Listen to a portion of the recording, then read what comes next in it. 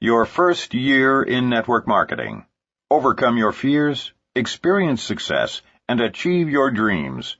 By Mark Yarnell and Rene Reid Yarnell. Narrated by Kevin Foley.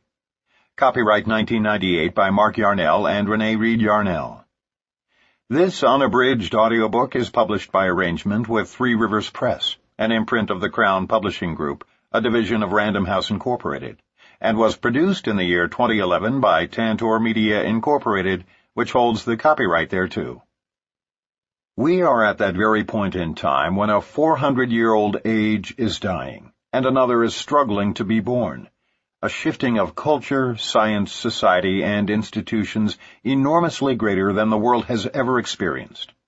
Ahead is the possibility of the regeneration of individuality, liberty, community, and ethics such as the world has never known, and a harmony with nature, with one another, and with the divine intelligence such as the world has never dreamed.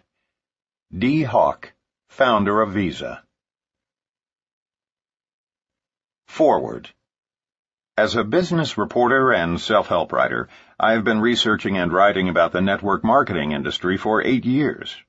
During this time, I've had the privilege of interviewing some of the top leaders in the industry and listening as they reveal their hardest-won and most closely held success secrets. Yet I've never found a richer load of hard-edged, practical information on network marketing than I did between the pages of Your First Year in Network Marketing by Mark and Rene Yarnell. I learned more from reading this book than I have during all the years that I've spent exhaustively researching the MLM industry. Of course, I am hardly surprised by the book's high quality. From the first time I ever spoke with Mark Yarnell, I knew that he was a master communicator. Many of the heaviest hitters in network marketing become surprisingly inarticulate when you try to get them to explain the nuts and bolts behind their success. But Mark has always possessed the unique ability to summarize and encapsulate his business wisdom in easy-to-swallow nuggets, delivered with humor and drama, and honed with a keen and subtle intelligence. The stories and insights that Mark imparted to me, through many fascinating interviews, played a big part in making my book, Wave 3, the success that it eventually became. It is clear from reading Your First Year in Network Marketing that Rene Yarnell is cut from the same cloth as her remarkable and talented husband. Together, they make an unbeatable team.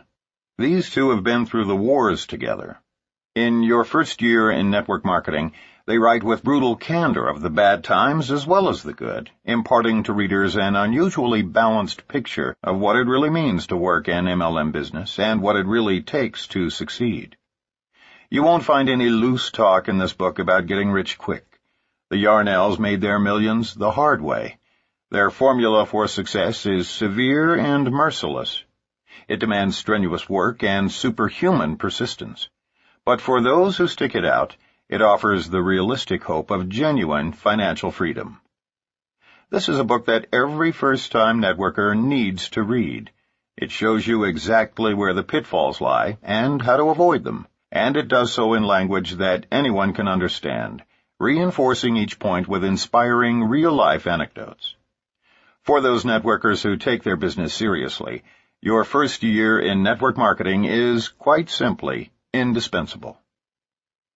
Richard Poe, author of Wave 3 and The Wave 3 Way to Building Your Downline. Introduction. According to Webster's Dictionary, to survive means to remain alive or in existence, particularly to live on after the death of others. The fascinating thing about network marketing is that, in many instances, survival, i.e. staying in existence after others leave the business, is precisely what leads to dramatic wealth. Attrition is a considerable factor in our business. Yet we have rarely met anyone who has worked steadily in network marketing who doesn't eventually achieve success. And those rare individuals who do not succeed are usually their own worst enemies, constantly reinventing the wheel and complicating the simplest path to prosperity in the history of capitalism.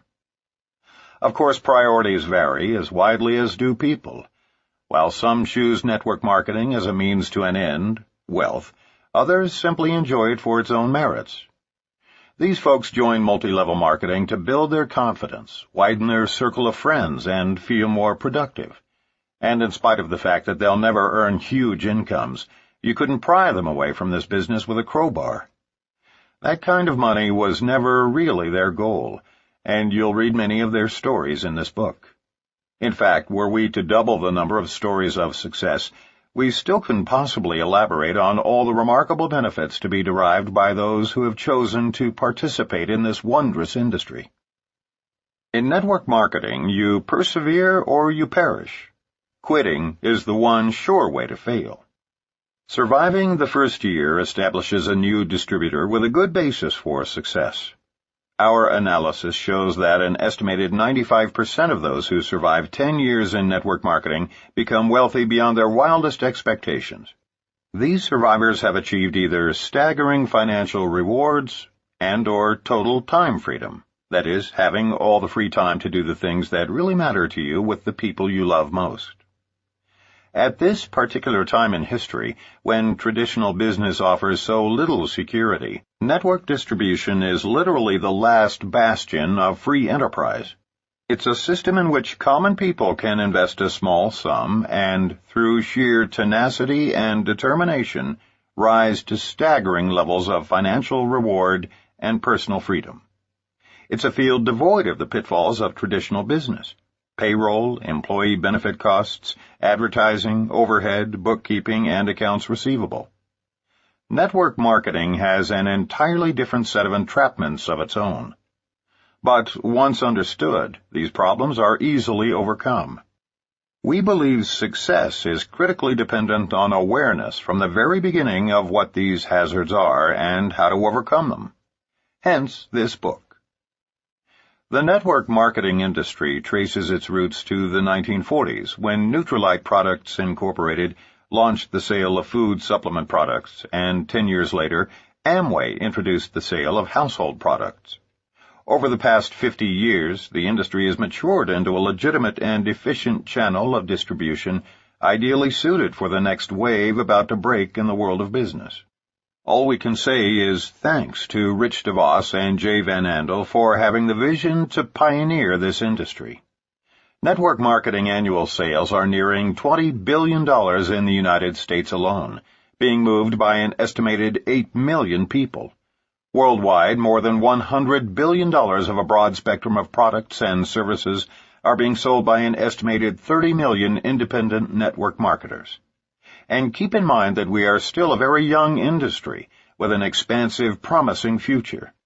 Several studies have predicted that a third of all goods and services will be moved via network marketing in Western nations shortly after the turn of the century, and this could be as high as 50% in developing nations by the year 2110. Historically, the industry has been product-driven, selling from the traditional categories of personal care, vitamin/nutritional supplementation, home and family care, leisure, and educational products. Starting in the 1980s, services became a growing component, particularly in the deregulated telecommunications industry. Other services have included credit cards, financial services, insurance, prepaid legal services, travel, self-development, and motivational programming. With the forthcoming deregulation of the public utilities industries between 1998 and 2002, network marketing companies are positioning themselves to enter this market as well. The evolving maturity of our industry is clearly demonstrated by the 20 network marketing companies now traded publicly on NASDAQ and the New York Stock Exchange, and many others are preparing to go public. In order to file an initial public offering, IPO, companies must establish standardized accounting procedures and be open to Securities and Exchange Commission, SEC, scrutiny and control. Therefore, those companies that do go public must establish and maintain high standards of business practices, which elevates the character of the entire network marketing community. Investors' response to the publicly traded network marketing companies has been outstanding. Upline Magazine, an industry trade publication, maintains an Upline Index that tracks the financial performance of these public network marketing companies. In 1996, this index showed an increase in stock market value for the industry of more than 63%, as compared to the Dow Jones Industrial Average increase of only 33% and the Standard & Poor's 500 index increase of 34%. This nearly twofold gain of the network marketing industry over traditional corporations has created considerable excitement among savvy investors. The average person needs as little as $200 or $300 to get started in network marketing. Included in this figure is the purchase of some widely accepted products or services to be personally used and shared with others. Our industry is based on simple word-of-mouth recommendation of products and services. Distribution moves directly from the producer to the consumer, which cuts out all the intermediate agents and dealers who have nothing to do with production or consumption. As goods are distributed, the network marketer then receives compensation equal to the advertising budget of most large corporations. We've all known for years that word of mouth is the best form of advertising. Therefore, should it not also be the most lucrative? We have recorded a couple of dozen audio tapes during our collective 20 years in network marketing, and the one that is still the most requested is entitled, "If MLM is so great, why am I so depressed?" We think the reason people enjoy that tape is because we dared to tell the truth about the pitfalls in this industry. We admitted that, in spite of our success, we both considered quitting many times during those first years.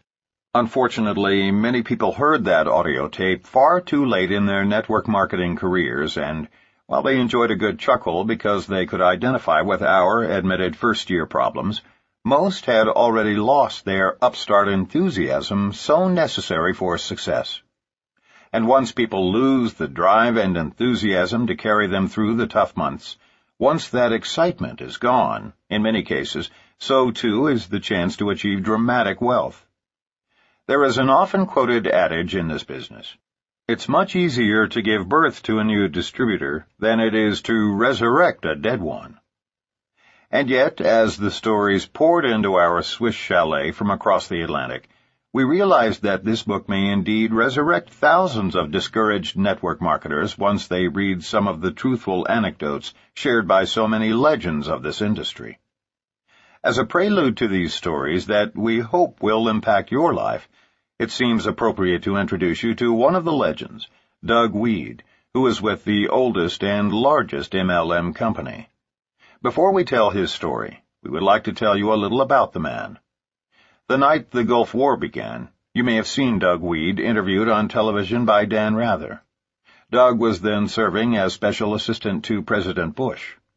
He has been quoted in Time, Newsweek, U.S. News and World Report, The Washington Post, The Wall Street Journal, and hundreds of other major publications, and his 26 books have sold over 3 million copies in 15 languages.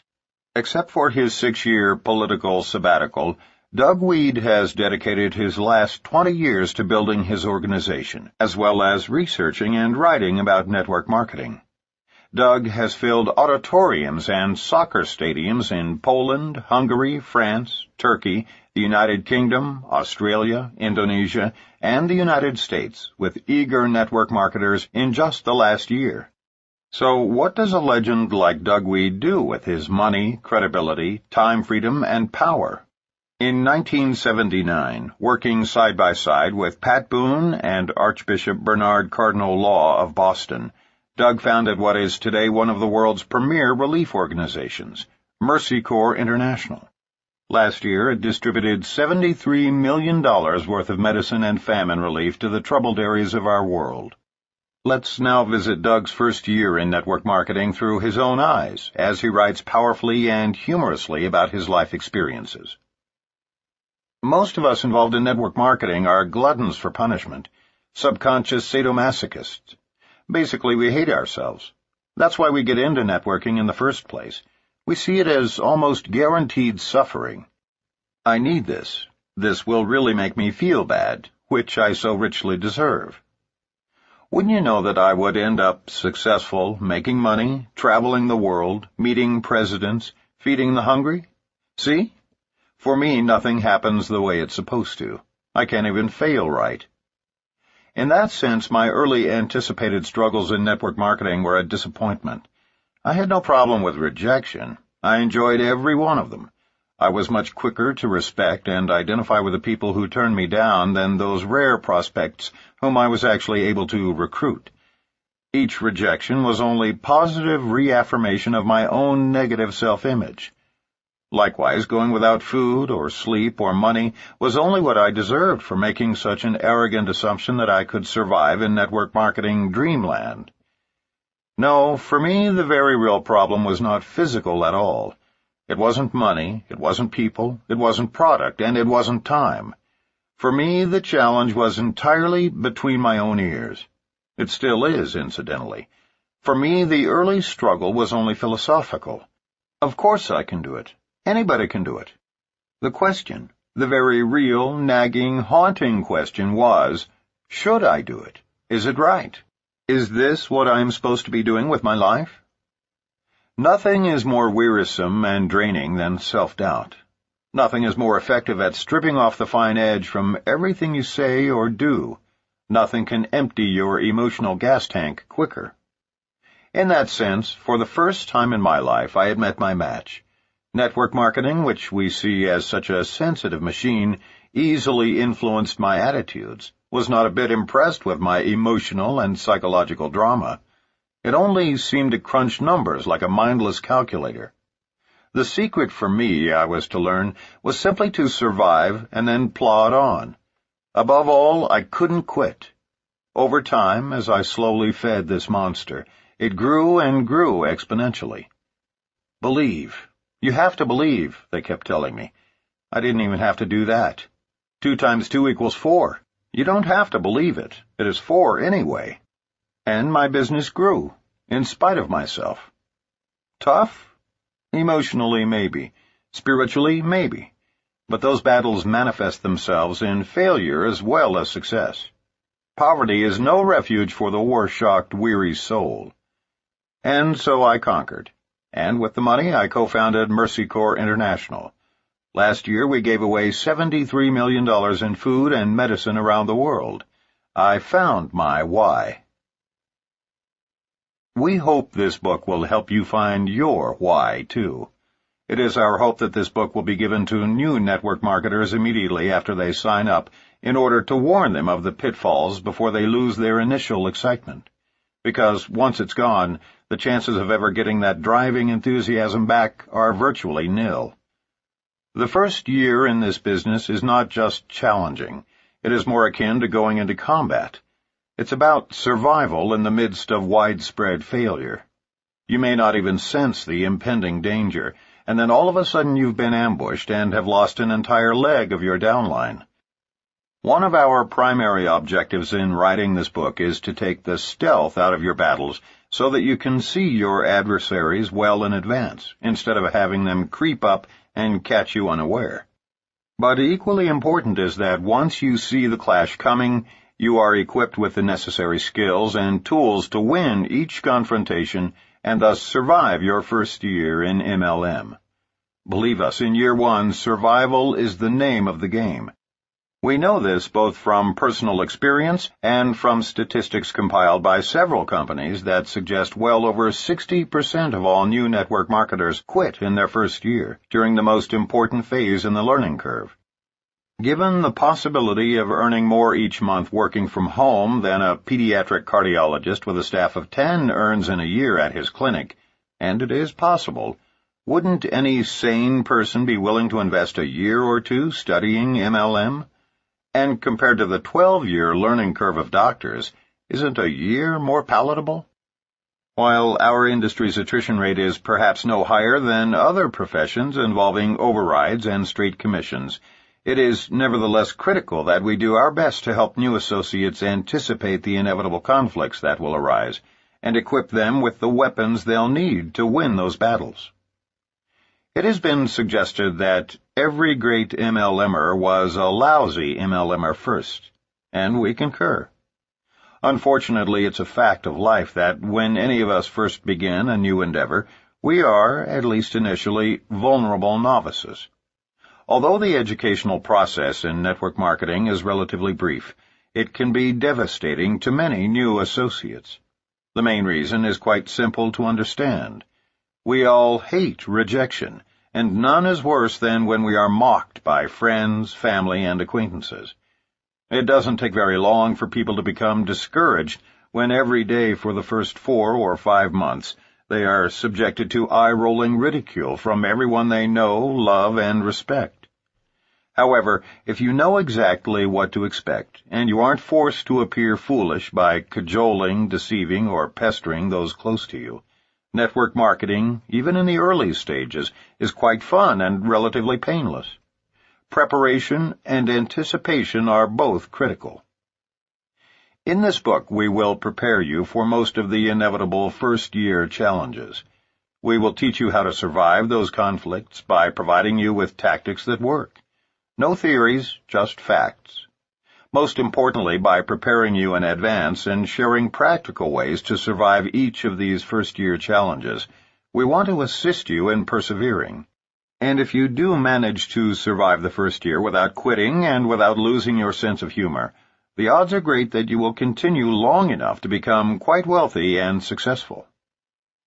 We've had a tremendous resource pool from which to draw our lessons and examples.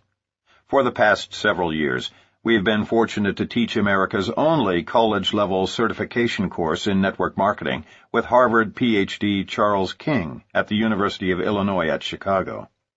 Many of the top networkers from every company, both in America and abroad, as well as many network marketing CEOs, have attended our classes, and we've spent quality personal time with many of them. As course instructors, we learned a great deal from our students. The experiences we share in this book have all happened, if not specifically to us, then to other leaders who have shared them with us. You'll recognize many of their names. So we feel confident that we've left very few stones unturned in our efforts to teach you the best survival strategies available to first-year distributors. Some of our industry's most successful international leaders survived their first year by utilizing the simple maneuvers laid out for you in this book. Survive your first year, and you've got a tremendous opportunity to join those legends. From Mark's father telling him that he is ruining the family name by doing MLM, to a hungry reporter asking the Attorney General of Nevada to investigate our company in hopes of uncovering a scandal or conflict of interest, while Rene was serving as chairman of the county commission, the two of us have survived some fairly devastating ambushes. We know what it's like to lose 6 of our 7 best leaders to a new upstart scam, that is, a company that misrepresents its earnings and or product efficacy, and we've endured the humiliation of a close friend stealing an entire downline leg. Both of us fell into the management trap at different points in our respective first years, and wound up babysitting people who never would have succeeded no matter what we had done, because they weren't willing to do what we did. Both of us suffered the misplaced personal guilt of signing up a close friend who just couldn't make it in this business. We'll teach you how to survive all of those booby traps. In fact, we'll show you how to avoid them altogether on your path toward achieving all the money you aspire to earn and the time to enjoy it. In our first book, Power Multi-Level Marketing, we presented the theory behind MLM achievement. We tried to provide a paint-by-numbers system for both part-time and full-time success. But in this book, we are vitally concerned with practical applications, that is, with giving specific examples of what can and does happen to cause potentially successful distributors to prematurely end their careers. Many psychiatrists subscribe to the theory that 90% of the solution to any problem consists in the awareness of that problem's existence. We agree. Our fervent hopes and prayers are that by bringing to your attention all the problems that successful network marketers face in their first years, we will enable you to survive yours. We are sharing with you the practical, proven survival tactics used by many of the legends of this industry, so that you also can prosper abundantly. We're honored to have Dr. Charles King add a dimension to our book never before available, a quantitative analysis of network marketing from an academic perspective. Much of our most important data has been exhaustively researched and compiled by him. We've learned a great deal about the inner workings and technical marketing strategies of our profession from Dr. King. Many of his overviews are sprinkled throughout this book. His keen insights have been invaluable to us over the years, and his dynamic wife Sandra has directed all of our college certification courses. Nearly 1,000 students have graduated from our course to become network marketing professionals. So many thanks to Charles and Sandra King. Network marketing is indeed the greatest opportunity in the history of capitalism, and we consider ourselves very privileged to be able to participate in the industry. So naturally, when Prima Publishing contacted us about doing a book, not long after its marvelous success publishing Richard Poe's legendary Wave 3 books, we jumped at the opportunity with tremendous enthusiasm. As industry advocates, we believe that when any network marketing company fails, we all suffer. The future survival of our industry depends now on cooperation, not antagonism.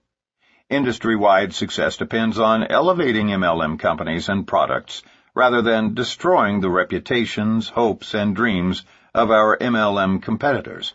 Only then will network marketing become the most lucrative profession in all of free enterprise.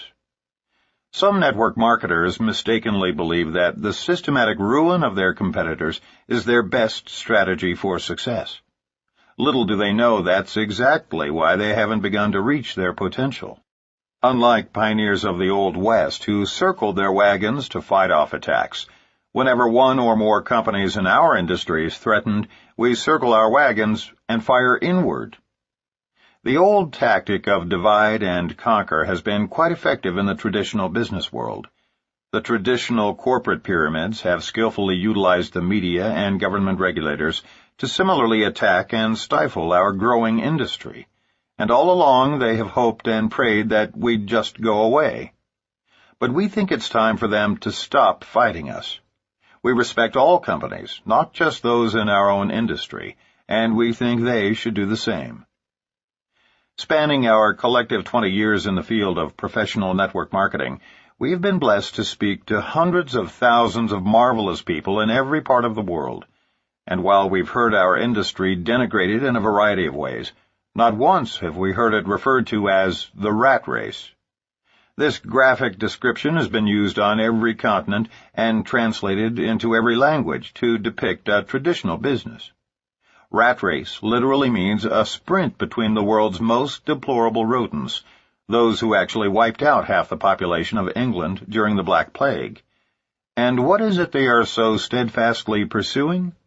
Refuse and rotten grain, in a hopeful pursuit to eat enough to see one more day.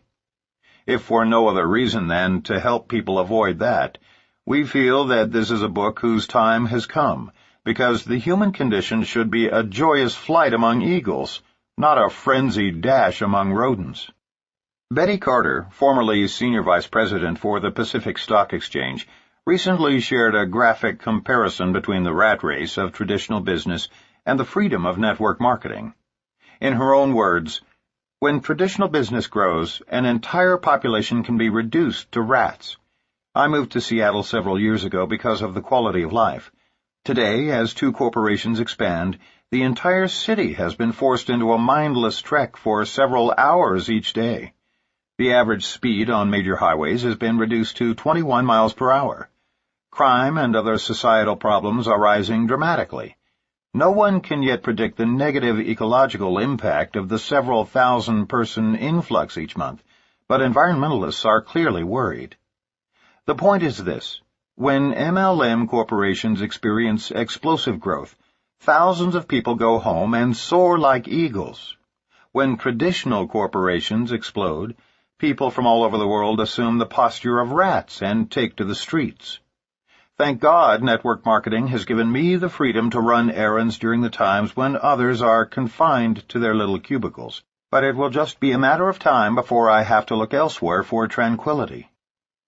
We feel we have an awesome responsibility to educate as many people as possible to the fact that they need no longer participate in the god-awful stress of traditional linear business. We wholeheartedly agree with Art Williams, the author of All You Can Do, when he suggests that we should all become crusaders in an effort to save the masses, at least those who will listen, from their headlong pursuit into 80-hour weeks, mediocre incomes, and stress-induced coronaries. Because the American dream has become a nightmare for so many, and because network distribution is such a viable alternative to more traditional business professions, it is incumbent upon those of us who have reaped so much from this industry to begin to sow seeds for others. The book you are now holding in your hands is the Ultimate Survivor's Manual. Thanks to the hundreds of unselfish leaders from diverse and numerous companies who rose to the occasion by contributing their stories, you will learn how to dramatically alter your life. Knowing full well that they would be educating their competitors, they all dared to tell the unadulterated truth about how to succeed in our industry. That kind of unselfishness alone makes us proud to call ourselves network marketers. If only this book had been written a decade ago, we might not have had to witness the unnecessarily hasty retreat of so many dynamic people from our industry who were simply unprepared for the first year's battles. Because of this book, you won't have to endure the same unnecessary losses we did. And there is one promise we will make to you without reservation. There will be times when your eyes will well up with tears, or you'll laugh so hard at some of these legends' anecdotes about their early challenges that, like us, you will have to put the book down until you can wipe the mist from your eyes. These stories are commensurate with ushering in a new industry. We believe the next decade will bring a noticeable decline in these types of challenges, as new technology and distribution channels make way for network marketing in our world. We received countless illustrations and anecdotes, all of which were heartwarming and inspiring. We regret that, due to editorial restrictions, we were unable to include each and every narrative. We want to offer a special thanks to those legends of network marketing who, by sharing their stories, did something unprecedented in business. They dared to admit, after becoming legends, their innermost vulnerabilities and bouts with anxiety and depression, so that millions of others, including their own competitors, might be inspired to exit the 40-year plan and share in the American dream. Enjoy, and whatever else you do in the first year, just don't quit, because surviving is synonymous with thriving in our industry. Mark Yarnell and Rene Reid Yarnell, Gstaad, Switzerland. Chapter 1. Ignoring the Rejection Rocket. Make rejection your ally instead of your enemy. Network marketing is one of the most fun and rewarding businesses in the world, but eventually all network marketers are faced with certain widespread and universal challenges. No matter how long we participate in multi-level marketing, MLM, and no matter how successful we become, there is always the possibility that we will be shot down temporarily by the most prevalent and dangerous weapon of all, the rejection rocket. It can and will strike any time, rendering us virtually immobile, thus destroying our enthusiasm and excitement, which are the essential qualities for success. Rejection by your spouse. Everyone faces rejection in life, but what makes our form of rejection so very devastating is that it often comes from the very people we most love and respect. Our spouse, our parents, our best friends, and business associates. We are convinced that rejection causes more people to fail in MLM than any other factor, and often they fail literally before they ever begin, because their approach is from the head, not the heart. Here's the classic scenario. Bob is at a transitional place in his life and open to a career change. He is receptive to listening to a new business concept. He goes to a network marketing meeting, and for the first time, everything makes sense. He may have considered working in this industry 4 or 5 times before, but he was never in a change mode during previous presentations. Now, because he's about to be laid off, he has a transitional mindset. So not only does Bob begin to see the wisdom in networking, but he actually finds himself enthusiastic about the earnings potential. Throughout the second half of the 1-hour presentation, He begins to make a mental list of the friends and associates whom he knows would be excellent at recruiting. Now, let's look at two possible outcomes. Regardless of whether Bob actually signs up or not, he's about to be attacked by the first adversary in this business. And unless the person conducting the presentation prepares Bob and the others for what is going to occur by presenting certain facts at the end of the first recruiting interview, Bob is going to quit before he ever begins. Later, we'll return to the particular details of this story, but first let's see what happens to Bob once he leaves the presentation. In fact, we'll examine several scenarios. Because the timing is right in his life, Bob is excited. And because Bob knows several people who will be naturals at recruiting, he can hardly wait to break the news to them that he has found the ultimate opportunity. If the person who introduced Bob to MLM is one of those folks who signs people up at the first interview, Bob may actually fill out a distributor agreement, promising to come back on Saturday for training. More than likely, he won't be asked to sign up at the first meeting, but will instead promise to think about the business and call the presenter back with his answer. However, unless the recruiter carefully prepares Bob for rejection, Bob is now set up for failure. He's excited, though he may not have admitted that to anyone yet. But Bob is about to be blindsided by the rejection rocket, an inevitability seldom explained properly by most recruiters. Because he hasn't been trained, here's what happens. First, Bob corners his wife. He's really excited, and the conversation goes something like this. "Honey, our worries may be over. I think Phil has given us a gift from God. You remember how I explained the cutbacks at my company, and how I told you I could actually be one of the future fatalities?" "Yeah, Bob, but you don't really think after all these years that you could get laid off? I mean, you weren't serious, were you?" His wife finds this inconceivable. "Honey, listen, it doesn't matter. I was just over at Phil's, and he and Nancy have gotten into a new business that looks really great. I can't believe how much money there is to be earned and freedom to be gained. Honey, Phil is about to get his first big check. And I brought home some samples of the products. Nancy is blown away by this cream and shampoo. Here, I brought some home for you to try. She wants you to call her." The rejection rocket is aimed directly at Bob's head and is about to be launched. Bob's wife takes the 2 packets of moisturizer and shampoo from him, looks at them, then at him incredulously. "Wait a minute, Bob. You're serious, aren't you? Let me get this straight. You've been with your company for 7 years. We have a company car, health insurance, and we just bought our dream home. Your boss loves you like his own son and is about to recommend you to the Golden Acres Country Club. They lay off a few lousy executives, and now you're seriously thinking about giving up a legitimate career, and all those years I suffered to put you through your MBA program to do some pyramid scheme. Please, Bob, tell me this is a bad dream. Tell me I'm not hearing you say this." Bob grins and reaches out to touch his wife's arm, and she jerks it away, snarling like a cornered wharf rat. He hasn't seen that look on her face since he accidentally backed over the puppy last summer. "No, honey, you aren't listening. We've got a chance here to get in early. We can be earning over $20,000 a month in a year. Do you realize how many hours I've been working? The baby cries when I pick her up because I'm virtually a stranger. They've laid off 35 men and women this quarter, and I could be next. Honey, look, I'm telling you, Phil and Nancy are our friends. They aren't—" "Oh, come on, Bob," interrupts his wife. "You yourself have said that Phil is irresponsible. He failed at that tire company. He failed at life insurance. Then he tried that stupid greeting card deal, and we both laughed at how dumb that was. Bob, you're not thinking straight." She softens and launches a new tactic. "Bob, honey, we're set. You said so yourself. And besides, what am I going to tell my parents? That you left your company to sell shampoo door to door?"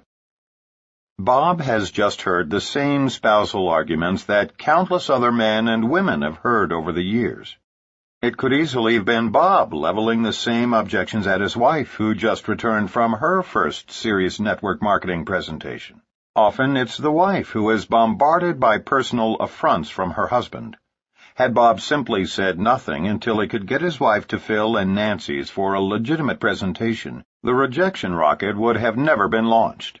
Or, had the approach been emotionally positive instead of intellectually negative, the outcome might have been different. But keep in mind that even if the circumstances differ, the outcome is often the same. This discussion could have happened on a Sunday morning following a Saturday training session in which Bob had already signed a distributor application. It doesn't really matter. The point is this. We are convinced that as many as 50% of all potentially successful networkers fail before ever getting started because their sponsor does not prepare them for the spouse rejection rocket. The tragedy is that those very circumstances could quite easily be minimized, if not completely eliminated, through preparation and proactive measures. It's the responsibility of every recruiter to fully prepare prospects for rejection, then provide them with the tools to overcome rejection. Phil should have insisted that Bob bring his wife to a full-blown presentation, either at this first briefing or at another one soon to follow. In addition, he should have said emphatically, "Bob, don't try to explain this to your wife until you have more information. Or better yet, bring her to us." Rejection by family and friends. Before presenting solutions to the previous problem, let's first scrutinize another scenario that occurs frequently. Although the participants are somewhat different, the outcome is equally predictable and negative. We begin by assuming that Bob's wife is as excited as he is about this network marketing opportunity. Let's also assume that Bob has signed up, and both he and his wife have been trained and prepared for any and all rejection. Initially, Bob decides to take the lead until their new infant is a little older. His wife will join Bob later. Bob can anticipate the primary objections used by prospective MLMers and has memorized a response for each one. In fact, he's quite proud of his knowledge and is even perhaps a little cocky about his ability to overcome objections. Bob is excited about his new skills of persuasion, believing with a smug self-confidence that he can effectively counter each objection. He's convinced that in this battle of wits, his prospects are unarmed. He fully expects to win any and all debates about network marketing, and prove to each of his friends that his new venture is far superior to traditional business. Equipped with that knowledge, he picks up the telephone and begins calling his 25 best prospects, those people whom he would love to spend the rest of his life with in a partnership. Usually one of three outcomes is predictable, so let's evaluate all three. Winning the battle. The first outcome is what we call winning the battle. Bob has just gotten past his close friend's secretary and is beginning his prospecting conversation. This is a man Bob has known since high school. Their lives are quite different now, so they see each other infrequently, but have nevertheless retained their warm friendship. The conversation begins with small talk, but let's move ahead to the actual dialogue about the business. Bob begins his approach. "You know, Steve, the other reason I called is to try to set up a convenient time when you and Sally can come over and take a look at a new business my wife and I have—" Steve cuts in. "Bob, it sounds like one of those pyramid deals to me. Don't tell me you and Christy have been sucked into one of those scams." Of course, Bob has been trained, albeit improperly, to handle objections, and he's armed for battle. "Actually, Steve, I can understand your reluctance to look at a deal like this, but all I ask is that you remain open-minded for a 45-minute presentation. Let me ask you, Steve, would Tuesday or Thursday be better for you?" Bob is proud of his canned response, but as we'll see, his pride is very fleeting. "Come on, Bob. You and I go way back. You can cut out the memorized speeches and shoot me straight. Sal and I aren't the least bit interested in one of those deals. In fact, my own father got sucked into some gold scam last summer and put over $5,000 into the deal, never signed up one person, and has a garage full of overpriced gold coins gathering dust," Steve says gently but firmly. At this point, or really before the conversation had even gone this far, Bob should have realized that Steve isn't in the right time in his life to see this opportunity. He isn't the slightest bit open to the business, and anything said from here on will only further alienate Steve, and therefore hurt Bob's chances to approach his friend at a later date when he may be more receptive. In fact, unbeknown to Bob, He may actually do irreparable damage to their friendship by continuing to pursue the matter. There's a specific 6-month rule we'll present later in the book that will help you avoid Bob's dilemma, but for now let's assume Bob is unaware of it. Unfortunately, Bob is relentless. He knows he's in a great business and believes that if he can respond properly to each objection, he can perhaps sign up Steve and his wife. Because Steve is a professional who knows many quality people, Bob is absolutely convinced that, of all his friends, Steve has the greatest potential. Bob believes that all he has to do is skillfully overcome his friend's objections, and he's got a winner on his front line. He's sure he will win the battle. But it won't happen. And the reasons it won't happen are simple. Steve is not in the right time in his life for change, and Bob approached his friend improperly. In this particular scenario, the objections and responses to them will probably continue for another 5 or 10 minutes. In a last-ditch effort to shut Bob up, Steve may actually agree to go to a presentation. Of course, the chances that he will actually attend are slim to none. In this winning-the-battle scenario, more than likely Bob's prospect will be a no-show, and in the long run, he will even lose the war. Unable to apply the 6-month rule, the battle will never again be waged, let alone won. In other words, another potentially great network marketer is history. And you can bet Steve will tell 10 other friends at a future cocktail party just how bizarre and frenzied their former friend Bob has become. Kiss 10 more possible networkers goodbye. Positive negative. The second outcome is what we call the positive negative. In this scenario, the very instant Bob mentions his intentions, Steve jumps in and aggressively points out how much he hates business deals with friends, detests MLM or any other home business pyramid, and adds, "By God, it better never surface again in the course of our friendship." Of course, Bob shuts up immediately and changes the subject back to small talk. He feels rejected because his good friend is so positive that network distribution is a rotten industry. And because Steve is so positively negative about network marketing, Bob decides to never again extend the opportunity to his friend. That is a serious mistake, as we'll explain later when we fully define the 6-month rule. The good old boy. The third outcome is what we call the good old boy. An example of this scenario is as follows. "You know, Steve, the other reason I called is because my wife and I have become involved in a business that we want to share with you. It will take about an hour at the most, and we can see you on Tuesday evening at 8 o'clock or Thursday at 7:30. Which is better for you?" Steve answers pleasantly, "Gosh, Robert, it sounds great. Can you tell me just a little about it?" "Well, Steve, I'd rather not discuss it over the telephone, because it's about 90% visual. I'd like for you and Sally to see a brief video, then actually sample some products and take home some literature to examine. But I can tell you that this company is expanding globally, and they're looking for brand-new recruiters and trainers who have always wanted to earn over $25,000 a month." "My God, Bob," Steve excitedly responds. $25,000 a month? Phew, I can tell you right now we are always open-minded to new opportunities, especially when there's that kind of earnings potential. I think Thursday would be our best bet. What time? This last scenario is actually somewhat common when new distributors are calling friends. In MLM, we refer to friends as one's warm market, because most family members and close friends do not want to reject you. They will often agree to things they don't want, just to be warm, hence the terminology.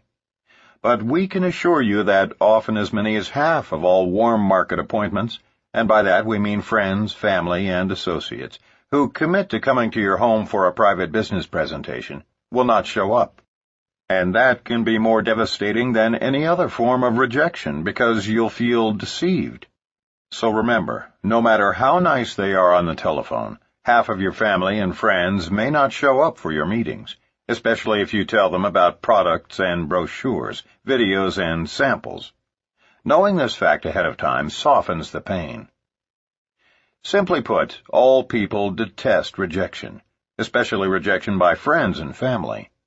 Frank Pinelli of West Lynn, Oregon, had been in the business all of 1 week when he experienced one of the worst rejections of his life.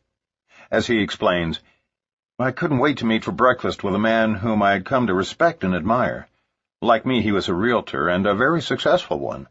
Both of us were in the process of leaving real estate to start our own businesses, and I assumed that would give us grounds for being mutually supportive of each other. As I began to describe my networking business to him, without a moment's hesitation, he told me that even if he was a panhandler on the street, pushing a cart around, the last thing in the world he would ever do is network marketing. I grew numb. My world, for the moment, was destroyed. A respected friend had, in so many words, called me worse than a bum living on the streets. 2 years have passed, and today I truly owe my ex-friend a debt of gratitude. He so enraged me that I vowed to become hugely successful, just to show him how wrong he was. His having treated me like such a jerk is to this day a significant part of what drives me. Today, Frank, together with his wife Joanne, earns about $5,000 per month. But rather than homeless or, even worse, 70-hour-a-week realtors like their ex-friend, they are both stay-at-home parents to 2 young children and, in their words, job share the business around them. Friends are often our biggest dream stealers, and once a dream is stolen, it is not easily recovered. But Frank and Joanne turned what could have been a stolen dream into a burning desire to rise to their full potential. Today they both love what they do and have their sights set on making it all the way to the top. And when they reach the very pinnacle, it will undeniably be because one business associate tried to smash their hopes and dreams. Perhaps once they make it to the very top, their realtor friend will decide to join them in business. Dennis Clifton, who, together with his brother David, built our strongest global organization, remembers how excited he was about his future when he first signed up back in May of 1986, before any of us knew what we were doing. As I began to go down my list, I quickly realized that this wasn't going to be as easy as I had hoped. Almost every person that I called was unwilling to even meet with me. But in spite of this, my positive attitude was holding up, until one morning. I had a friend who worked as a disc jockey at a local radio station. I called him at work and began to explain what I was doing. His response was something I had never experienced before. He actually began to laugh out loud. Now, I don't mean a whimsical smile or friendly chuckle. I mean a wall-rattling, spirit-crushing belly laugh. I was devastated as I hung up the phone. I had never been laughed at quite like that before. Then all the voices began to come to me. Why in the world am I doing this? Nothing is worth this kind of humiliation. Since nobody seems to want to do this, maybe they know something I don't. If I quit now, I'll never have to go through that again.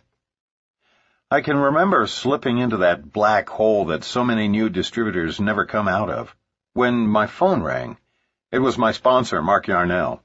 He asked, "Hey, big boy, what's happening?" I responded, "Mark, you're not going to believe this, but I just got laughed at. Big time."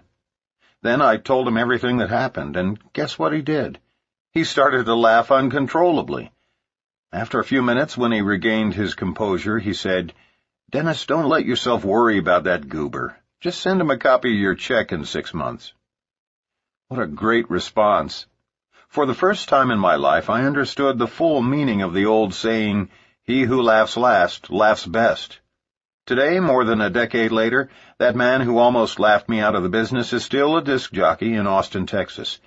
Me? I live in the mountains in Colorado with my wife and kids and run an international business with distributors in over 20 countries around the world. I've made millions of dollars since that first laugh, and I can assure you it was worth it. Let 'em laugh. Maria Perkins of Santa Barbara has been with her company for 8 years and has made it to the 3rd level of her compensation plan. She sees her role in network marketing as a conduit or bridge for people like herself who cringe at the thought of sales, and recommends that her associates approach the business like professional consultants. In order to sustain herself through these years, she plays her own mental imagery tape in her mind. No matter if it was my 40-year-old baby brother smirking at my efforts, The people who swore they would show up and didn't, or even the friends who suddenly viewed me as some ex-con about to bamboozle them into my newest scam. They all led me to the mountaintop, and it is here I shall remain.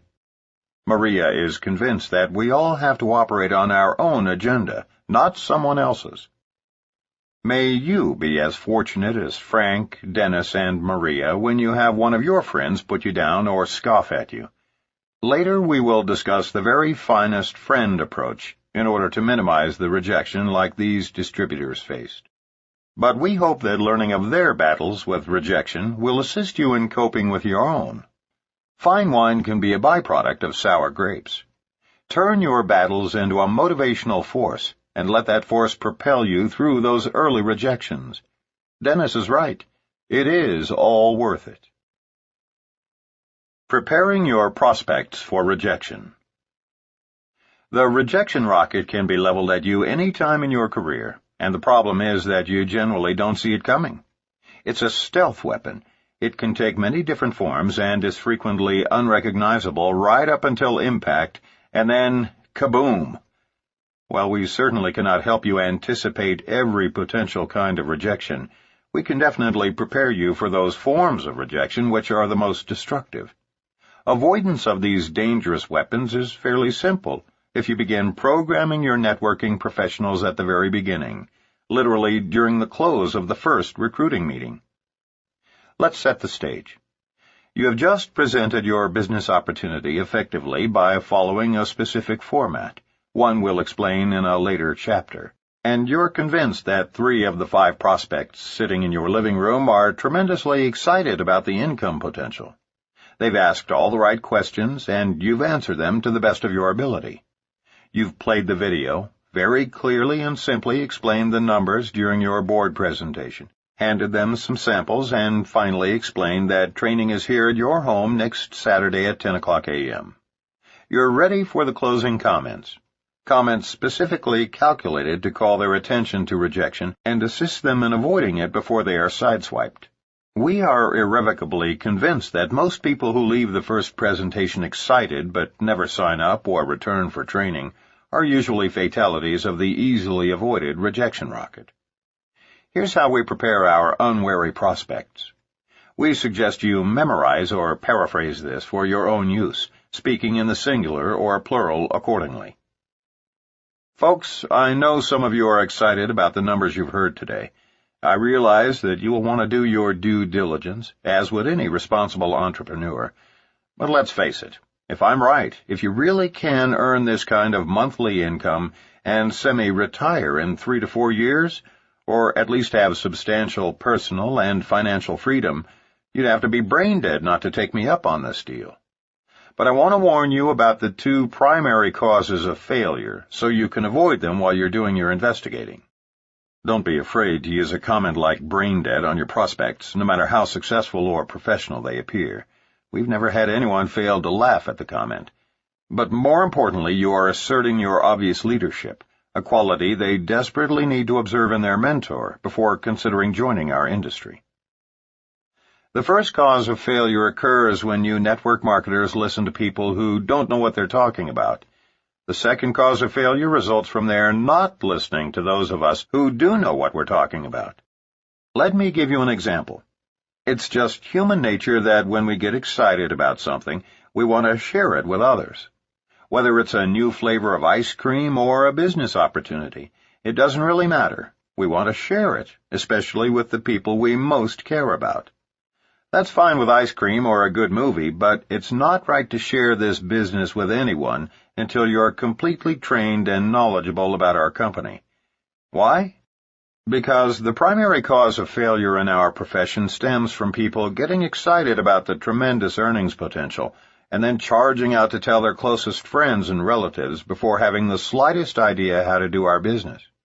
It is critical that you not say anything to anyone until we have taught you a successful approach. If you begin talking to your relatives and friends about this industry, most of them are going to tell you that you've lost your mind. And even though you think you've got all the facts, even though you know the truth about the earnings potential, and even though your friends, neighbors, and relatives know nothing, they will still tell you you're an idiot. And if you have 10 or 20 people in a row question your sanity, especially people you know and love, you will give up before you begin. So don't even attempt to sell your spouse on the opportunity. Simply get him or her back here for a presentation as soon as possible. Now, I know you think you're strong enough to avoid being influenced by people whom you know are completely ignorant about our company. Everybody thinks that. And let's say that you are. Let's say that even if 20 friends and relatives reject you and tell you you're an imbecile, you do not collapse under the weight of their negative attitudes. The real problem is this. Once they've told you not to get involved, even if you later skillfully prove them wrong and answer every one of their concerns, they will not sign up. Remember, once they've ridiculed you for getting into MLM, they cannot afford to sign up themselves because that's tantamount to admitting their own foolishness. And in this era, many folks are more interested in impression management than in taking responsibility for their own lives and creating financial independence and time freedom. So, until you've been signed up, made a commitment, and been trained professionally, do not, and I mean this emphatically, do not approach your friends, relatives, or even your spouse with this business until we have taught you how to share this information with them. Some of your very best warm market recruits will never join you, no matter how successful you become, if you approach them improperly. Years of experience have taught us that the single largest cause of failure results from listening to people who don't know what they are talking about. Here's the problem. New prospects' friends and family don't know anything about your company or the business of networking, and in their ignorance they are certain it must be a scam. Until you are involved financially, they sense you are not really committed. So they will do everything in their power to save you from making a big mistake. When you say, "Hey everybody, I'm getting ready to open a new restaurant," you can count on the response.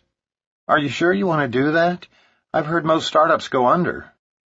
However, once you have already made the investment, your family and friends will do everything in their power to support you in your new venture. When you say, "Hey everybody, I've just opened a new restaurant," the response will likely be, "Oh, good for you. When can we come?" Rejection by family and friends is by far one of the biggest challenges in network marketing. But you can only change their attitudes by changing your own. After you've elevated your own self-esteem and confidence level, only then will you be able to help others elevate theirs, often altering their opinions, strengthening your family's support or interest, and opening doors to your friends and associates. We wrap up our business presentation by discussing the second cause of failure, not listening to those who do know what they're talking about. If any of you do decide to sign up and become my frontline associates, you must also be willing to duplicate exactly what I teach you. This business is totally different from traditional business, and if you're going to sign up and then try to reinvent the wheel, you're going to fail. So promise me you'll follow our system, or, frankly, I'd rather not even have you sign up. Fortunately, we are in an experienced organization, and we know what we're doing. Your first 90 days are critical, and we start the clock today as you begin your decision-making. That dialogue is the way we close our in-home recruiting presentations nearly verbatim. In fact, as prospects are preparing to drive away, we will frequently remind them one last time. Don't forget, please don't attempt to explain this business to anyone, especially your spouse, until after you've been trained. As they depart, we are already beginning to visualize them as partners. The rejection rocket can be deterred quite effectively if it is anticipated and fully understood by new networkers and prospects. Actually, if you train new frontline people properly based on the systems we will advance throughout this book, rejection will be the least of your worries. In fact, once new distributors finish with their warm market prospects and enter the cold market, rejection is one of their greatest allies. Why? Because the sooner it can be determined that a prospect is not receptive to a network marketing opportunity, the sooner the distributor can file her away for a 6-month follow-up and move on to viable prospects without wasting time. Like so many network marketers, Paul Del Vecchio and Jennifer Tallow of Berkeley, California, are still struggling to build their group. And because of their positive outlook, it is growing, slowly. But rejection has been their single biggest hurdle to overcome, especially that first year. In Paul's own words, "I'm sure there are people who breeze into MLM and skate their way to the top, but this was not my case. I'm a college dropout who spent my young adult years pursuing poetry, the classical guitar, and Eastern philosophy. I had no background in business, spent most of my time in seclusion, and drove an old '76 Chevy pickup with a snaggle-tooth bumper that I couldn't afford to have repaired. Being somewhat introverted by nature, I'd have to describe my first year in MLM like the South American diplomat who, at an elegant embassy function, tried to explain in his halting English why he and his wife had no children. "My wife, she is impregnable." But when that clearly didn't evoke the response he had expected, he tried again. "I mean, she is unbearable." Puzzled by their shocked expressions, he tried one more run at it with, No, what I mean to say is, she is inconceivable." I felt just as inadequate as that diplomat in my communication skills as I loaded up my truck and went down to the business district to approach strangers in suits about big money and free time, and let me tell you, they were not at all amused. And so I systematically tried everything under the sun to avoid the pain of rejection, including the art of managing a non-existent downline, but it always comes back to taking action and maintaining a positive, open attitude. Napoleon Hill, the author of the classic Think and Grow Rich, helped me understand that my state of mind must be one of absolute belief in what I am communicating to others and in my ability to deliver the message, not just a mere hope or a wish. For me, this business has been the greatest self-development course in the world. As I leave the house to prospect, I've learned that I can create one of two mindsets.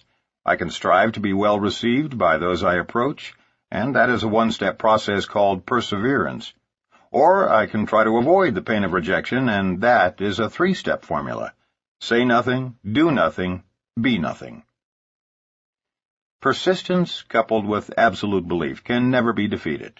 And that is precisely why we know that Paul and Jenny will prosper abundantly.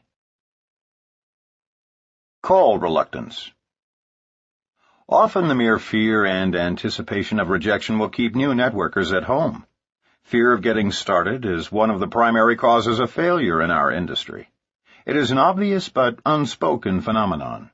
New marketers will hide behind the need to study the products more, or attend a few more meetings, watching how you do it over and over, even though they've already seen it 10 times. They will gladly attend training meeting after training meeting, invest time in their new business by listening to audio tapes on how to prospect and overcome objections, and generally do anything and everything possible to avoid actual prospecting. They will become involved in all manner of unproductive activities just to avoid having to, in the words of the great Nike, just do it.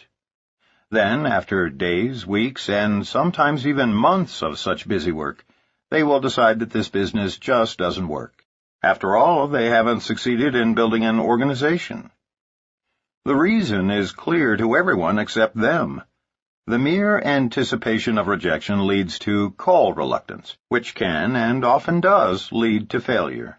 Often, a week or so before they quit, we hear the essence of their failure in the remark, "If something doesn't happen soon, we're going to have to get a job to make ends meet." In traditional business, things may just happen, but in network marketing, success comes to those who make things happen. And by the way, call reluctance is not an experience limited to non-professionals. Often it's the most sophisticated executives who carry this secret phobia, not of actually being rejected, mind you, but of the fear that they might be. Mark recruited the mayor of a major southern city, and after 6 months of virtually zero activity, he asked the mayor for his warm market list. He reluctantly handed over his top 25 names, but Mark couldn't find one person whom the mayor had actually called. In the final analysis, the mayor had to admit that he was afraid to call those friends because an election year was approaching and he didn't want to risk damaging his reputation with his constituents. He quit, having never called one prospect because of his fear of rejection. He later had the audacity to state publicly, after failing in a second network marketing company for the same reason, that MLM is a scam. He came to that conclusion without ever having called a single prospect. Not being taken seriously. Those who make it past the initial fears of getting started will often be assailed by other elements of the rejection rocket. Common among women is not being taken seriously, one of the most degrading forms of rejection. It is common for an interested male prospect who is shown the business opportunity by a professional woman networker to think something like, "I'll have to talk to my wife about this little home business." It's not a case of the woman being ineffective or the man being demeaning. It's just that most men cannot identify with having a woman recruiter who is working at home. And if she is distributing cosmetics or some other product or service with which he cannot relate, that only serves to compound the problem. No matter how strong a female leader is, in some cases the male ego cannot be assuaged by her alone. On these occasions, the potential rejection can be sidestepped by having a male upline or a male partner assist her in closing such prospects. This is not codependency, but rather part of the intrinsic nature and value of what we call double-gender closing, because ours is a team-based business. First-year associates need not close prospects alone. It's teamwork that earns leaders the right to receive multi-level compensation. In some situations, women have discovered that their gender challenges come from within rather than from without. Historically, men have had more self-confidence, while women still struggle with poor self-esteem. For years, some women have been financially dependent on their husbands, and frequently overlooked for promotions in the workplace. We realize this is changing in America, but this phenomenon is still prevalent in Eastern cultures and among older generations. Women have so very much to offer this industry, their companies, their husbands and male partners, and certainly the members of their own organizations. The problem has stemmed from an industry-wide lack of awareness about just how much women have to give and how needed feminine qualities are in today's global marketplace. The role of women is on the threshold of explosive change, along with their image. If you suspect that you are being rejected because of an attitude you project, then take some time to work on your own personal growth before attempting to build an organization.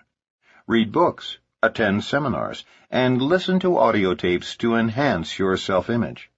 Surround yourself with positive people who constantly remind you of your worth as a person and the contributions you are capable of making. Shake off any residue of negative self-esteem, any emotional baggage that you may be carrying around, and take pride in yourself. It is important to understand that you have a greatness and an unlimited potential to elevate everyone around you. Practice exuding your inner strength with your head held high, and you will see an immediate difference in your general acceptance, your leadership success, and your income. Perhaps no woman in network marketing's 45-year span has better exemplified the transition that can occur in a woman's life once she begins to accept and project her strength than Kathy Dennison. At the age of 30, Kathy Dennison awakened to realize that she was living a nightmare. She was in an abusive marriage, and her 12-year-old daughter was suffering the pain of seeing her mother mistreated. She decided it was time to take action. She left her husband and moved to the tiny town of Basalt, Colorado, where she began cleaning houses to support herself and her child. While her personal life improved dramatically over the next few years, her finances were in shambles. But without a degree, there were few options available to her. Kathy had always believed that she had the talent and mindset to become a millionaire, but her introduction to MLM was the very first time she'd ever been exposed to a business with no limits and no major capital investment. Within 5 years, she would be relaxing on the beach in San Diego in her dream home with a husband, Mark Rogao, who shares her goals and dreams. Many people were first introduced to Kathy Dennison and her remarkable story in Richard Poe's bestseller, Wave 3. But no one can write as dramatically and accurately about Kathy as Mark Yarnell, who personally sponsored her and served as her mentor for her first years in this business. When I first met Kathy Dennison in Aspen, Colorado in 1987, she was a single parent, living in a tiny one-bedroom apartment, doing her best to support her family on her meager maid's income. I'd begged our realtor to help me find a housekeeper because we were entertaining so many friends, our home rapidly became like a bed and breakfast. By the way, move to Aspen and you'll learn just how many of your friends love you.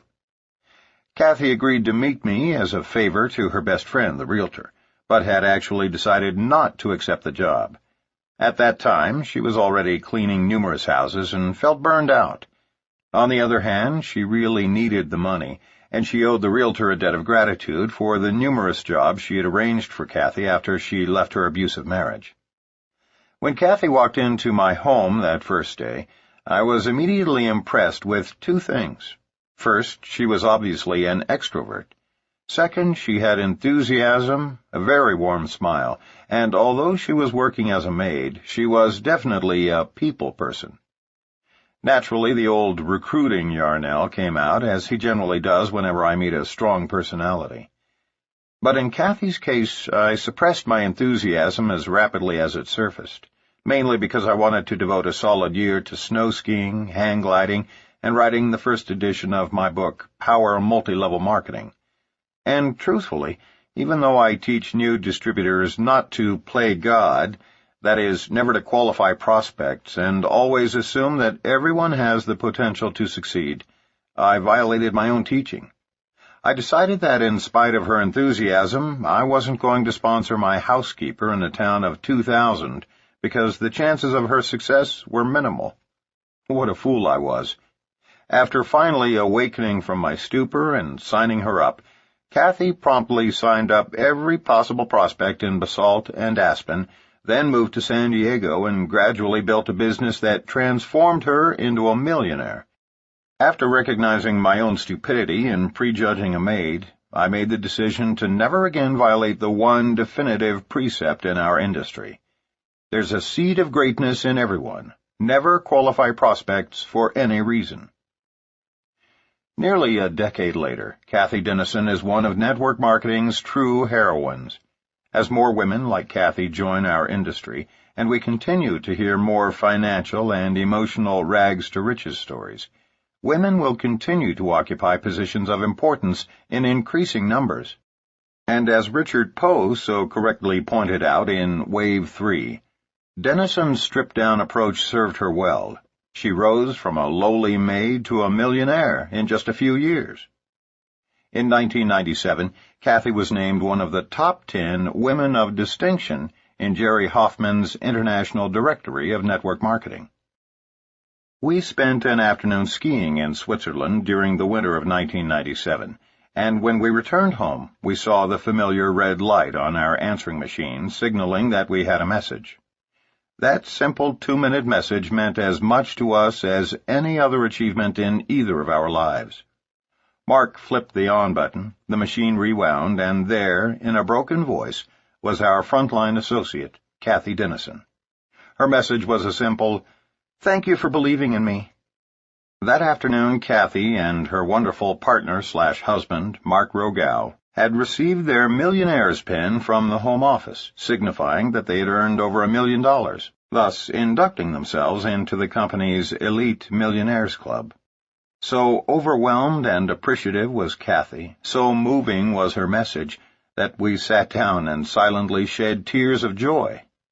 In that brief moment, the purpose that most forcefully drives us in network marketing was fulfilled. To this day, we can write without equivocation that you could take away everything we own, our income, our entire downline, homes and cars, and our involvement in network marketing would be justified in its entirety because of the joy we felt for Kathy and Mark on that afternoon.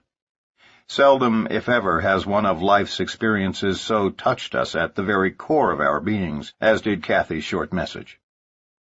Kathy has an inner strength, a personal belief, and an unmistakable self-worth that allowed her to rise from maid to millionaire. We believe there are thousands of women out there just like her, and every one could succeed if they could shake off their limited programming. To any woman who may feel assaulted by the rejection rocket because of her own self-imposed struggle with a negative self-image, we suggest that you select another successful woman as a mentor. Allow her to coach you every step of the way, and duplicate her steps to success. Don't take rejection personally. New associates must be taught that a no thank you is not a personal rebuff. A waitress pouring coffee in a coffee shop might be told, "No thanks," by one, "No more for now," by another. She might be told, "I have plenty, thanks," or even, "I don't like coffee."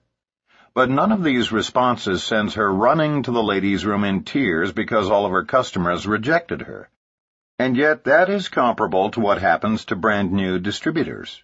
They take no, however it is said, too personally. In our industry, a decline to participate in the opportunity most often means, "The timing isn't right for me now." Occasionally it means, "I don't like direct selling." But it never means, "I don't like you." Think of prospecting in MLM as a sifting process. Like the waitress walking around with a coffee pot, we are merely searching for those who would like to have what we have to offer. Accepting no is merely part of the process of finding those who say yes. Consider this fact. Of the first 67 individuals whom Mark first approached about joining his organization, 66 said no. This slow start was mainly because Mark abandoned his warm market. He was a minister at the time and felt that it would be a conflict of interest to call on his church members. So he began in a predominantly cold market.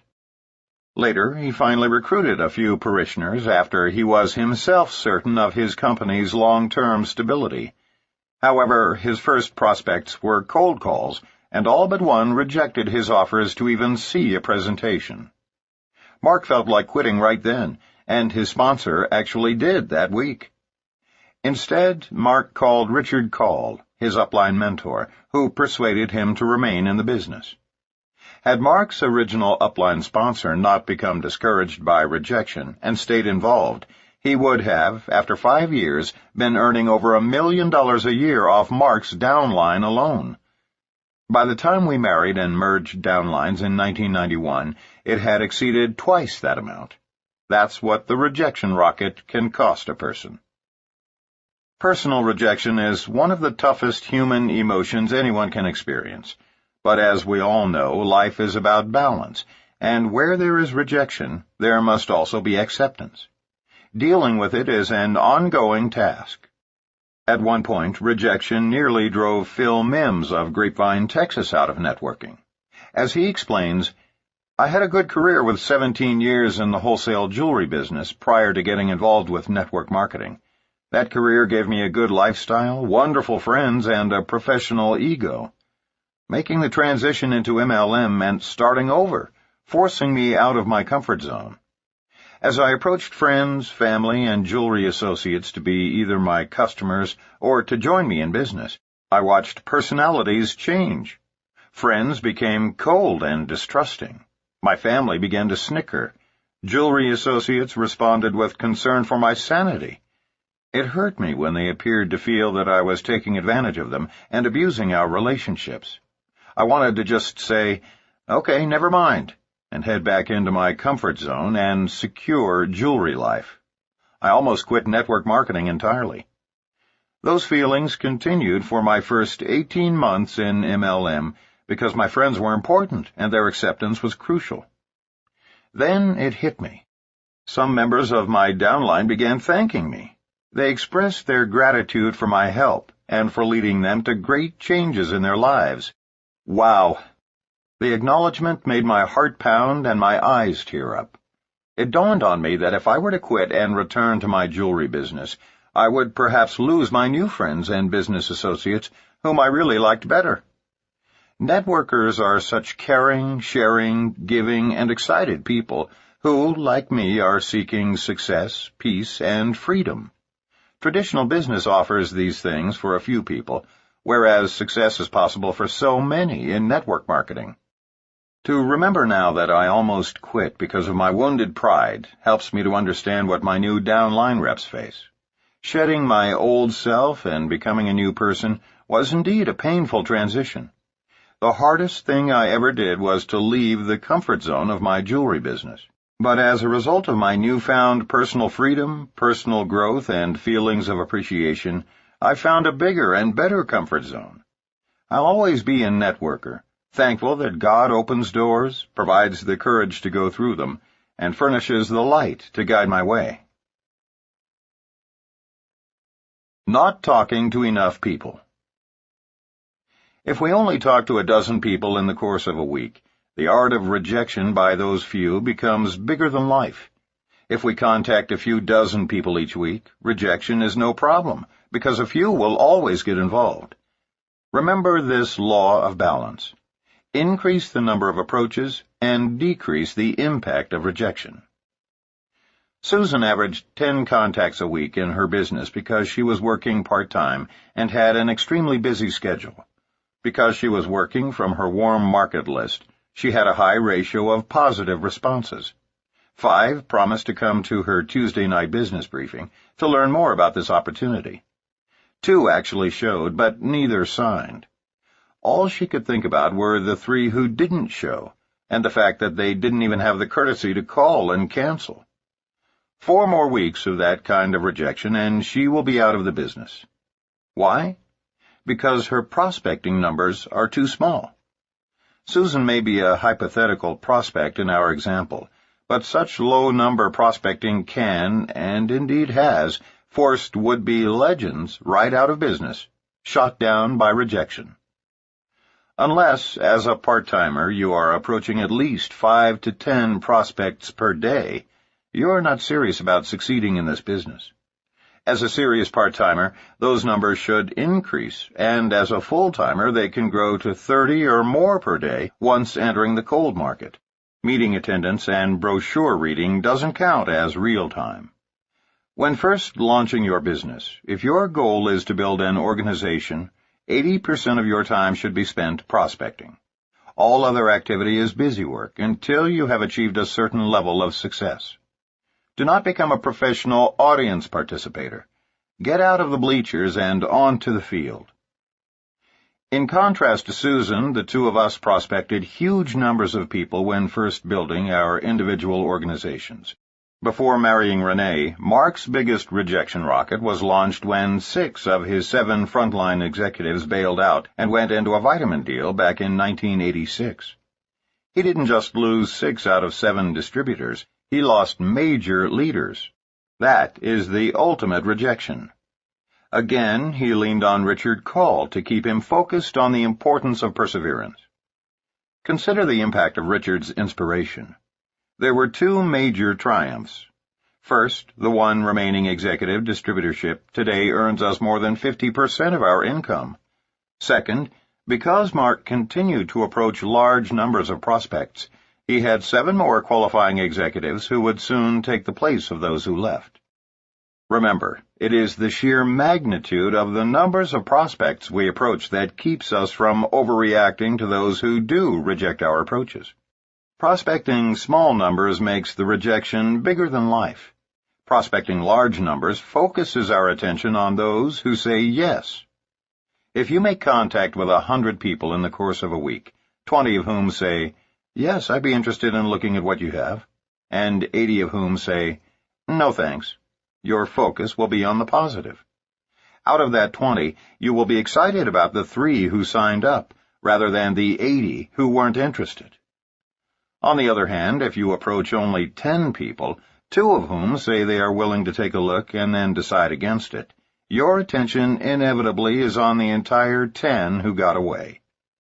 Network marketing begins as a numbers game and evolves into a people business while a legitimate organization of excited networkers is being built.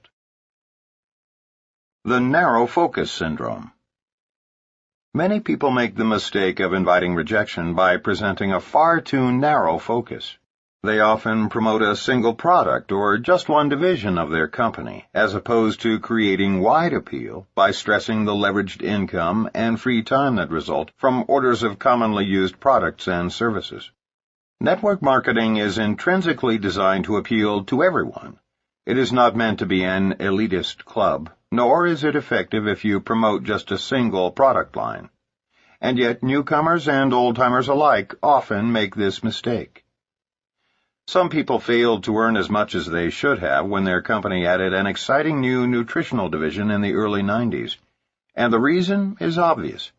Even liberal estimates suggest that less than 30% of the population used vitamin supplements back then. Thus, 7 out of 10 people approached with only the new division just weren't interested. They couldn't relate to nutritional products and were unwilling to change their behavior. The original division upon which the company was founded consisted of personal care products. 100% of our population bathes, shampoos, shaves, moisturizes, deodorizes, and brushes their teeth with reasonable regularity. So success would have been more widespread had the distributors offered both lines of products in their presentations, thereby avoiding the needless problems created by limited focus. Even more significant, they should have been selling prospects with the American dream, big money and free time. Nearly everyone is interested in ways to achieve wealth, so focus your presentations on personal and financial freedom, making certain to call your prospects' attention to all your products, services, and divisions. This comprehensive approach is how legends ultimately build large and dynamic organizations. Turning rejection into positive motivation. John Corkill worked for a large title insurance company for 10 years, the same one his father had been employed by for over 40 years. They enjoyed working together and shared a track record of success. When corporate politics became unbearable, John, with his father's understanding and support, went to work for a competitor and tripled his income during the first year. Over the next 5 years, he created a 6-figure income. Then, due to a merger, he was laid off. His father, still with the original title insurance company, was now in charge of starting a new division and offered his son a full-time position, but the company could only pay him a pittance of his previous income. 1 week before he was due to start the job, John was introduced to network marketing. He found the right company and chose to go full-time immediately. After receiving the news, his father's comment was, "John, I guess everyone has to do something. However, if you fail at that one, you can always sell makeup since one of the largest companies is based right here in Dallas. But whatever you do, I just hope you're not going to come over to my house and try to push your products on your own dad. I know all about network marketing. Those people make $200 a month, and 9 out of 10 of them fail." John assured his father that his disapproval of the new career path he had chosen was understandable, and that he just didn't want to rely on his father for normal family support. When John did not become defensive, something clicked in his father, who seemed to realize that he was treating his son like a carpetbagger. He asked John to sit down and began inquiring about his goals. When his father was convinced that his son was fully committed to becoming the 1 out of 10 who succeeds, as he had done with the company in which they both worked, the father-son relationship was back on track.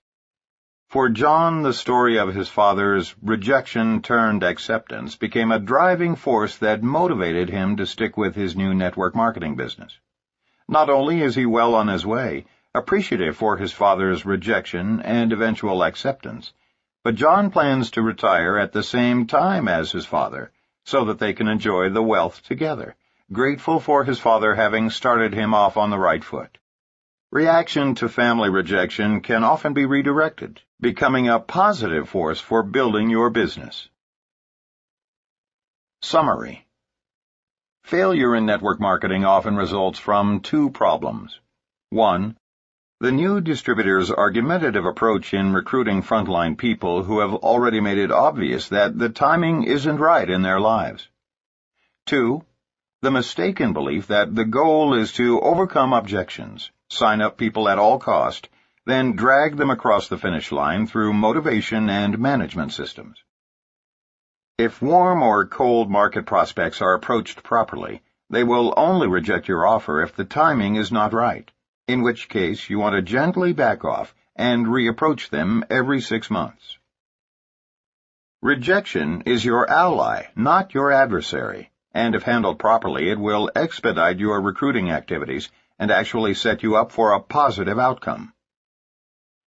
Don't talk about this business with friends or relatives until after you have made a commitment and have been trained.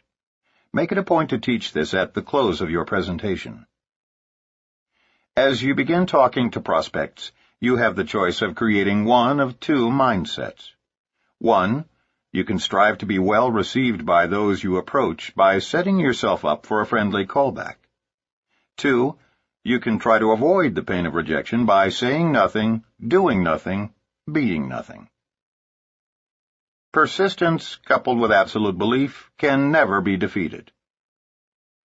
When you are not getting the support that you desire from family and friends, begin first by focusing on your own attitude, and changes in their behavior will naturally follow.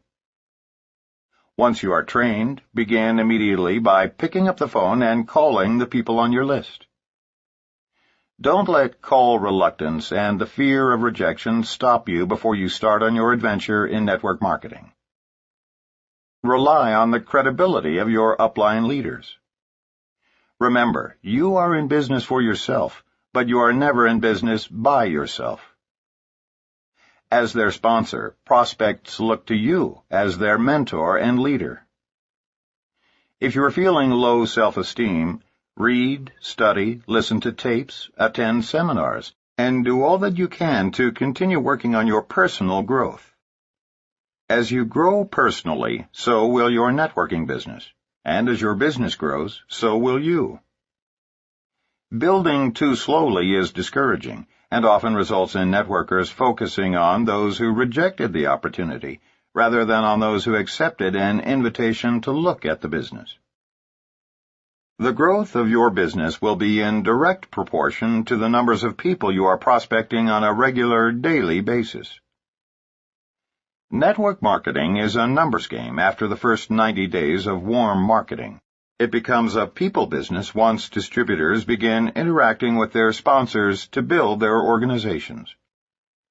Rejection is not to be taken personally, but merely as an indication that the timing isn't right in people's lives. Persevere with every ounce of enthusiasm in order to give yourself the necessary excitement to do this business correctly. Prospecting small numbers makes the act of rejection bigger than life. Prospecting larger numbers focuses your attention on those who said yes. Don't make the mistake of presenting too narrow a focus, that is, by promoting a single product or just one division of your company. Create wide appeal by stressing leveraged income and time freedom based on generating orders of commonly used products and services. When retailing, 1. Offer your customers the opportunity to redirect their spending on commonly used products they are already using. 2.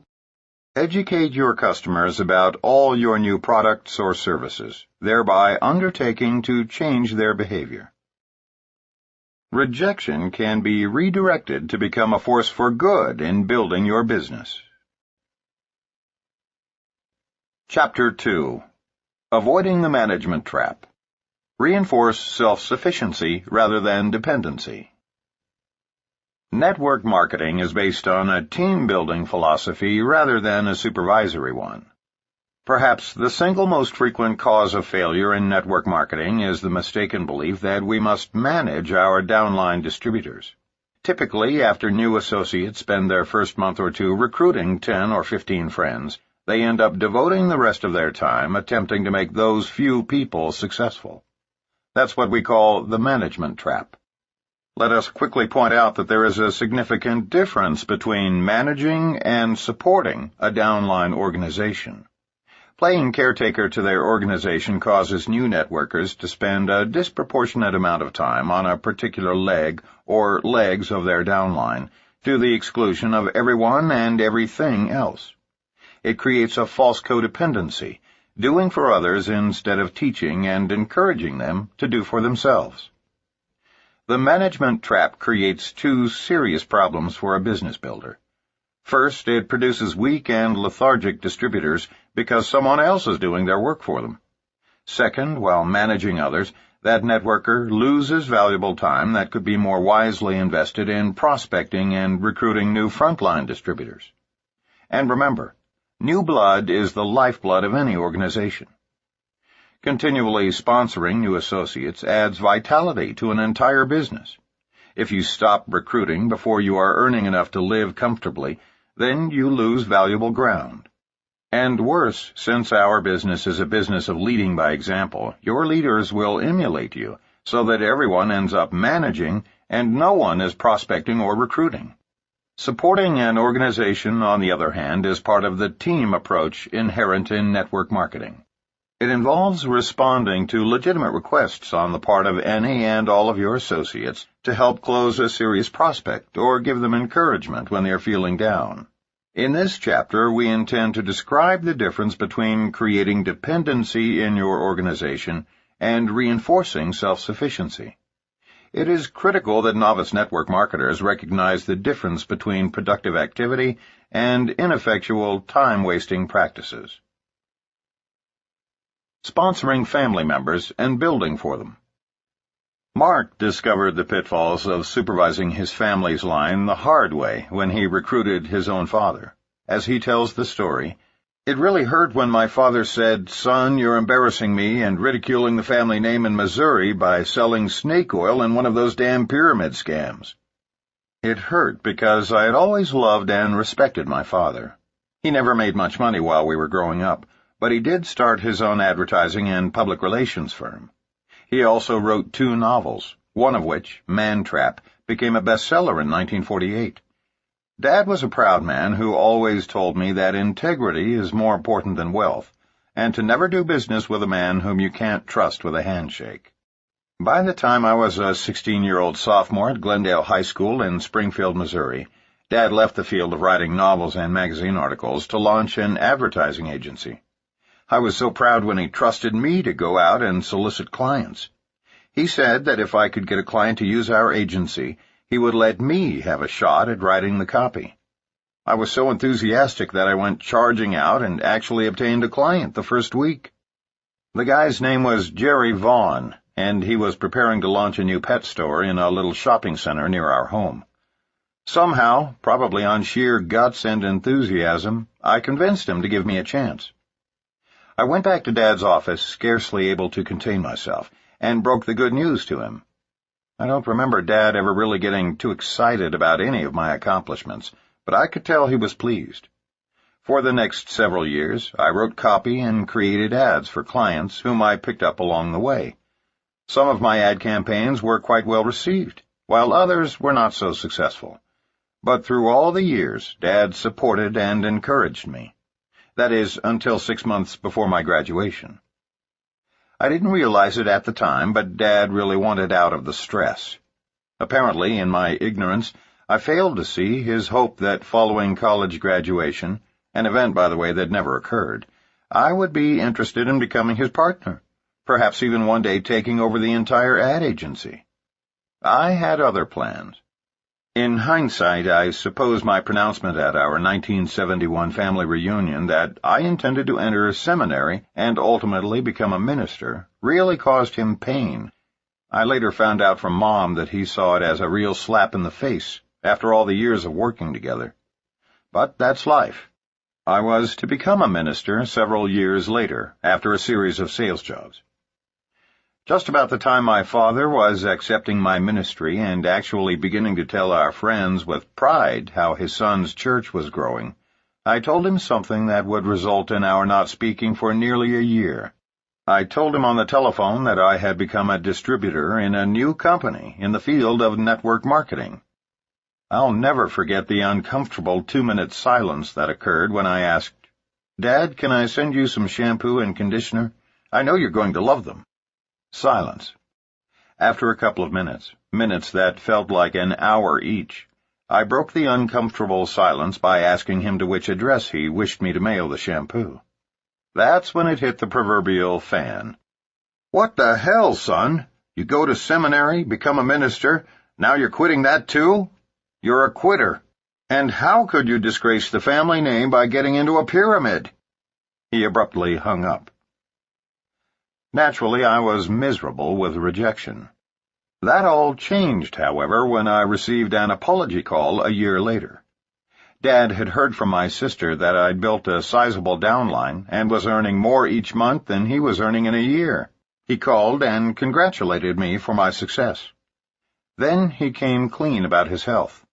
The stress was causing him heart problems, and in addition to apologizing for judging me so harshly, he also intimated that maybe I could help him get out of the rat race of public relations. That was all I needed. The next week I was on a plane to Missouri to sign up my father and get him out of traditional business. I was very excited about the prospect of helping my dad change his life. And the reason I explained our backgrounds here in such detail is to help you understand my reason for wanting so desperately to help him. You see, this was my first experience with the formidable management trap, that is, the supervision of one's downline. Before pointing out my mistakes, I want the reader to fully understand the situation, and I want to do everything possible to help you avoid this devastating trap, because it is very counterproductive and most often leads to failure. Our parents, siblings, and closest friends are usually the ones who lure us into the management trap. I spent 4 months in Springfield, Missouri, helping my father build his organization. The problem was that all Dad's people looked to me for leadership because I was doing everything for him. Not only that, but the rest of my entire group was suffering because I wasn't available to respond to their questions. Those 4 months that I dedicated to managing my father and his entire group were the most counterproductive of my entire career in networking.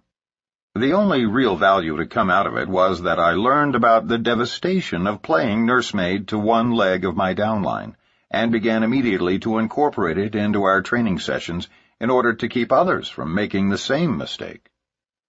When I left Springfield, everything I had built began to crumble immediately.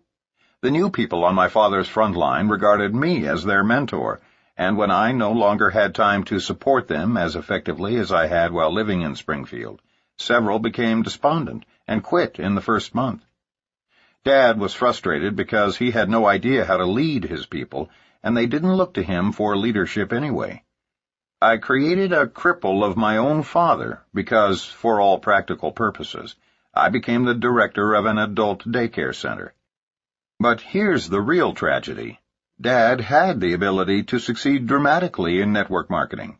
He had great communication skills, loved working with people, and had the overall competence in business that would have allowed him to build and run a quite successful organization worldwide. But I ruined it for him.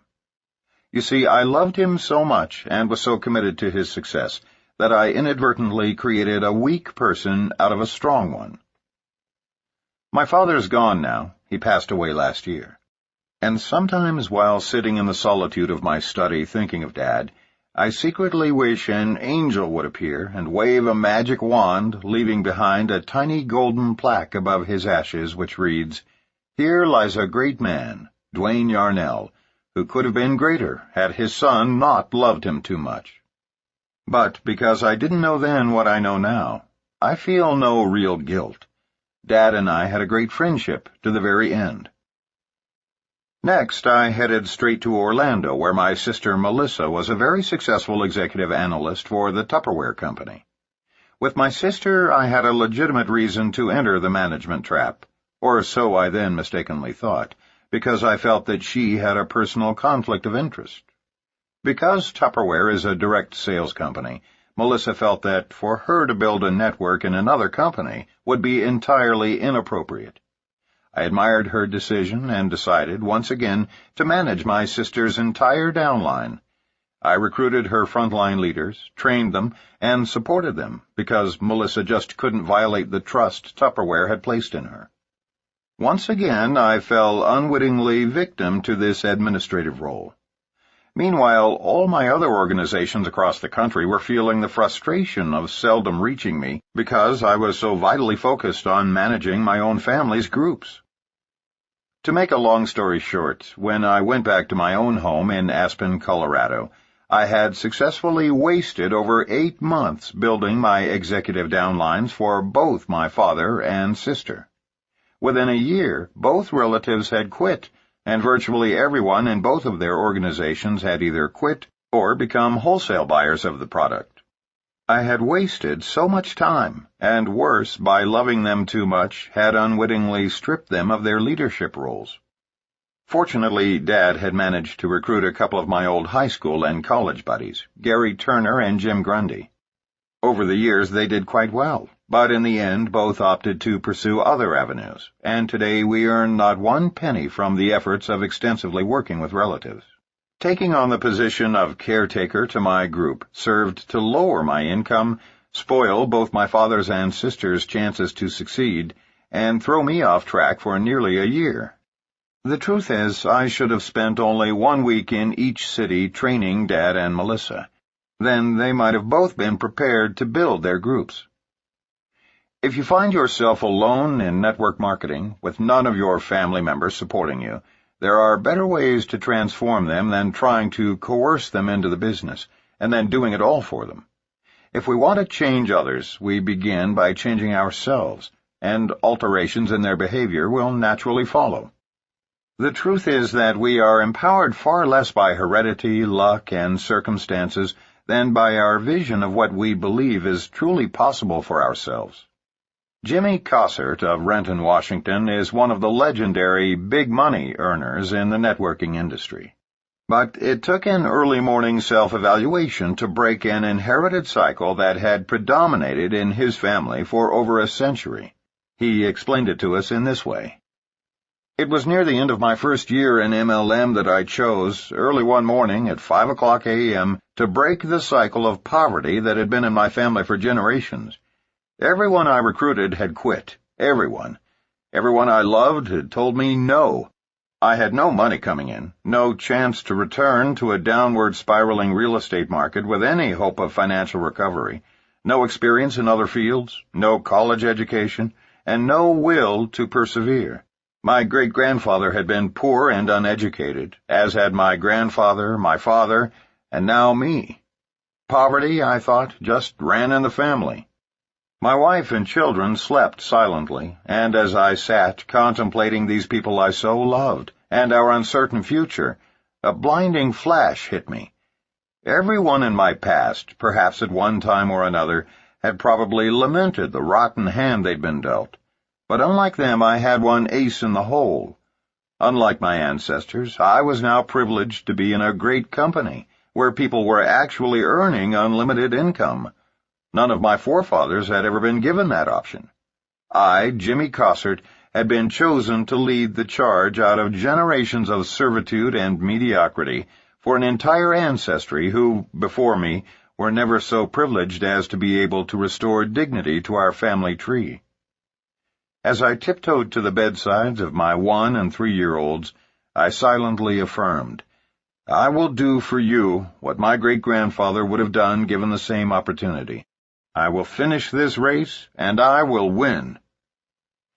From that moment on, I set out to break the cycle of poverty. I know my predecessors might have done so themselves, had they been blessed with an unlimited income opportunity. My wealth now stands as a testament to a great-grandfather who persevered in everything he did in a generation which offered no possibility for wealth and time freedom for poor, uneducated people. None of my kids will ever have to sit in the dark at 5 o'clock a.m. and feel depressed because they're impoverished. Thanks to network marketing, the cycle is now broken. The Messiah Complex.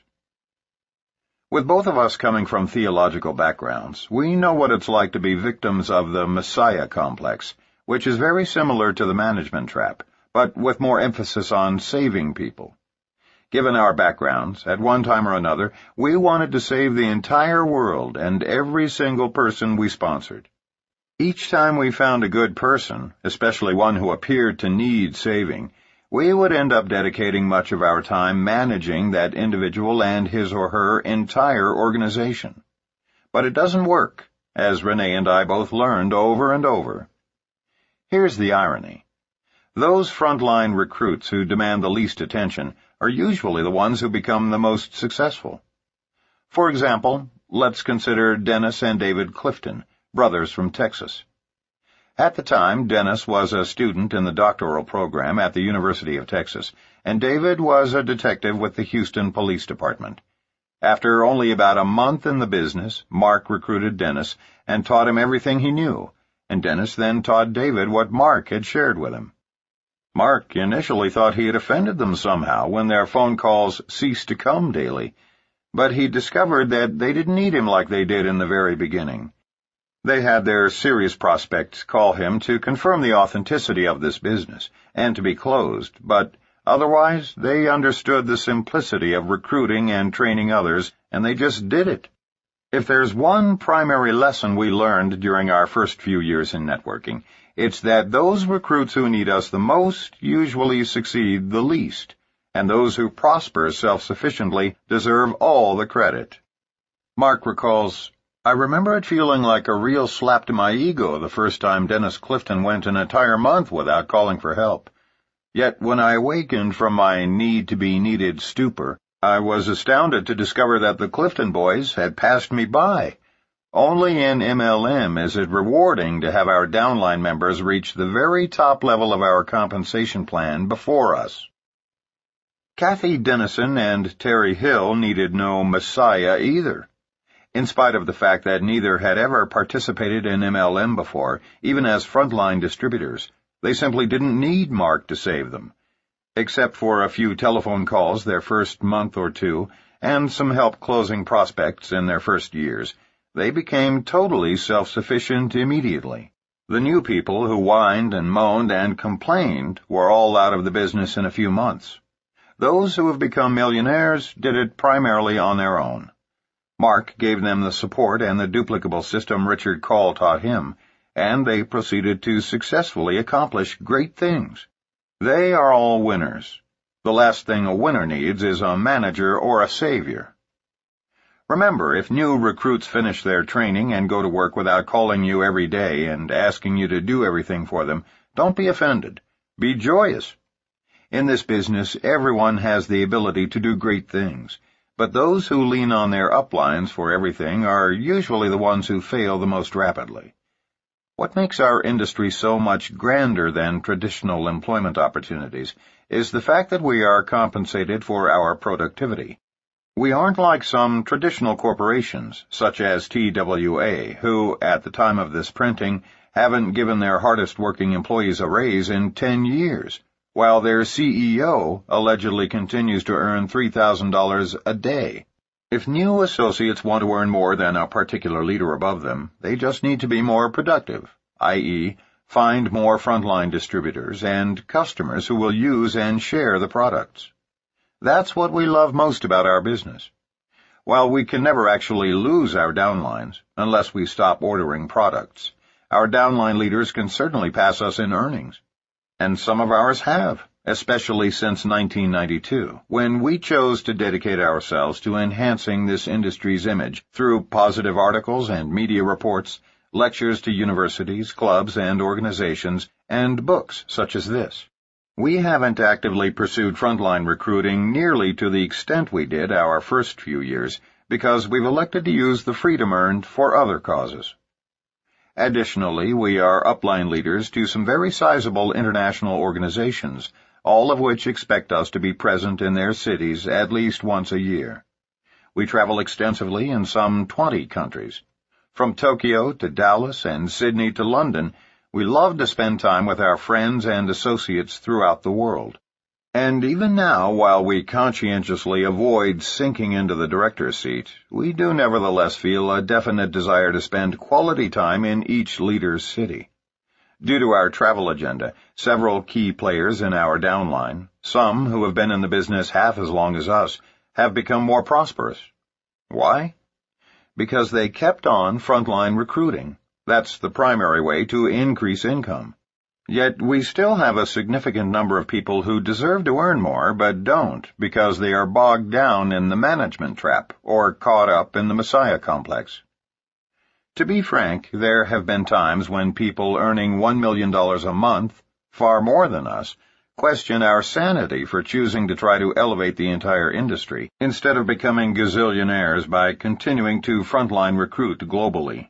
Our response to them is simple. Reid, Living with Passion by Peter Hirsch. We found our passion.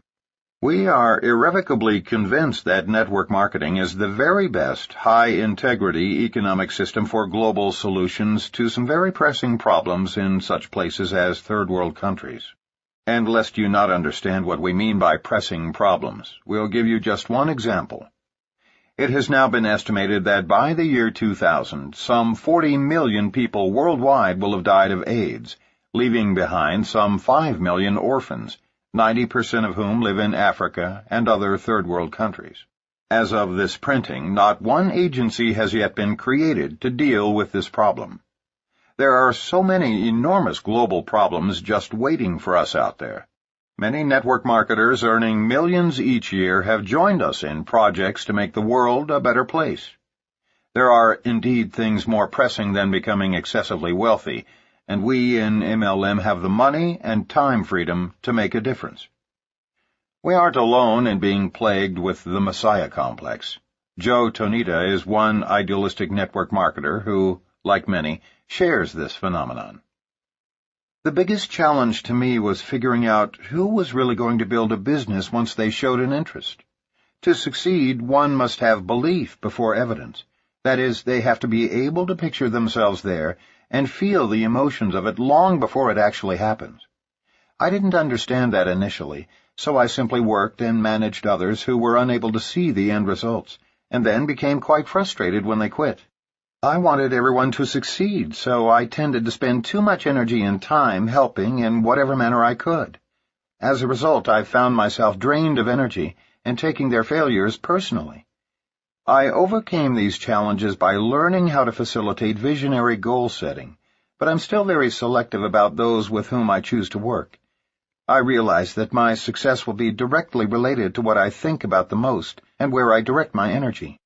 It's unnecessary to fall into a management mode when what we truly need to do as a leader is provide a duplicable strategy for our new associates, then allow them to create their own success. Joe and Rick Tonita are networkers who are among the top sales leaders in their company in Canada, having now been nearly 20 years with only one company. It is our hope that many more network marketers will be able to say that with pride over the next 20 years. When you find yourself frustrated because your associates are not successful, teach them how to visualize the end result and direct most of your energy toward those who do. Just recruit a few and drive their lines deep. One common misconception in the network marketing industry has led people down into the administration pit. Certain leaders contend that the key to success in our industry is finding 4 or 5 good people, then driving their groups by focusing exclusively on supporting them until they are wealthy, then finding 5 more and doing the same thing. That is the absolute antithesis of what is required to succeed in our profession. The 3 magic words are, go wide fast. Recruit as many frontline distributors each month as you can until you are earning at least $10,000 a month consistently. Then you can relax a bit until you feel refreshed, only to run right back out there into the frontline recruiting trenches. Unfortunately, some well-meaning authors and leaders have done a horrible disservice to our profession by misleading new distributors into believing that success in our industry requires less effort than it really does. People who teach this philosophy do so innocently, because that's what they've been taught through their upline leaders, who learned to do this through books and tapes. The first 90 days of warm market prospecting are much more personal and support-intensive, since new distributors are focused on their friends and families.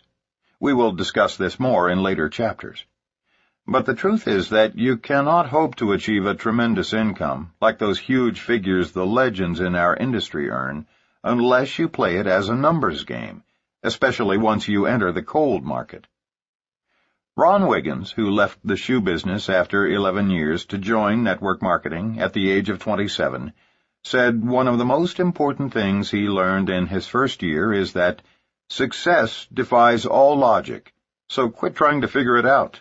Just do the numbers, and when prospecting large numbers of people, don't try to tell them everything you know. It's a matter of raising their curiosity, not satisfying it. He goes on, "I was doing so much of the wrong, eventually it just started to add up. From all the mistakes I made, I learned and now teach from experience to eliminate logic in your own mind and simply do what's been done by the experts and authorities of the industry, who have already made all the mistakes themselves. You've got to get rid of any personal perceptions you may have and try to accept from the beginning that it's going to be a lot of hard work on a very consistent basis." After a year of hard work, Ron had matched his previous income. Shortly thereafter, his wife, Chris, also left her job, and together, working full-time, they have become one of the top network distributor teams in Dallas.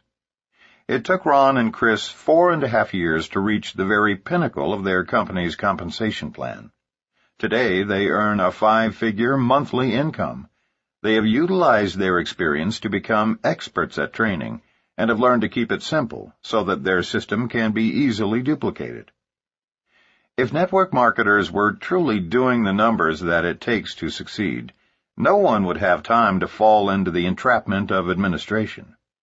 Human nature looks for the line of least resistance, and clearly, it is much easier to work with existing distributors than it is to face the daily rejection that occurs when recruiting new people. Because this is a business of duplication, your people will do what you do. If you manage your downline, so will they. If you spend most of your time prospecting and recruiting, so will they. The secret is not managing your organization. Rather, it's finding leaders who will, in turn, find other leaders. Generally, leaders must be found. They cannot be created. But many people have untapped leadership skills that do not manifest themselves until the timing is right. In order to find those leaders, you must keep prospecting and recruiting, realizing that new blood is the lifeblood of any network marketing organization. Recruiting is the only viable way to offset the inevitability of attrition. This is a numbers game that inevitably becomes a people business once distributors are sponsored into the business, often forging lifetime bonds. It would indeed be wonderful if we could all skip to the bank each month with checks for $10,000 after merely working with a handful of frontline leaders. It is human nature to want to believe that there is an easy way to achieve this goal. We warn you against leaders and authors who grossly and unfairly mislead people by projecting concepts that feel easy and effortless to everybody, yet don't work. Don't be taken in by those who teach management as a philosophy of success, because it is indeed the very cause of as much as 50% of the failures in our industry. Here's the scenario. A new associate is exposed unwittingly to this system, spends a few weeks talking 5 friends into signing up. Then the rest of his or her short career consists of attempting to drag those 5 people over the finish line. Then, the next thing you know, our network marketer is having weekly babysitting sessions in the living room of someone's home. Fortunately for Amway, 2 of their biggest leaders saw the folly of this philosophy early on. Because, as leaders, they command so much respect and loyalty from their downlines, they were able to immediately replace this concept with more realistic guidelines by replacing one best-selling book from their sales tool repertoire. We truly believe that one of the several reasons that Amway has continued to grow and become a multi-billion-dollar empire, while none of their competitors have done half as well, is the absence of widespread dissemination of this management philosophy. Their distributors don't try to manage everyone. They continue to place their emphasis on showing the plan, thereby adding new frontline distributors. It is the same with our own downline. Over the years, we have promoted Power Multi-Level Marketing, our book, and All You Can Do by A.L. Williams. Consequently, our most successful leaders continue to recruit large numbers of frontline distributors and teach their people to do the same. Babysitting the downline. Before we met, one of Rene's most promising groups was in Rochester, New York. It was a dynamic growing leg of her organization led by a couple, Gary and Lori, who were self-sufficient with all of the vision, the integrity, and the enthusiasm to succeed at network marketing. They sponsored a friend named Mike, who was their strongest catalyst. For nearly 2 years, everything went well. Rene traveled there twice a year to work with them, and the rest of the time she supported them with teleconference and speakerphone meetings. There were generally 200 to 300 people in attendance, and the number of emerging leaders was growing with each visit. It was the epitome of how a long-distance networking organization can succeed. Then, almost in a single week, it all changed. Mike, once the best recruiter in the whole group, had secretly slipped into a management mode. His group was sizable, and he felt it was time to devote his energy to overseeing their recruitment activities. Because of his strong personality, no one felt they could do anything as well as he did it. With Mike so readily available, his organization leaned on him for everything: presentations, hand-holding sessions, closings, sizzle sessions, product clinics, and pep talks on the phone. Depressed and discouraged, Mike phoned Gary, who suggested that he talk to Rene. The phone call went something like this. "Mike, you sound down. What's the problem?" Rene was concerned. "I don't know. It just isn't working anymore. I'm absolutely fed up with babysitting my group. Isn't there anyone out there who can just do it on their own?" "Mike, you're the best recruiter in the business. How many people have you sponsored this month?" There was a hesitation before he answered. "I'm too busy babysitting, and no matter how hard I work, my group isn't growing anymore. I don't get it." "You know the saying, new blood is the lifeblood of this business. Stop recruiting and your organization dies a slow death. You want it to come alive? Go back to what works and what you do best. Recruit." "I just can't see the light at the end of the tunnel. It looks like I'll be babysitting the rest of my life. Ask my wife, I'm not even good at babysitting my own kids. If I could just find a way to do this without babysitting." 1 month later, Mike found a new company, a wholesale buyers club. It was exactly what Mike was looking for: a deal with no inventory, no product information to learn, no training required, and no babysitting a downline. Just sponsor people, and when they order anything, the upline gets a cut. Or so he thought. He told everyone in Rochester about this great new company. Gary and Lori were horrified, but fearing that they would lose out, they also signed up in the new company, just in case. Nearly all the leaders followed Mike into this new deal, but only as a backup to our company, of course. Yet because of this distraction, many of Gary and Lori's downline lost focus. The last time Rene went to Rochester, Gary and Lori were out of the business, and the number of serious players had dwindled from a few hundred down to about 25. 6 months later, the Wholesale Buyers Club was out of business. When we stopped to analyze what happened, we realized it all started when Mike stopped recruiting and became discouraged with babysitting his group. This was the time to give extensive support to the Rochester group, a time for new leaders to emerge. Had Gary and Lori been able to stay focused themselves and not let Mike divert them and their entire organization, this group could have become one of our largest legs. If the clock of time could be rewound, Rene would love to have them all back. I built a close relationship, both upline and downline, to Gary and Lori, and I miss these friendships that were once a regular part of my life. But once an organization has fallen apart, it is far easier to give birth to new people than it is to try to revive the dead. Experience abroad. One of our most graphic examples of the management trap occurred when we opened a foreign market. We sponsored one couple, taught them everything we knew, and worked through them to build a dynasty in the new country. We developed a friendship and found that we shared many things in common, including similar life values. Prior to the official launch, we did weekly teleconference calls, which is both a legitimate and efficient way to build a new market prior to a company's opening. Through our mutual effort, and to our delight and surprise, we had more than 1,500 serious prospects attend our opening day celebration at a private location hosted by us. For us personally, it was the single largest launch of a foreign market in which we had ever participated.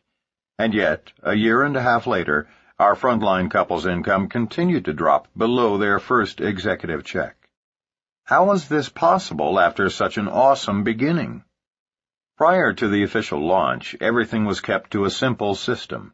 No hotel meetings, just friends telling friends. No literature, not even products, because they weren't allowed to be sold yet. But almost immediately after the opening, the couple we sponsored stopped building their frontline and started managing their group. In fact, they spent the next 18 months creating sales tools and coaching those struggling on their frontline to buy as much product as they needed in order to meet monthly requirements for advancement. Although we translated our own materials for their use, they were convinced that their culture required something different, so they developed a new manual to replace ours. They developed slides for hotel meetings because they believed their compatriots would respond especially well to that kind of presentation. They worked with flip chart presenters and overhead projectors, and then, of course, wound up continually updating all those materials because their downline leaders were never quite satisfied. They traveled all over the country spending money they didn't have to speak at hotel meetings being held by their downline. While serving as administrators to their organization, they had no time left for such mundane activities as frontline recruiting. This couple sponsored 31 people their first month. They sponsored an additional 19 people over the next 4 months. But both of them working full-time sponsored only 6 new distributors over the next 15 months. In other words, they sponsored 50 people the first 5 months, and then, with so much time invested in managing their organization, averaged only 1 new associate every 2.5 months thereafter. This couple was far more achievement-oriented than materialistic, and therefore they were more interested in setting records and receiving recognition than in making money. Their goal was to be the first in their country to reach the maximum recognition level in our company. They achieved their goal, only temporarily, but their entrance into the management trap ruined what should have been our greatest income-producing leg. The couple quit in frustration. To this day, they blame it all on the compensation plan, the product pricing, and the failure of the industry in that country. They worked as hard as any 2 people have ever worked in network marketing. But it wasn't the cost of merchandise that led to their failure, nor was it the company's remuneration method or the inadequacy of network marketing in that part of the world. It was caretaking their organization, combined with their futile need to be first, that brought them down. Their downfall began their 5th month in the business when they stopped recruiting frontline. The good news is that this is not the end of the story. 2 other top leaders followed them out of the business. But at the request of some of the emerging leaders in this group, we are continuing to work with them. They have learned the hard way this lesson of trying to watchdog their groups and have gone back to basics, building a small customer base, prospecting, going wide on their front lines, working a simple, easily duplicated system out of their homes. We believe in this group and in its leadership, and are convinced that this time they are on track to set both economic and industry records in their country. It's crucial to learn from other people's mistakes, so pay close attention to this story. If you stop building your front line before you have a solid income, you will fail in this business. No one can succeed by sponsoring only 1 new distributor every 2.5 months. And even worse, by your example, you will teach your people to do the same. Full-time network marketers recruit for a minimum of 2 to 3 years before they can slow down. For part-timers, it takes longer than that. Set your sights on the goal, strive consistently to meet the steps outlined in your business plan, and don't look for excuses. Whatever it takes, just do it. The Piano Story. We have a story we like to share with people early in their careers. It's a great illustration that may help you in training and supporting your own organization. Imagine an audience of 500 people seated before a stage with a grand piano. Suddenly, out walks a person who has never had even 1 lesson and knows nothing about music. After the applause dissipates, he very aggressively begins to bang out horrible combinations of sounds that literally hurt one's ears. At first, the audience glances around the room in utter shock and disbelief. Following a full 10 minutes of pathetic piano beating, the audience begins to boo and hiss. Within a couple of minutes, their boos drown out the performer, who calmly stands, bows, and walks off. As the hacker exits, a pianist with 30 years' experience enters from the other side of the stage. He methodically and flawlessly plays a beautiful Mozart concerto. When he's finished, the crowd leaps to its feet and gives him a thunderous ovation as he bows 2 or 3 times, then exits the stage. In the dressing room, the expert pianist notices that the first performer is gently humming to himself and adjusting his tie before leaving. Although the expert pianist is somewhat embarrassed to bring up the subject, his curiosity finally gets the best of him. He smiles in the mirror at the first performer and asks a question. "Forgive me for intruding, but I notice you aren't particularly offended by what just happened out there. I have to ask you, what's it like to be booed off a stage? I mean, isn't it horribly degrading?" The gentleman turns around so that he is facing the pianist, and with all seriousness responds, "Oh no, I didn't take it personally. It was the piano." Perhaps one of the most interesting elements of human nature is our tendency, and to a greater or lesser degree we all possess it, to place blame elsewhere. The truth is, while many people criticize our industry after they fail, it's not the fault of the industry.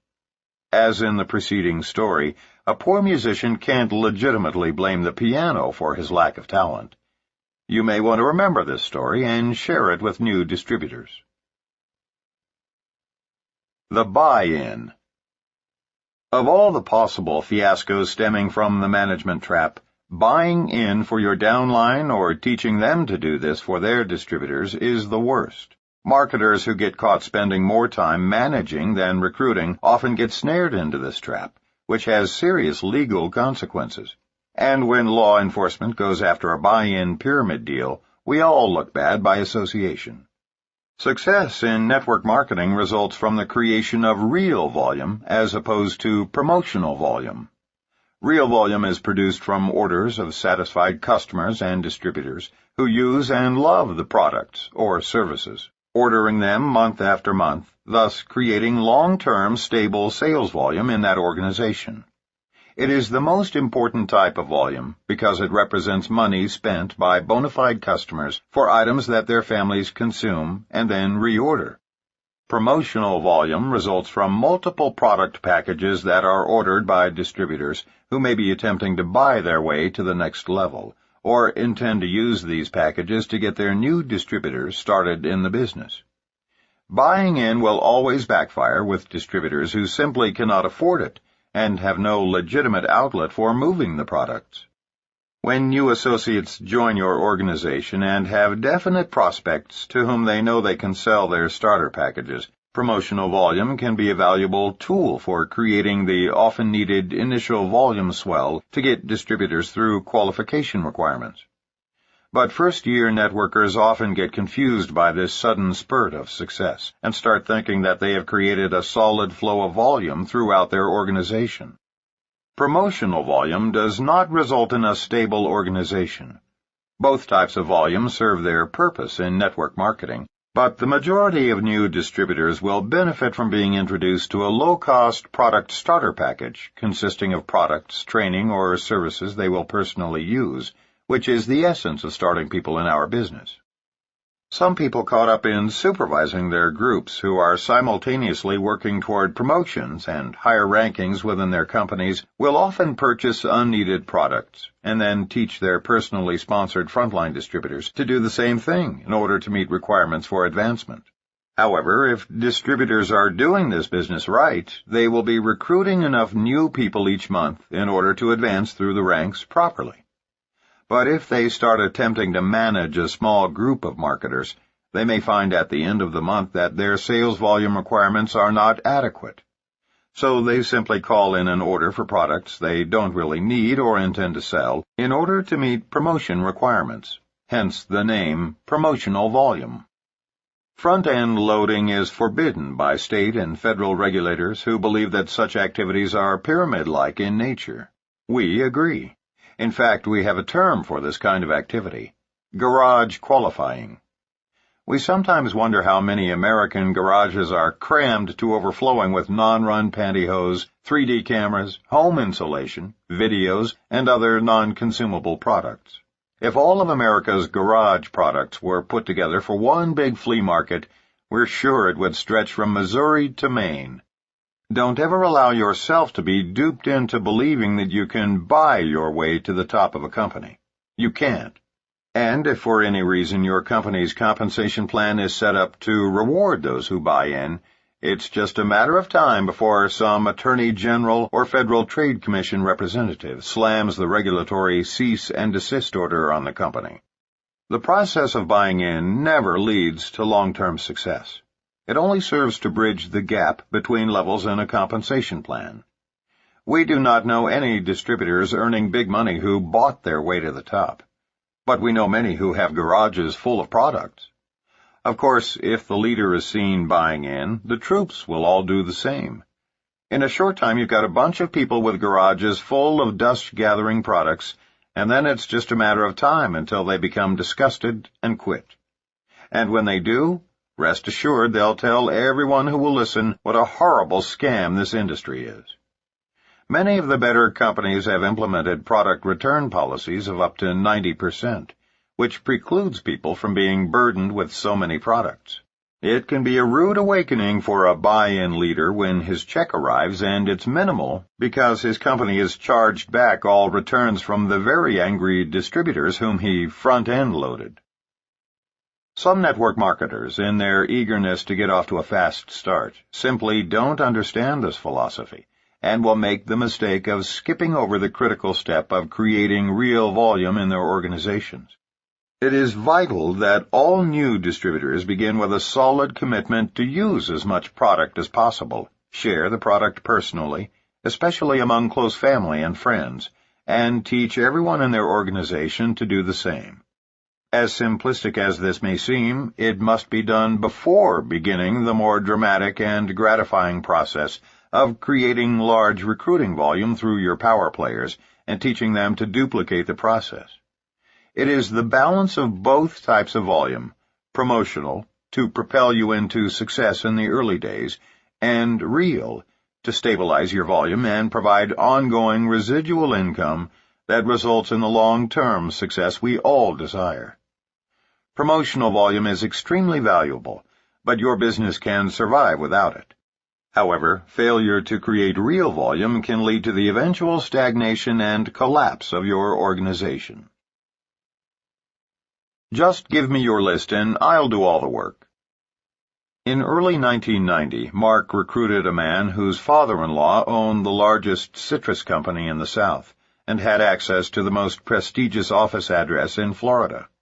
Their boardroom on the 55th floor overlooked the ocean and had seating for 300. We'll call these distributors by the names of Jeff and Mary.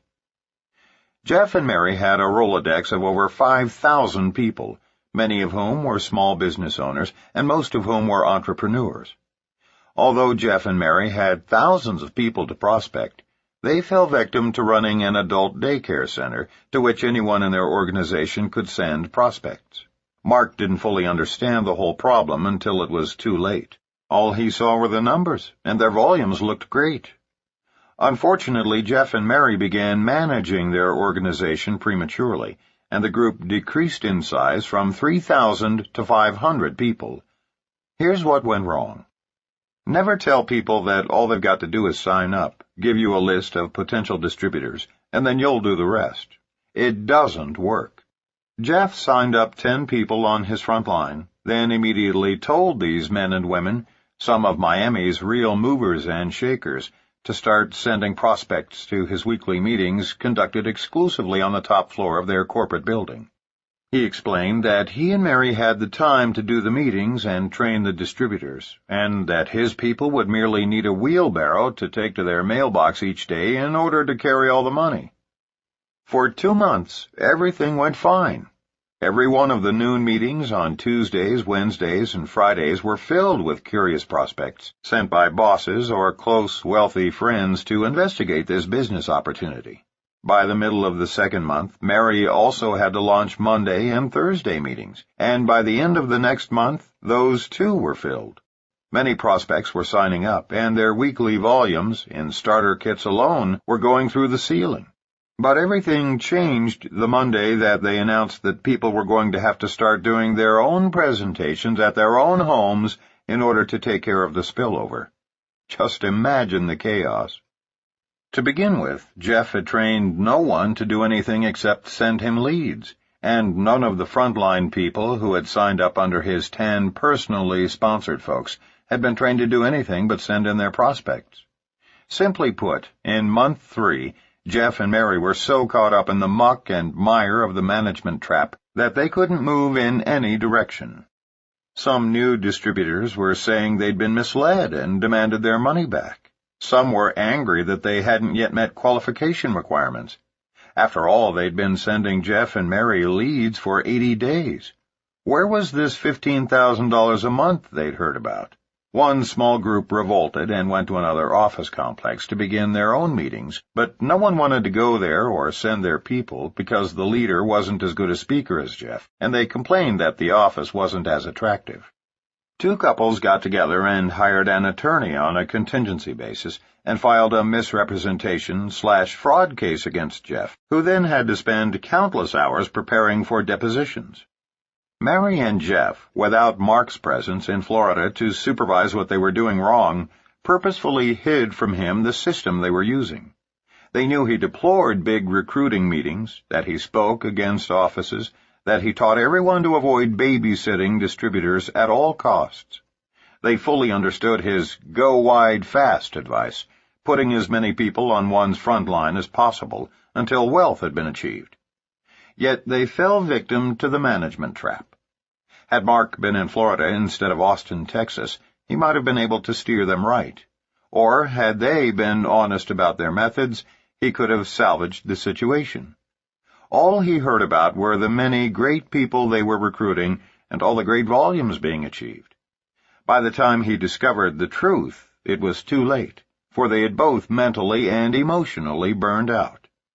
Within 5 months of the day that Mark sponsored Jeff and Mary, they were selling everything but their clothes and leaving town humiliated.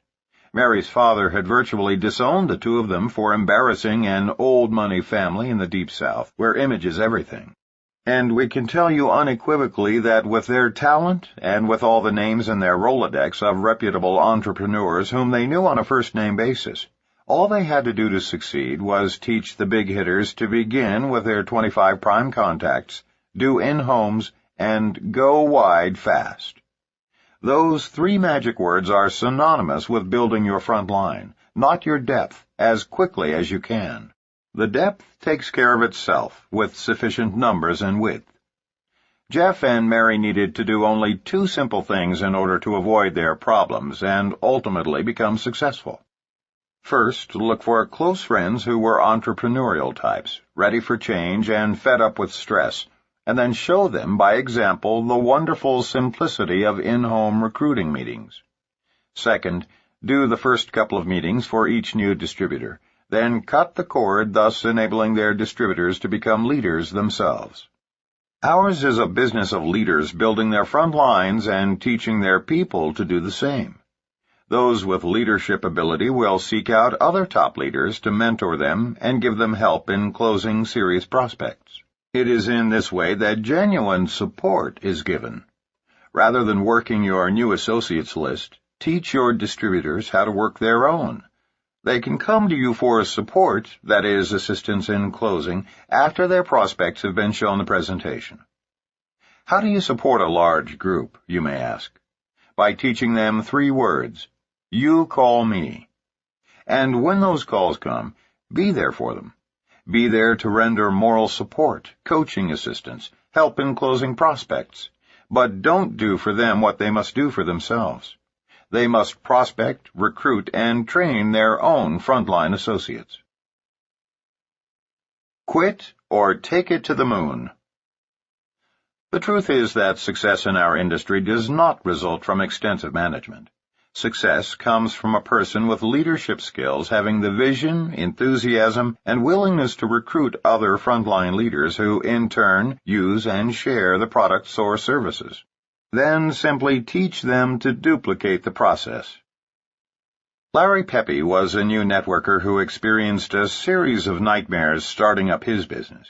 His sponsor quit almost immediately. His upline executive tried to talk him out of going forward on the accelerated program. Of his first 23 distributors, 22 quit, and of his first 3 in qualification, all failed.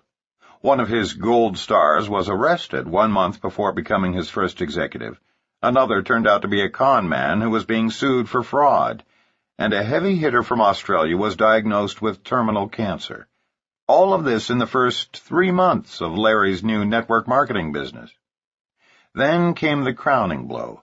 The upline leader who had supported him called to say she would not be available for a while because of personal problems that she needed to resolve. Larry remembered sitting on the edge of his bed after hanging up the phone, staring blankly into space, thinking, God is testing me. This is it. I either quit or become a leader right now and take this thing to the moon. A few minutes later, his mother called and said, for the life of her, she couldn't understand why a talented young attorney with a master's degree in clinical psychology, who owned a successful business, would give all of that up to be a vitamin salesman. Larry is convinced that all of those experiences, especially being left on his own, which forced him to become a leader to his organization, were the best things that ever happened to him in business. He went to work frontline recruiting and refused to slow down until he achieved his first goal. Today, he and his upline leader work closely together, and she fondly refers to him as Hercules. And the best part, says Larry, is, my mom doesn't think of me as a vitamin salesman anymore. Thank God for small miracles. This story teaches us that we need not be managers, and demonstrates that people who have the will to succeed will succeed, regardless of the circumstances. Summary. Managing an organization is a time-wasting practice that does for others what they should be doing for themselves, thereby creating codependency. Supporting the members of your group means being there for them when they call to ask for guidance, moral support, or request that you talk to one of their serious prospects. Managing organizations for our families and friends often causes the very people we love most to fail. Practicing a management mode is counterproductive for both those being managed and those doing the managing. We are empowered far less by heredity, luck, and circumstances than by our vision of what we believe is truly possible for ourselves. Don't be offended. Be joyous when new recruits finish their training and go to work without calling you every day and asking you to do everything for them. In this business, everyone has the ability to do great things, but those who lean on their uplines for every single thing are usually the ones who fail. What makes our industry so much grander than traditional employment opportunities is the fact that we are compensated ethically and generously for our productivity. If new associates want to earn more than the leader above them, they just need to be more productive, i.e., recruit more active frontline distributors and customers than do their uplines. If you become frustrated because your associates are not successful, teach them to visualize the end result and direct most of your energy toward those who do. Because this is a business of duplication, your people will do what you do. If you manage your downline, so will they. If you spend most of your time prospecting and recruiting, so will they. Babysitting a downline is not an effective way to build a business. The key to successfully building a large, dynamic organization is to steadily continue to prospect and recruit, creating a wide front line. Don't make the mistake that results in nearly 50% of the failures in our industry, building your front line for the first few months, then stopping to manage your people. Merely overseeing the activities of your organization is not leading them, but rather misleading them into rearranging their deck chairs on the Titanic. Set your sights on the goal, consistently meet the steps outlined in your business plan, and don't make excuses. Whatever it takes, just do it. Of all the possible fiascos stemming from the administration of your organization, buying in for your downline or teaching them to do this for their distributors is the worst. Promotional volume, that is, money spent on products, samples, and multiple kits, is initially a means of helping distributors meet volume requirements for qualification. Real volume, that is, products or services ordered for regular monthly usage by satisfied customers and distributors, is what ultimately creates passive residual income, and is the essence of what makes network marketing a viable, ongoing business. Your business can survive without promotional volume, but failure to create real volume by not acquiring legitimate customers or not using all your own products can lead to the collapse of your entire organization. Network marketing is a business of distributors building their own front lines and teaching their people to duplicate that process. If each network marketer builds his own front line, following the advice, "Go wide fast," the depth will take care of itself, and the cream will always rise to the top. Support a large organization by teaching them 3 words: "You call me." Be there for your downline to render moral support, coaching, and assistance in closing their prospects, but don't try to do for them what they must do for themselves. Success comes to people with leadership skills, a sound vision, enthusiasm, and the willingness to put forth the effort to build an organization and find others who will do the same. Chapter 3. Dodging the Depression Torpedo. Maintain enthusiasm in spite of the inevitable setbacks. Although this business is 90% fun after the learning curve months, the depression torpedo is among the more difficult challenges facing new and seasoned network marketers alike. Of necessity, successful recruiters must be enthusiastic, sincere, articulate, and believable. A depressed person cannot survive in this industry. Thus, we need to prepare our newest associates by warning them of the most common causes of depression, beginning with an open admission of our own personal struggles with this formidable adversary. As previously mentioned, one of our all-time best-selling sales tools is an audio tape entitled, "If NLM is so great, why am I depressed?" There are probably several reasons for its popularity. Obviously, it's one of those titles that grabs people, and the content was quite humorous as we presented anecdotes from our first years in the business. But the primary reason it was so well received is because everyone can relate to it. In this chapter, we will discuss depression using the image of the depression torpedo, so named because it seems to come out of nowhere, and after it hits, can sink a person rapidly. One prerequisite for success in network marketing, often not as critical in traditional business, is the appearance of being emotionally charged.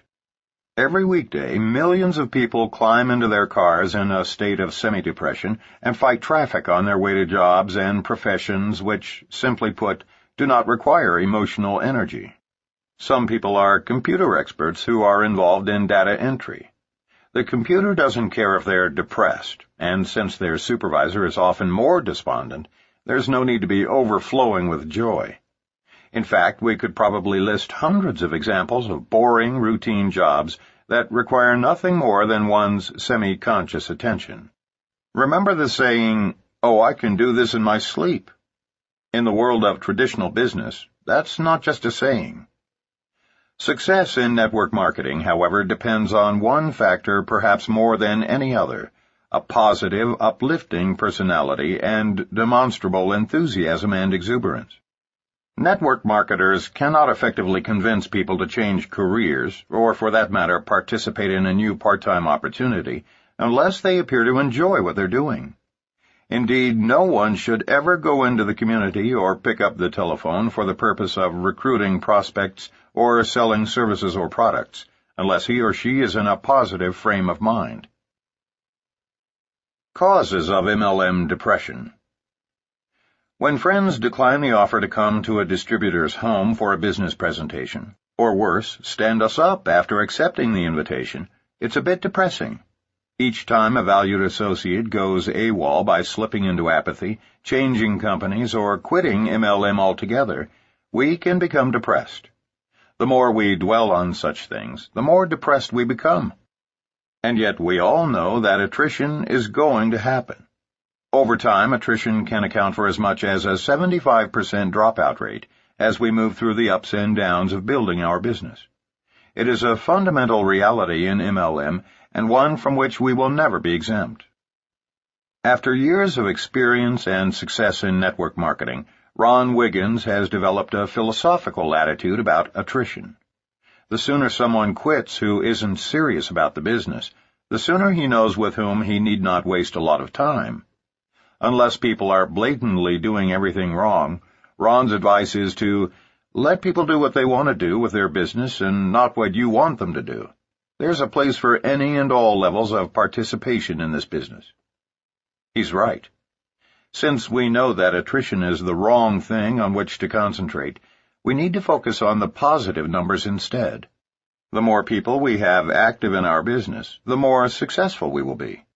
A well-balanced organization will be made up of a large body of wholesale buyers, many retailing distributors, some part-time business builders, and a few full-time gung-ho recruiting maniacs. So, Ron concludes, work with the leaders and do whatever it takes to protect your mindset. You must stay focused for this business to work. We will discuss this point in more detail in Chapter 6, Fending Off the Scatterbomb. Whether you are prospecting and receiving a series of rejections, whether you are setting up appointments and getting no-shows, or whether you are recruiting and watching people drop like flies before they've even scheduled a personal training session, remember, that's all inevitable. Nothing is wrong with you or your business.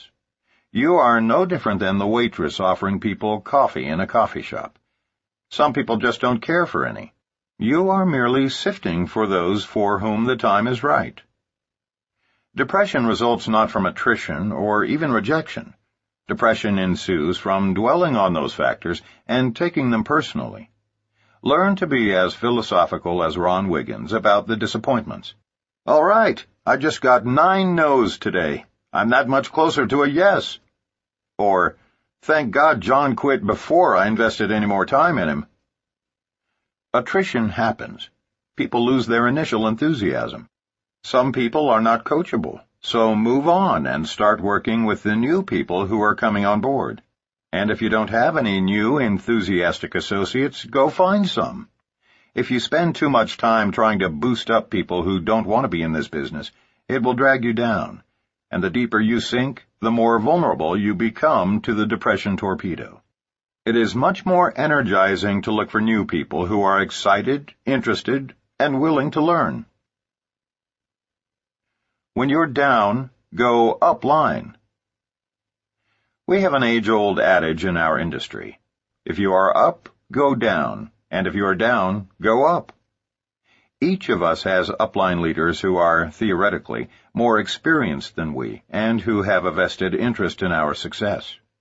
We should turn to them when we are feeling concern, anxiety, or depression. Hence, when down, go up.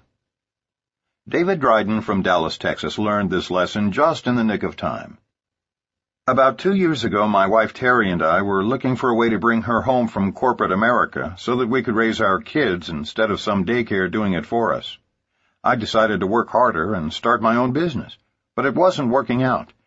One day my wife came home after being prospected by a young man named Al Hewitt. After sitting in a meeting with my arms crossed and my mind closed, I gave her the okay to do the business, as if she needed my permission. Before I knew what was going on, we had products all over our home and a house full of people curious to see what we were doing. Without realizing it, I was hooked on the business, that is, until I met my first and biggest adversary, no-shows of people whom we considered good friends, folks who had promised to come to our meeting. I was so discouraged I was ready to quit.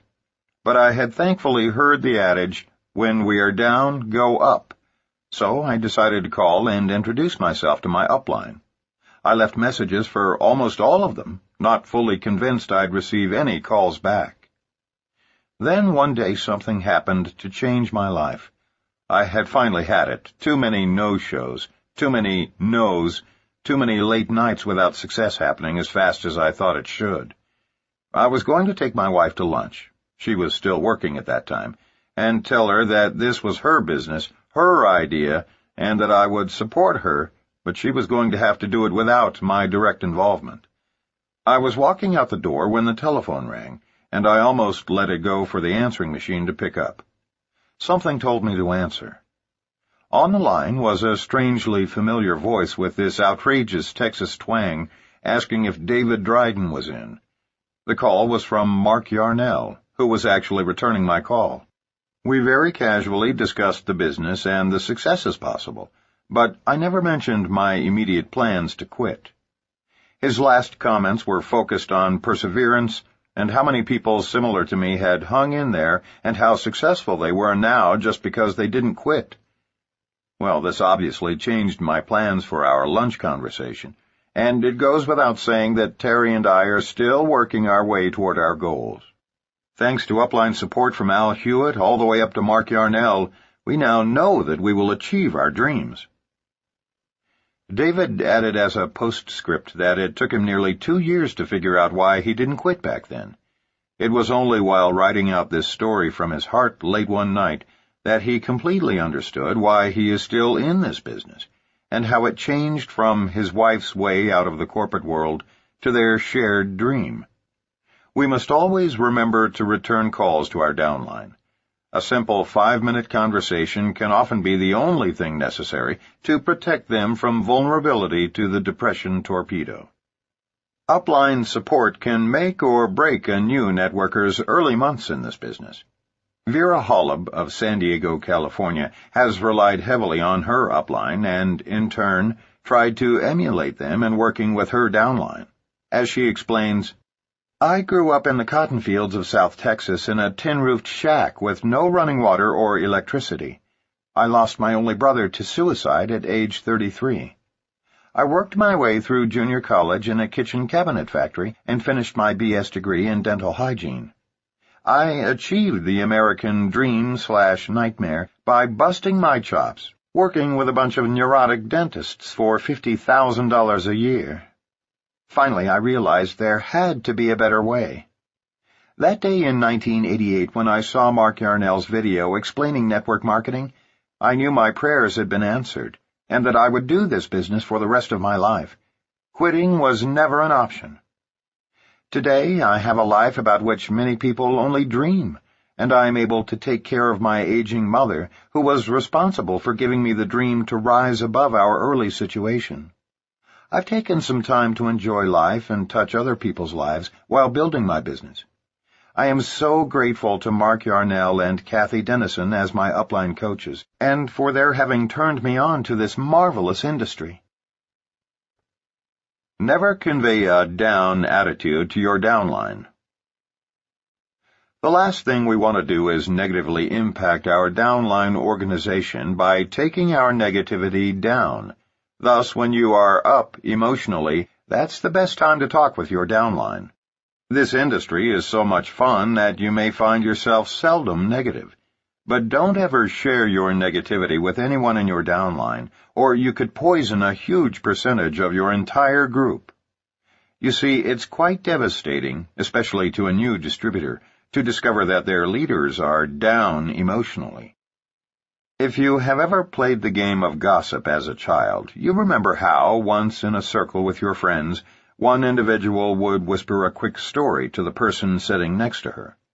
Then, after being repeated by each person, it would reach the original storyteller, often distorted completely beyond recognition.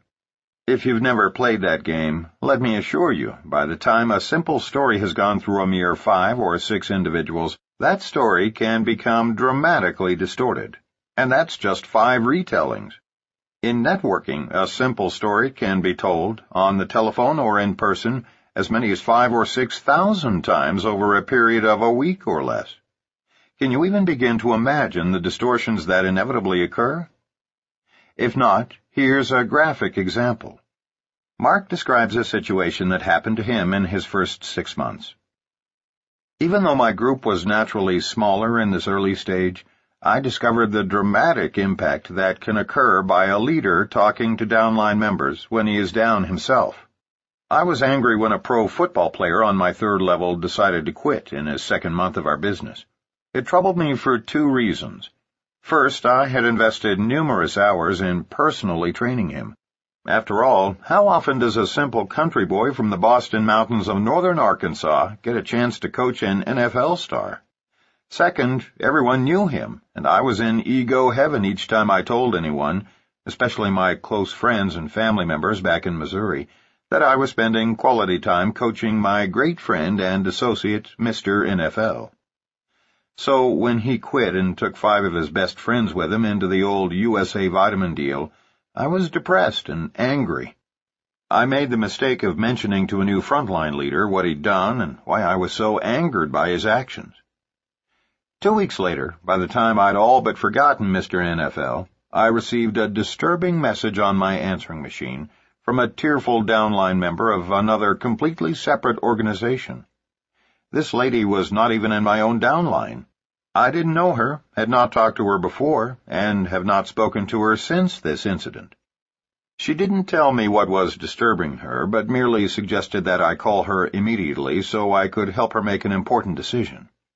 As best I can recall, and it's going to be reasonably accurate because it was such an emotionally charged 30-minute conversation, here's how the dialogue played out. Following the 2 minutes of ice-breaking small talk, she began her story in a depressed and, at one point, sobbing manner. Mr. Yarnell, I can't blame you for leaving the company and bettering your finances, if that was your problem. Your family deserves prosperity, especially considering the amount of effort you've put into network marketing. But what upsets me is that, from what your upline has told us, you were making a ton of money. It shakes my confidence that you would believe that, at your age, playing professional football in the NFL could be as lucrative and long-term as the passive residual income from this business. My husband thinks you're gutsy to go for it, but I can't for the life of me. I cut her off. I was shocked, literally shocked beyond comprehension. What did you just say, Sally?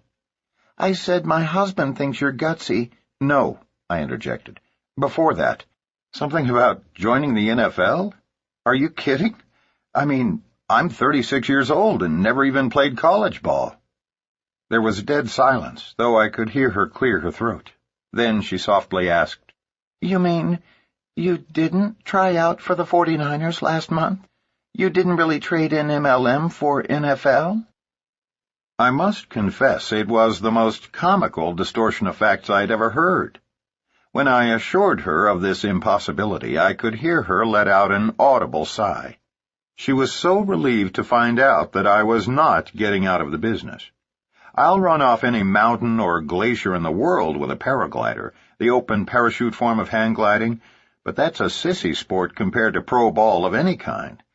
If I were hit just once by a mediocre NFL tackle, I truly believe I'd be lucky to live through it. I'd tremble at the thought of being hit by a guy like Steve Bach, a former NFLer from Portland.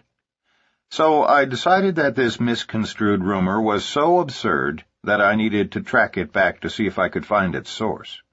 I never could, but it does remain the most preposterous scuttlebutt about me I've ever heard. Here's the point. Mention anything even slightly negative to your downline, and you'll likely wind up on the wrong end of a highly perverted untruth. From being slightly angered by an NFL star leaving my organization, to being so fed up with MLM that I had joined an NFL team in order to play professional football as a 36-year-old, 5'10" 155-pound guy, is a stretch. This illustration is sufficient all by itself to give you good reason to avoid sharing angry complaints with your downline. The rumors will come back to haunt you, and, at the very least, the fact that their upline is depressed will cause your downline to question the business. A case for optimism. The underlying embarrassment some professionals feel after joining network marketing and the negative reactions of their peers are two causes of depression, though they aren't easily admitted. We need to especially prepare former physicians, lawyers, accountants, and other professionals for the internal conflict they nearly always experience during their transition to MLM. In their previous life, no matter how underpaid or overworked, they were seen as somebody important with a title and an office. Now they are starting over at the bottom rung of the ladder as lowly network marketers. To even consider taking on this challenge, such professionals often suffer the anguish of feeling that, in order to go forward with this new business undertaking, they must sacrifice their very identity. In order for professionals to be successful in network marketing, they must be willing to use their reputations and credibility toward building their business. By hiding behind the pretense that it's their spouse's business or that it is just an insignificant little side business, they will set themselves up for failure by subtly denying their commitment to their warm market. It is the responsibility of serious players in network marketing to provide such professionals with a real vision of why MLM is a remarkable industry, and how many people they will help avoid the rat race, and perhaps even stress-induced coronaries. Without an optimistic outlook, people are doomed to failure in this business. One of the greatest books Mark ever encountered as a minister was entitled A Case for Optimism by James Dillett Freeman. Mr. Freeman is a poet, minister, and scholar from Lee's Summit, Missouri, who devoted a significant part of his adult life to a prayer ministry called Silent Unity.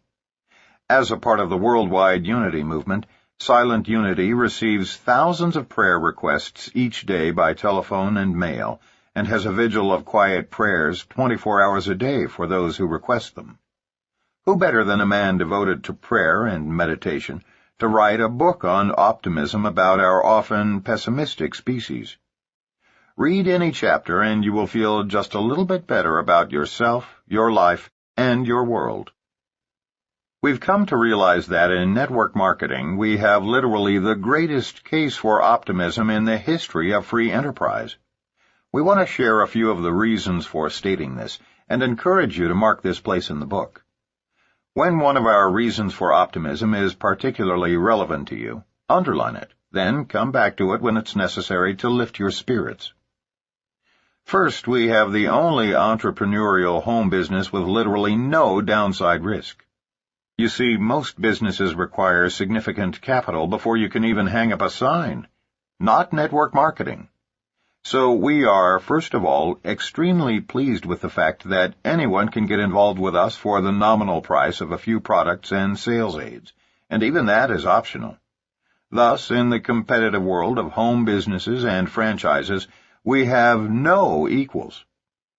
Second, there is literally no ceiling, no limits on earnings. A lawyer can only bill so many hours in a day, and a doctor can only perform a handful of surgeries a day. Some great people working in traditional business haven't had a raise in 10 years. But in our case, we can create a raise for our family every day if we choose. Since we can recruit an unlimited number of people who each can do the same, we are ultimately paid on the efforts of hundreds of thousands of individuals.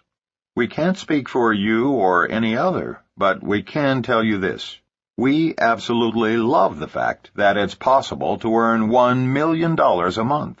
There's just something appealing about life when you first catch the vision that, if you apply yourself, your grandchildren will be considered old money in your town. Third, and most exhilarating of all, in network marketing, time freedom is directly commensurate with wealth and prosperity. In our opinion, nothing in life equals the joy of spending quality time doing the things we most enjoy with the people we most love. In traditional professions, small businesses, sales, or corporate management, everyone is struggling through 80-hour weeks doing mundane, boring work in order to have maybe a Sunday afternoon with their family. Nothing is more precious than free time, and those of us who have achieved it are optimistic about an industry that offers this precious commodity to others, thereby improving the possibility of family values throughout the world. Fourth, there need not be any stress at all in MLM. According to a late 80s cover story in Georgia Trends magazine, the #1 trend in America is stress-induced coronary. And as the article suggests, it's no longer just a risk for men. Death from coronary disease has increased 100% among women since 1980. In network marketing, if you aren't having fun, you aren't doing it right. We've had a blast the last few years in spite of the fact that our business required large-scale recruiting and a lot of good old-fashioned rejection. So, like us, if you pay the price in the first few years, stress need no longer exist in your life. That brings us to our fifth reason for optimism, the 4-year plan. The 40-year plan is the best that folks can hope for in traditional businesses. So what's the 40-year plan, you ask? By age 25, most people have an idea of what profession they'll enter, anything from a fishing guide to a surgeon. But 40 years later, out of a typical 100 people, 5 are still working, 36 are dead, 54 are dead broke, or at least earning far less than when they were employed, 4 are well off, and 1 person is wealthy. Thus, the 40-year plan means that for 4 decades, most of us go back and forth from home to work, back and forth, like a silly, sick, caged lion. And yet, at the end of that time, only 1 out of 100 persons has something to show for it. In stark contrast is the 4-year plan. Work diligently for one MLM company for 4 years, build an income based on the honest movement of products or services, and you're set for life. Even more exciting, so are your heirs. Every person's MLM business is fully inheritable. If trading the 40-year plan for the 4-year plan doesn't get your heart pumping, you may need to be checked for Alzheimer's. It is said that recognition is our most sought-after reward in life. Babies cry for it, and grown men die for it. We are convinced that this adage is right, and no other business can hope to provide all the recognition we receive as leaders in the networking industry. The only times either of us have broken down and cried publicly in front of large audiences have been on 2 occasions when we were presented with recognition plaques from our downline. Such recognition awaits all those who become reasonably successful in network distribution. Nothing in life so pleases us as when other human beings, with tears of sincerity and joy, thank us for giving them the opportunity to make their lives work. Finally, the joys of travel and stimulating cultural experiences await everyone in this business. Work hard, succeed, and then fasten your seatbelt and be prepared to see the world and enjoy new adventures while cultivating international friendships. There is nothing we human beings detest more than boring routine work. In MLM, we have a ball traveling, learning about new cultures, visiting major museums, and sampling new and unique meals from entirely different worlds. Network marketing is an incredibly diverse and lucrative profession. So, as you can see, there are many reasons for optimism in network marketing, and we highly encourage you to periodically review this chapter and, in particular, these ideas, should the depression torpedo catch you unaware. To become involved in network distribution is to become one of the luckiest people in the world. Controlling our attitudes. Our attitudes are among the few possessions that are totally ours and can never be taken from us. Houses and cars come and go, but our values and attitudes are with us forever. It is only when we continually exercise control over our own attitudes that we can manage external circumstances. Real change comes first from the inside, and our behavior naturally follows. Without this personal realization, people often become depressed in their first year of networking.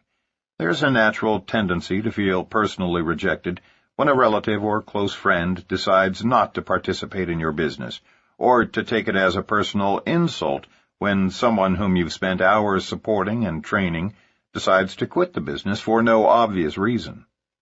More than likely, those events will occur, but it is up to you to determine how you react to them.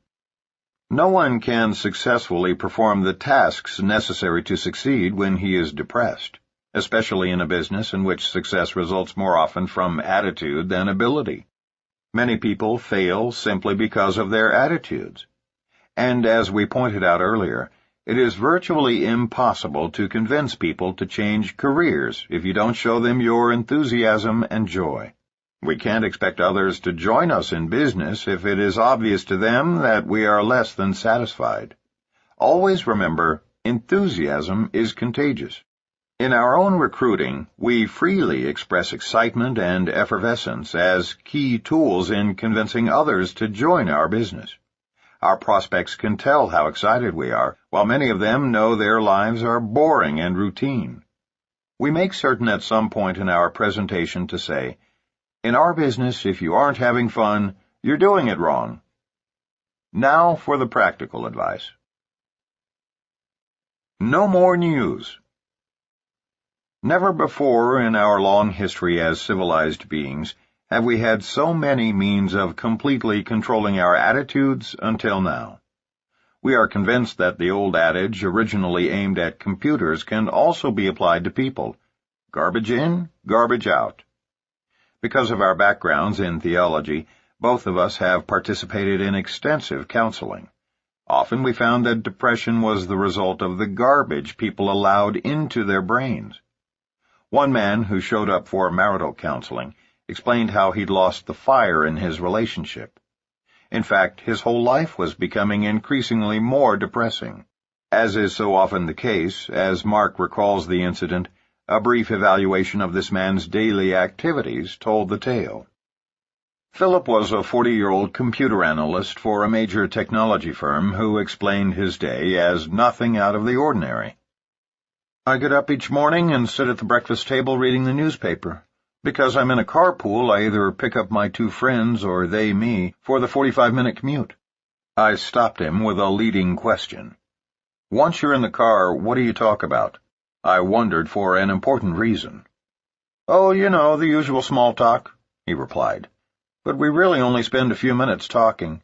Then we flip on the radio because one news station gives traffic reports every 10 minutes, which helps us strategize our commute. If there's a serious traffic problem ahead, we avoid it. And besides, during that time, those who aren't driving normally have business files to examine." It was just as I expected. Philip then proceeded to detail his mundane day.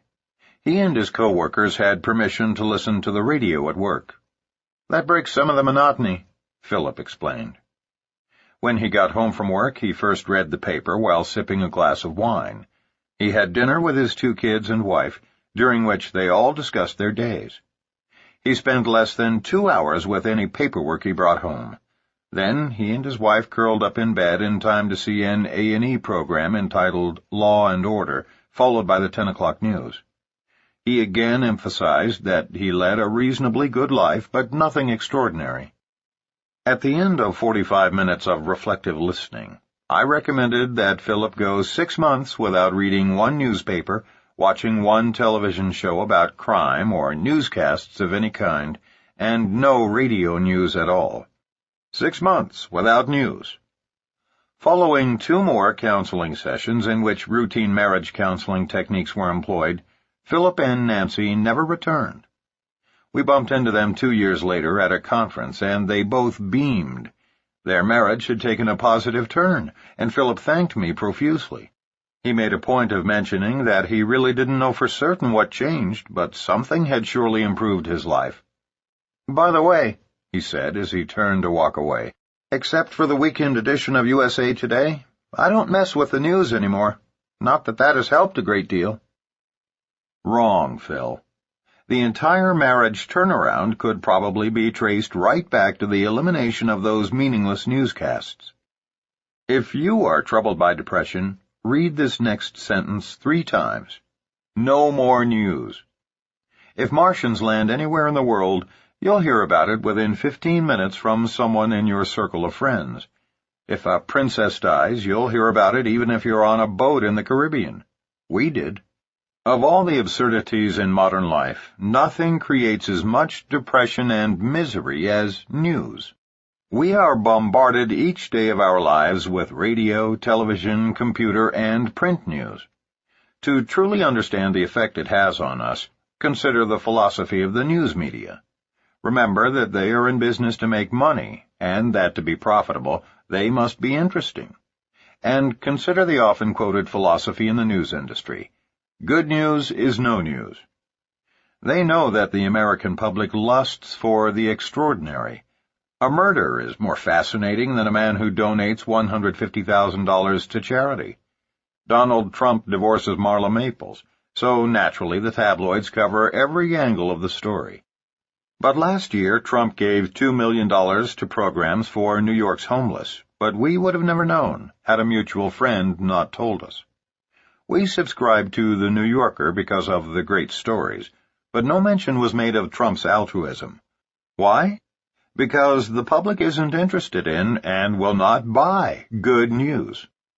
So what does that have to do with us? Plenty. When we sign up new frontline distributors, we give them one specific assignment prior to their one-on-one personal training, to which they are invited following the completion of these assignments. We'll cover them in depth in a later chapter, but suffice to say they are quite simple. 1. Define your goals. Visualize the end result.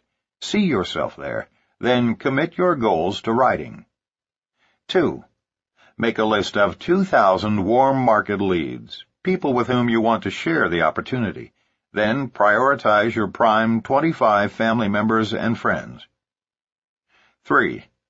After personally using our products, find 10 customers who enjoy them as well. 4. For the sake of preserving your positive attitude, avoid any and all news for 6 months, except magazines which are 75% literature and 25% current event news. It's very easy to enforce the first 3, but not the last. However, a cursory evaluation of your distributor's attitude will reveal a great deal. If he's bouncy and sincerely exuberant, he's probably not watching the news. Create a positive environment from the inside out. We are irrevocably convinced that putting positive information into our brains is essential to success. We do that by reading uplifting books and articles, listening to inspiring tapes, and practicing daily affirmative communication with ourselves and others. Read books that motivate you and share them with others. Uplifting materials need to be spread like wildfire. Here are just a couple of our recommendations. First, make note of the telephone number for the American Youth Foundation, 314-772-8626. They distribute 2 of the most important yet seldom read books that we encourage each new distributor to order and read. Both books were written by the late, great William H. Danforth, founder and former CEO of the Ralston Purina Company in St. Louis, Missouri. He was a wealthy, rags-to-riches entrepreneur who had a genuine interest in the personal development of men, women, and children of all ages. Although today very few people have heard of him, Mr. Danforth was a champion of human potential who wrote books with this timeless message. Any person, regardless of age, color, sex, or inexperience, can rise to the same levels of success as the most renowned entrepreneurs. Mr. Danforth challenges all adolescents to become the world's greatest in whichever field they choose. It is absolutely impossible to be discouraged after reading either of his books, Action and I Dare You. And you don't need to read them from beginning to end. You can start reading any place in the material and skip around. While they are targeted at young people about to embark on adulthood, they are critical for adults about to launch new entrepreneurial careers. Similarly, the story of A.L. Williams is about a relatively impoverished high school coach who had a dream. His dream was to create an unlimited opportunity in which ordinary people could rise to extraordinary heights. He founded a network marketing life insurance company comprised of former teachers and coaches that became so successful that in just their 7th year, they sold more term life insurance than New York Life, Metropolitan, and Prudential combined. Yet those companies were, at the time, over a century old. How? Simple. Mr. Williams did it through boosting people's self-confidence. We recommend you read his books, Pushing Up People and All You Can Do. Both books are remarkable, but pay special attention to his chapter in All You Can Do about having a cause and being a crusader.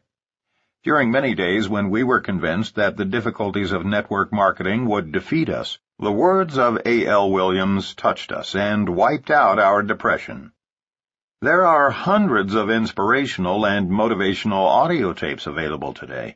Put one into your cassette player at every possible opportunity, during drive time or when doing menial work at home, for instance, to continually absorb positive messages. These tapes will assist you in achieving your full potential, expanding your belief in yourself, and achieving your highest goals. 50 to 60,000 thoughts a day go through each of our minds. 95% of them are about the past, and frequently it is the past that holds us back.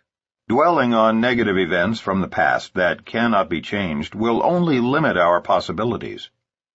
Do you know what happens when you play a country western song backwards?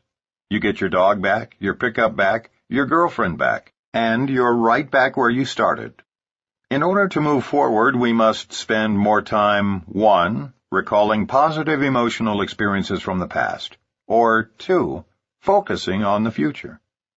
The moment you feel yourself spiraling downward, play some music from your past that conjures up happy days. You can't help but feel good. Think about past situations that turned out perfectly. Just those thoughts give you warm feelings. Then take those feelings and emotions and inject them into the present moment. When a husband walks into his house and sees the girl he courted, rather than the wife with whom he now lives a routine life, he will behave differently. His loving actions toward her will often cause similar reactions from her. This example is just one way to use the past to change our emotional responses to the present. The depression torpedo may be looming out there, but we don't have to be struck by it. We are 100% in control of our own mindsets. When working on personal development, putting more energy into thinking about the future is equally effective. This takes effort and determination, because our natural tendency is to dwell in the past. Striving to visualize ourselves as we want to be is the first step toward change and growth. If we can't picture ourselves in a positive future, we may never get there. Too often, people limit their goals by what they know to be true at the moment, but breaking out of those boundaries allows what seemed impossible to become possible. Goal setting is simply the process of adapting to a new reality, beginning from the inside out. To gradually turn those dreams into reality, begin to visualize them long before they ever happen. Start saying to yourself, it is possible, even though it isn't happening now. Think in the future tense and visualize goals as already accomplished. Allow yourself to feel as if your dreams were happening now. Successful people always concentrate on the end result, while others get stuck focusing on the process, the how. People with limited thinking ask why. Those with unlimited thinking ask why not. The skeptics among you may worry about setting unrealistic goals or an inability to make them happen. If you believe in the value of your goals, trust us, you'll find the resources to make them happen. Set big goals and then strive to meet them. Whatever you do, don't ever give up on your goals. Just change your attitudes. When the belief that we are locked into our present reality is stronger than our vision of what we really want, our growth becomes stifled. Think about what's coming in order to effect change. Use affirmations. An affirmation is a trigger tool, a statement of belief, written and repeated as if the goal were already an accomplished fact. Affirmations have the power to effect that outcome. Many prominent behavioral scientists have documented in several landmark studies the effectiveness of autogenics. We can now state to the most cynical, conservative pragmatists that self-talk, affirmations, visualization, and autogenic programming work. Prior to the release of Dr. Bandura's studies at Stanford and those of Dr. Charles Garfield at the Performance Sciences Institute at Berkeley, California, as well as the pioneering human potential research of Lou Tice at the Pacific Institute, we would lose some of our audience when we got into affirmations and autogenic commands. Now only those who have been living in a closet could doubt the effectiveness of visualization and daily affirmations. Today, we know that one of the best defenses against depression or any other form of mental anguish is the daily process of drafting and repeating positive statements about yourself. Write a few down on a slip of paper and keep them in your wallet or daytimer, or on your bathroom mirror for daily recitation. Here are a few affirmations that seem to work for everyone, but we encourage you to write some of your own, related specifically to your wants and needs. Read them silently every morning when you wake up, and every night before the lights go out. After reading each one, visualize the written statement as if it is transpiring right now. Read the words, picture them happening, and feel the emotions that go with the vision. As the affirmations are gradually assimilated into your daily life, creativity, positive decision-making, and goal-setting become free-flowing events. I am powerful, knowing that I alone am accountable for the results of my decisions and actions. I enjoy every facet of life because I easily and enthusiastically create fun, joy, and adventure. I feel supported working with a team of positive people who share my values. People listen to me when I talk because I have something of value to say. I clearly communicate my business vision to others in such a way that they are inspired to join me and become a part of it. Because of my high self-esteem, I feel enormous satisfaction reaching my goals. I value myself as a person, and I know that I am worth at least $50,000 a month and more. I am proud to be building an MLM dynasty as I recruit dozens of excited people who rapidly duplicate my success. What you'll notice about this exercise is this. As you visualize the new, you gradually begin to shed the old, believing with every fiber of your being that what you visualize is happening to you at that very moment. That is when change begins to occur. Change is often 2 steps forward and 1 step back. When you do well, say to yourself, "That's like me." When you make a mistake, say, "That's not like me. I'll do better next time." We have used each of these affirmations repeatedly and have shared them with many other people who have seen dramatic results by repeating them regularly. Dr. Bob Sharp, a dentist from Big Rapids, Michigan, fell on tough times back in 1989. Divorce, dissolution of my professional corporation, the premature death of my partner in my new dental practice, an office building project gone sour, and finally, my wife's 6-month battle with cancer had left me over $1 million in debt. By January of 1996, the IRS was threatening to seize what assets I had, until $90,000 in back taxes were paid in full. The moment the IRS actually withheld payment from my major insurance vendor, the situation finally looked hopelessly bleak to me. I had recently attended a vision workshop with the president of my network marketing company and came away reading and repeating the following affirmations every morning and every night. I am sitting on my deck overlooking my pond stocked with bass, pike, and bluegill. My wife, Susan, and I are free to travel wherever and whenever we wish. People seek my advice because of my talent and religious conviction. I have the time and money to help my children as they begin their careers, etc. Almost immediately, things started to change.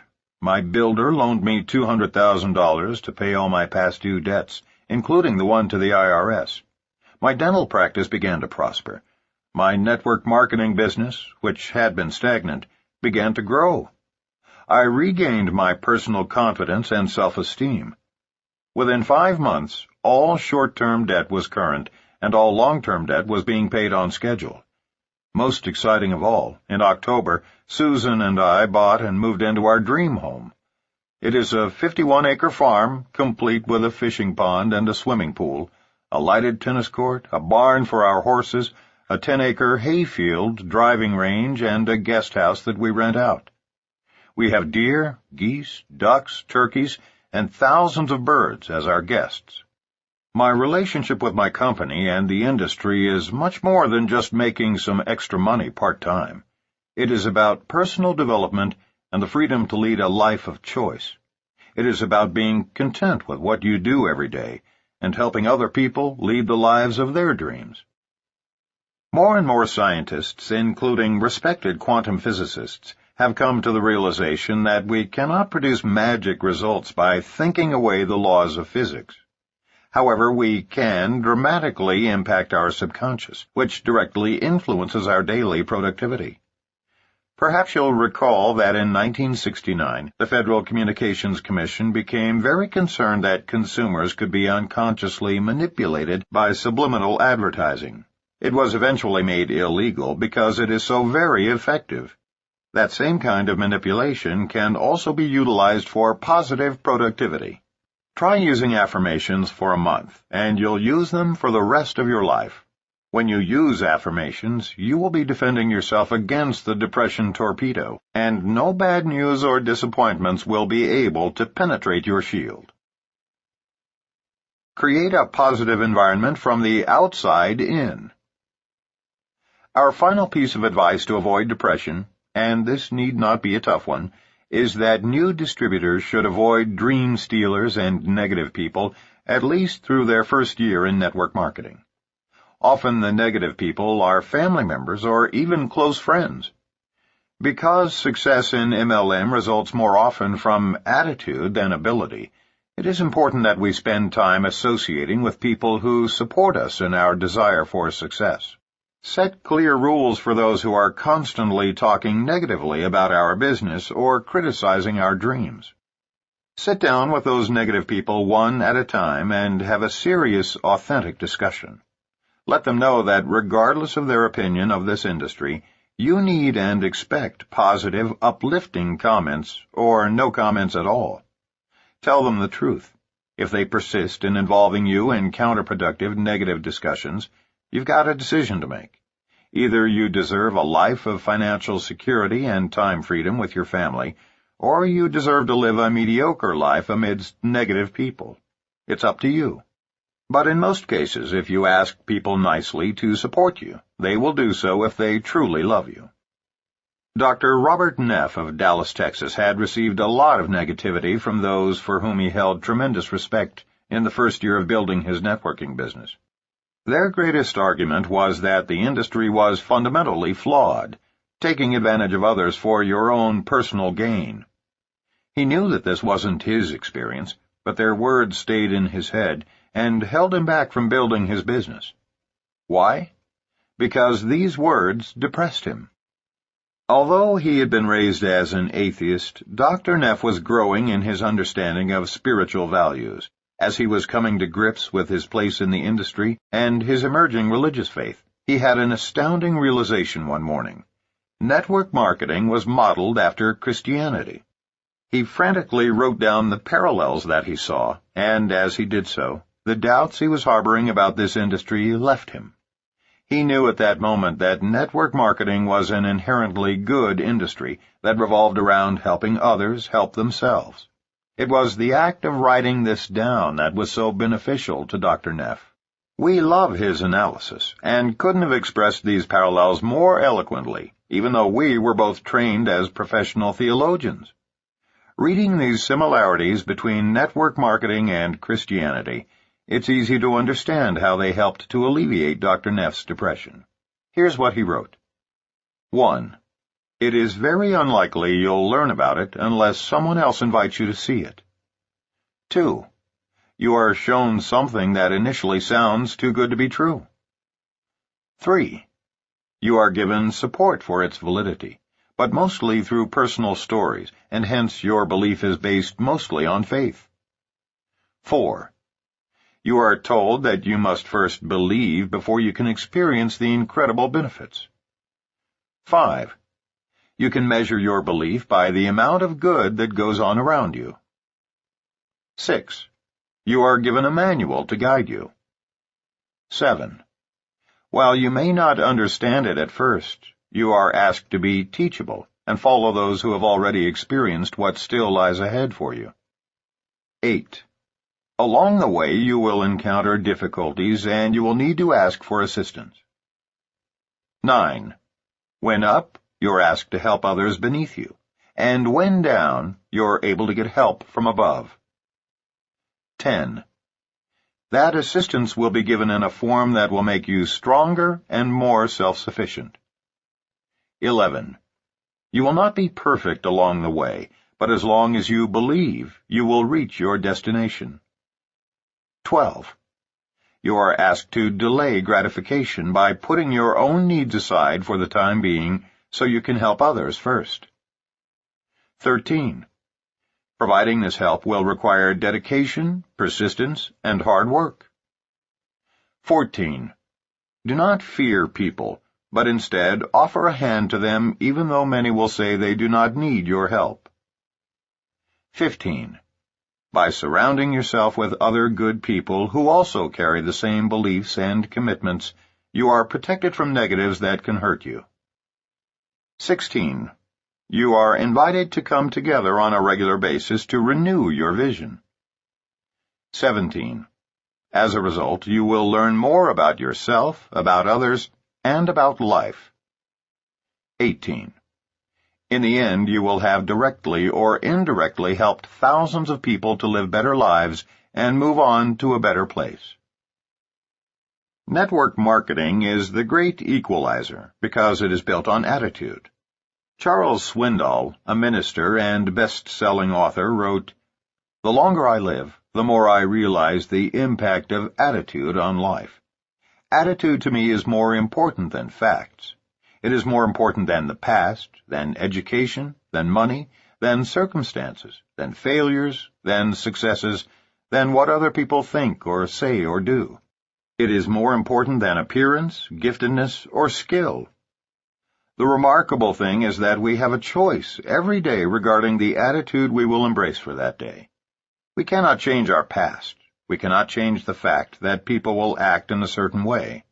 We cannot change the inevitable.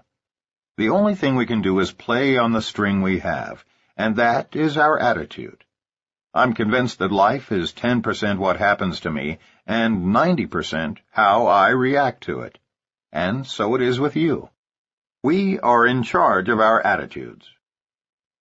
Programs that support personal growth through attitudinal changes are on the rise.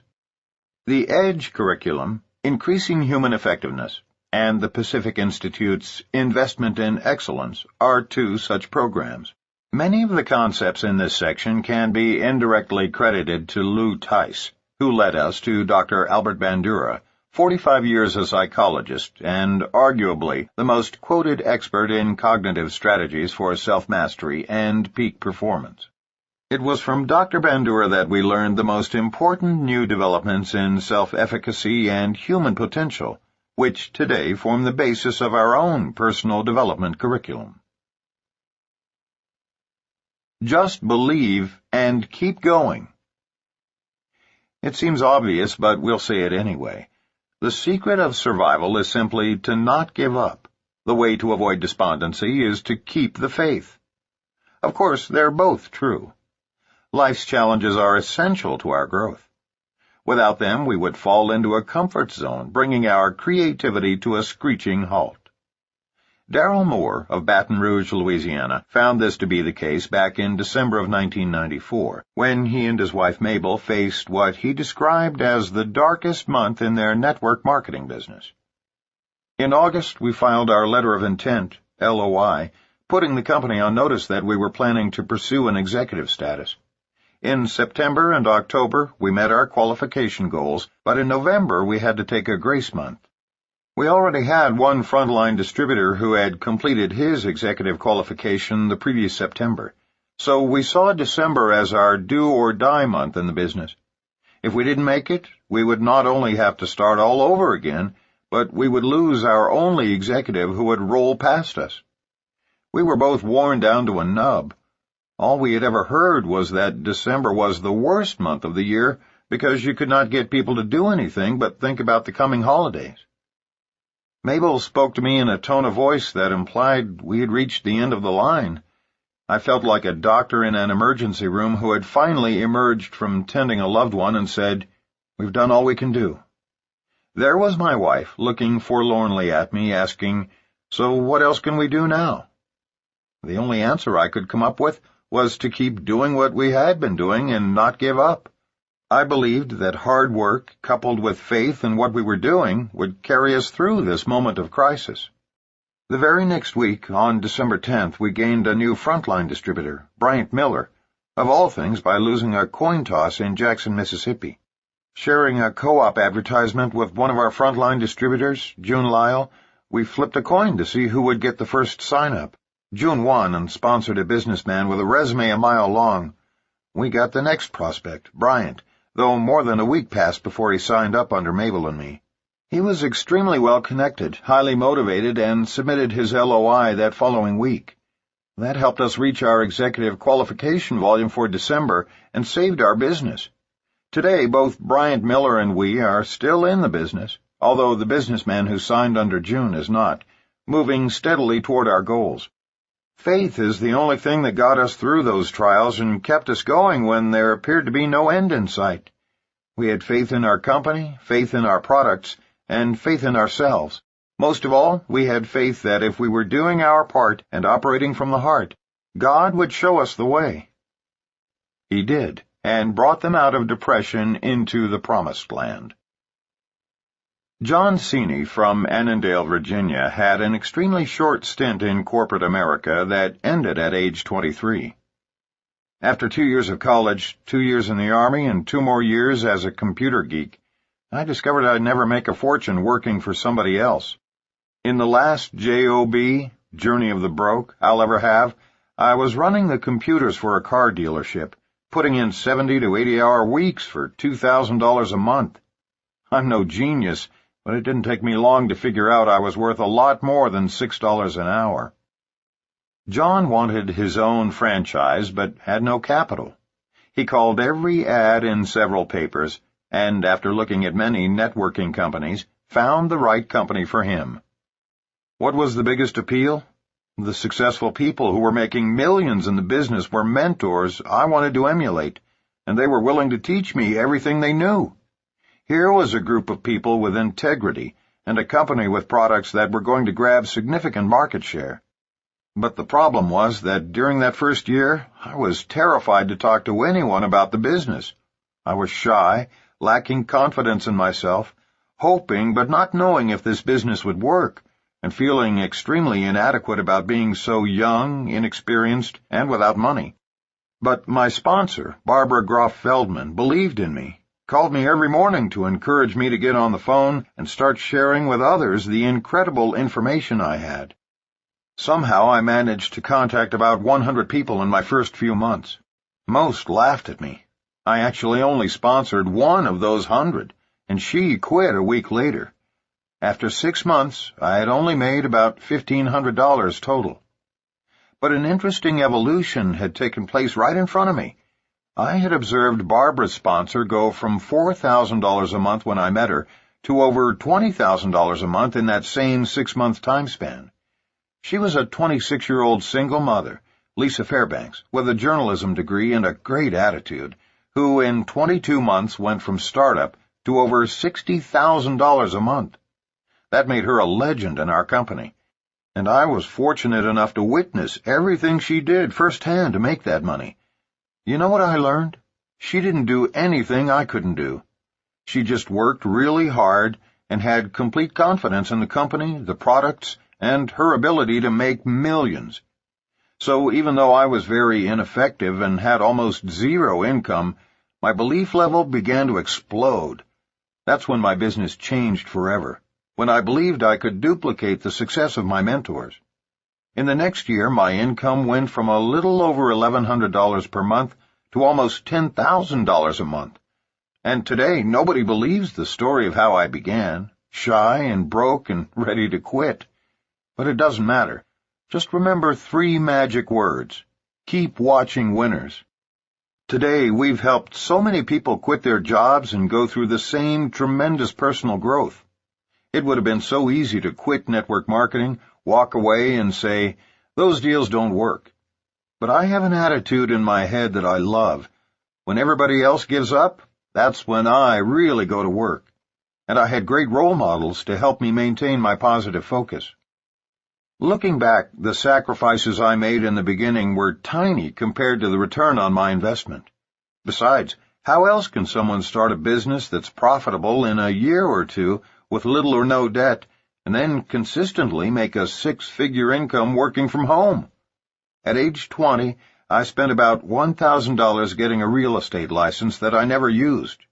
So risking $1,000 on my company was hardly a gamble. I look back at where I'd be if I could have found the capital to purchase that pizza franchise 7 years ago. I might just now be finishing paying off my loan, having lived at the store 24 hours a day, and I'd weigh 350 pounds from eating pepperoni pizza all day, with no time for exercise. Instead, I travel the world, have peace of mind and 0 headaches, and I can be a professional dad for the rest of my life. At a young age, John has made it to the top of his company, all because he found an abundance of belief instead of the abundance of investment funds that he thought he needed to make his life work.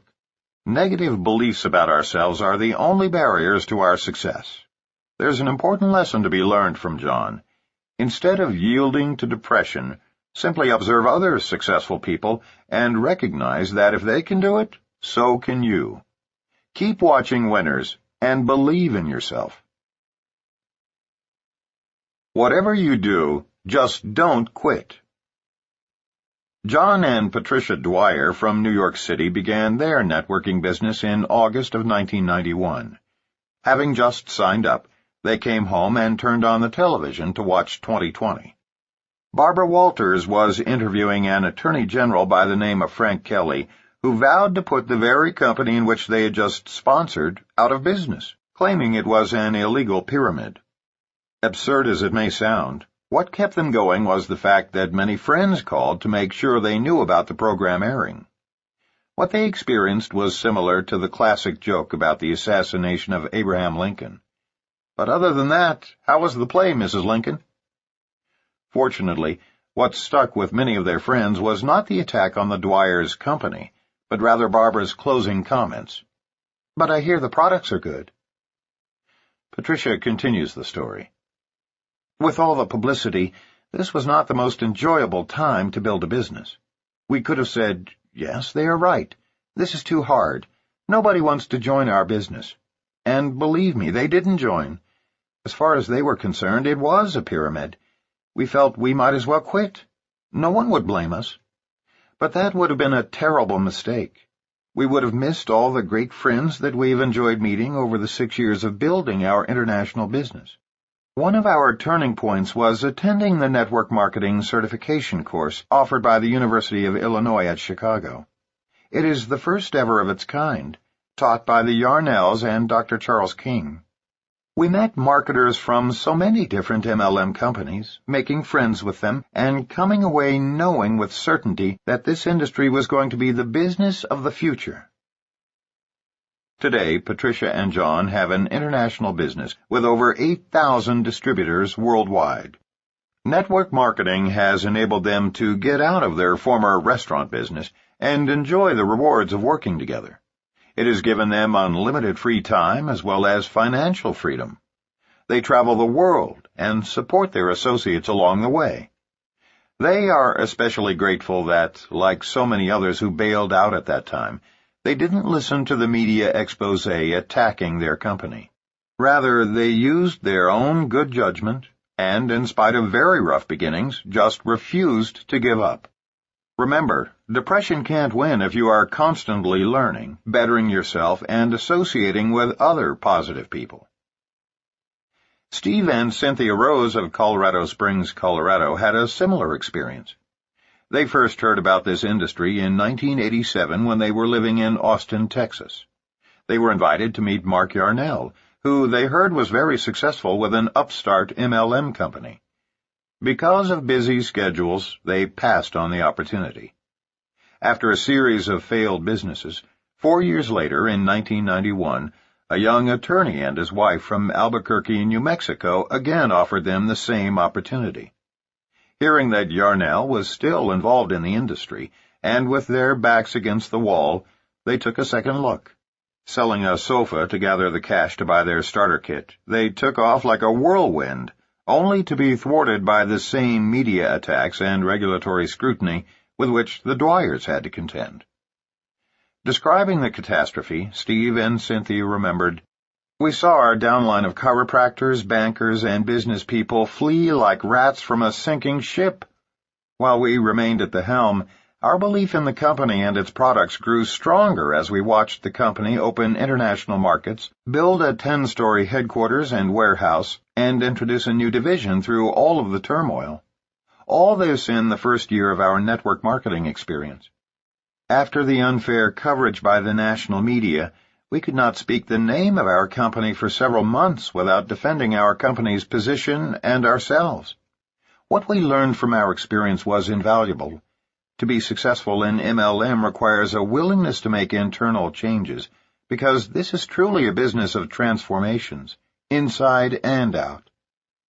Above all else, we must never yield to depressing outer appearances once we know deep down that our key leaders have integrity, and our products or services are beneficial to all." Jordan Adler of Tempe, Arizona, joined his company in September of 1992, with $36,000 in credit card and IRS debt, a downward spiraling job, and one broken-down Jeep. "I chose to work through whatever challenges presented themselves. I knew that long-term residual income never came to quitters. Although I knew this, I had this habit of quitting. In fact, I'd quit 6 of the 11 other MLM companies in which I'd been involved. The other 5 went belly up before I had a chance to quit them. I now know that it's not how many times you get knocked down that matters. It's how many times you're willing to get back up that separates the winners from the losers in this business. Some people saw overnight success in me after I joined our company. What they didn't see was the 10 previous years of never sponsoring a single rep and failing over and over again. In early 1993, I sponsored a friend in Peabody, Massachusetts. After 2 $1,000 trips to Boston on borrowed money to work with his organization, we built up a group of about 30 representatives. My friend and his buddy had been promoted twice. We were excited. A few months later, I put another airline ticket and rental car on my credit card to do a meeting for them back east. I flew over 1,000 miles and drove through a nasty snowstorm to get to the meeting. I couldn't believe it. All the guests no-showed or canceled, and my friend and his buddy quit that night and were never seen again. All 30 of their downline quit as a reaction to them. I couldn't revive a single one. Half my group vaporized that cold winter, but the fire still burned in me, and I went back to Phoenix and continued to build. Today, my organization has tens of thousands of representatives and continues to grow each month. Failure can't handle persistence, but clearly, persistence always wins in the end. Jordan, a living example of persistence paying off, is now a senior director and top 100 money earner with his company. All of these stories share one thing in common. When people just like you met their darkest moments, all of which were in their earliest stages of this business, they didn't let the depression torpedo sink them. When they were hit by circumstances outside their control, they just didn't give up. Throughout the industry, it has been observed that, statistically speaking, an enormous percentage of people quit the business in their first year. Of more interest to us, however, is this revealing fact. As many as 95% of those people who remain in this industry for 10 years or longer reach the highest pay levels in their respective companies. Whatever you do, just don't quit. Summary.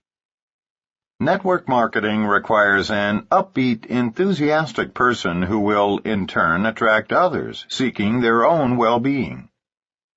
Attrition is a basic fact in the network marketing industry. The disappointment about those who fail to show up at meetings, or worse, those who quit, can be alleviated by putting your energy into approaching a greater number of new prospects. Don't waste your energy supporting those who resist you. Just think, next, and move on. Work with people who show an interest and will keep your spirits up. If you feel like quitting, call Upline for support and encouragement. Share your enthusiasm, never your negativity, with your downline. In order for professionals to be successful in network marketing, they must be willing to use their reputations and credibility toward building their business. Denying their commitment to their warm markets will only set themselves up for failure. These are the reasons to be proud and optimistic about sharing our business with others. 1. We have the only entrepreneurial home business with no upside limits and no serious downside risks. 2. Total time freedom goes hand in hand with the wealth and prosperity we achieve. 3. By working diligently in the beginning, we can ultimately have a stress-free life. Better to trade in the traditional 40-year plan for a new 4-year plan. 4. Recognition and travel await all those who are successful in building a network organization. 5. In our industry, recognition is derived from things in life that truly matter, such as helping people make their lives work. 6. Global travel often involves bonding with new friends and sharing exciting cultural experiences with them, adventures beyond the grasp of those caught in the 40-year plan. If you attempt to recruit others while in a state of depression, your efforts will be futile. You alone have control over your attitude.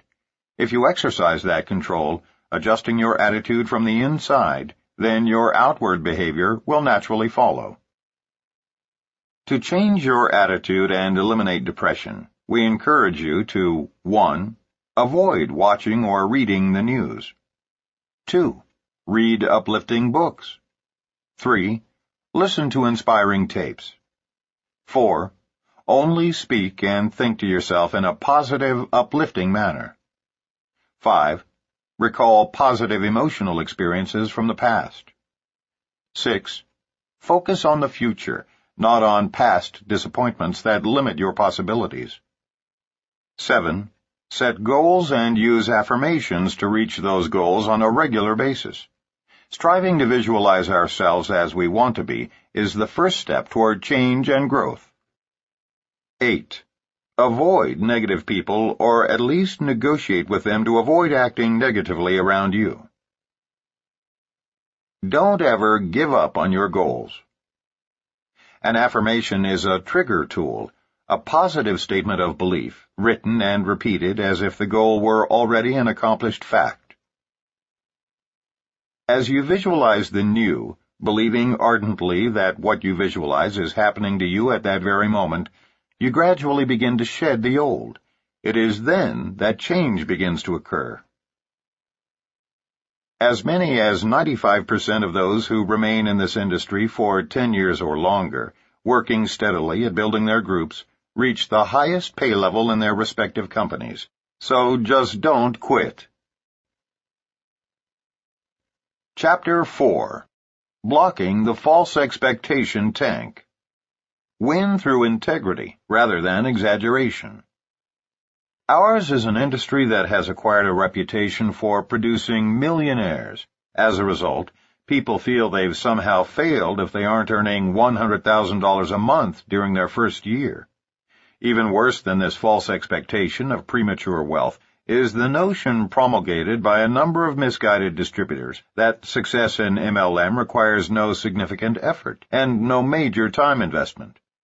The truth is, this is a work industry. Those of us who have achieved high incomes have applied ourselves diligently to succeed, and we have stayed with it for a number of years. Equally wrong is the idea that you need not do anything except send people to a weekly hotel meeting and the leaders will do all the rest. In those meetings, some leaders have been known to indeed do it all, including signing up your prospects for themselves. This is a home-based industry where rewards are commensurate with effort. In this chapter, we will take a close look at what we call the false expectation tank by exposing and carefully refuting many of the myths used to recruit unwitting distributors. We will replace them with the actual facts about your first-year efforts. An analogy. Imagine the following scenario. Basketball superstar Michael Jordan just happens to be sitting in a coffee shop in Chicago, where you and a friend have chosen to eat breakfast. You recognize him immediately, of course, but the last thing you want to do is pester him on a Sunday morning. The table next to him is vacant, so you sit at that one to be near him. As you are sitting down, you notice that Michael's two companions are both in wheelchairs. One of them is a paraplegic, and the other has a metal brace on his leg, probably indicative of multiple sclerosis or some other muscle disease. They are both in their late teens. You sit down with your back to Michael, but you're so close you can hear his dialogue. You don't mean to eavesdrop, but you can't help but overhear the conversation. Jim, Danny, I know you both may not believe me, but many of us in the NBA earn over $30 million a year because we were willing to pay the price of hard work and countless hours of effort. I started practicing when I was your age, and I never stopped believing that one day I'd make the team. You owe it to yourselves to look at this. Michael, you notice out of the corner of your eye, hands one of the boys a piece of paper. The adolescent looks at it closely and exclaims, "My God, Mr. Jordan, that's more than my dad made over the past 10 years, and he's a doctor." "I know," responds Michael, "and that's just 1 month's income." "Jimmy, look at this," Danny says as he stretches just as far as he can across the table to hand him the check. Jimmy takes one look at the $2.8 million check and shakes his head in utter disbelief. He's never seen this kind of money and can hardly imagine it's possible to earn so much in 1 month.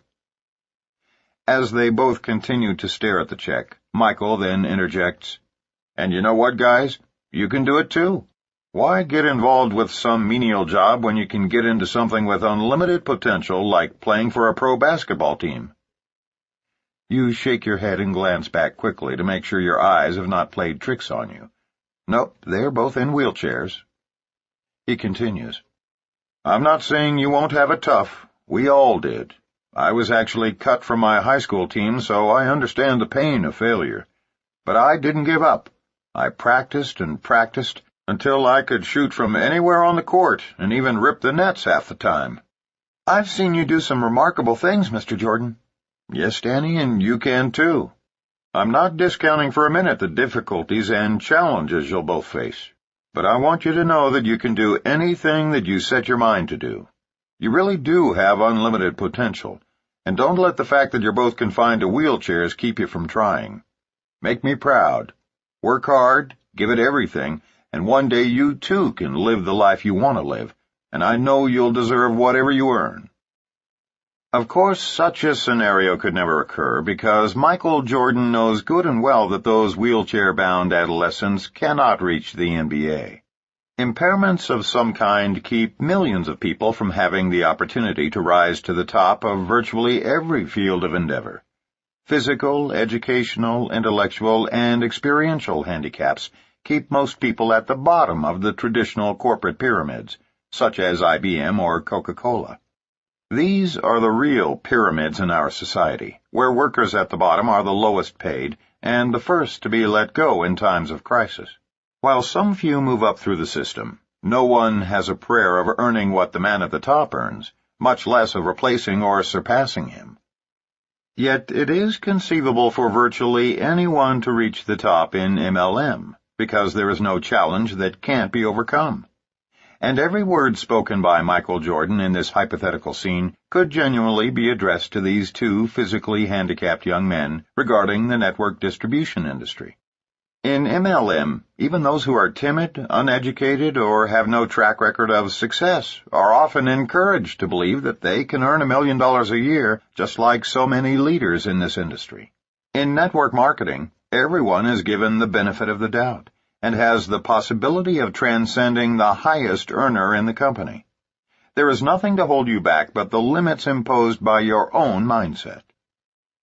Having said that, we now want to distinguish between the potential of this business and the reality of what it takes to achieve success. While it's true that everybody, regardless of their handicaps, can achieve upside earnings potential in network marketing, we are concerned about leaders who imply that great success in this business is easy.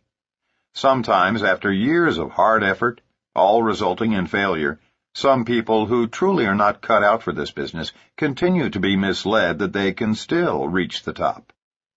There is a place in our industry for everyone, but each will experience success in his or her own way and time, and the level of success can vary immensely.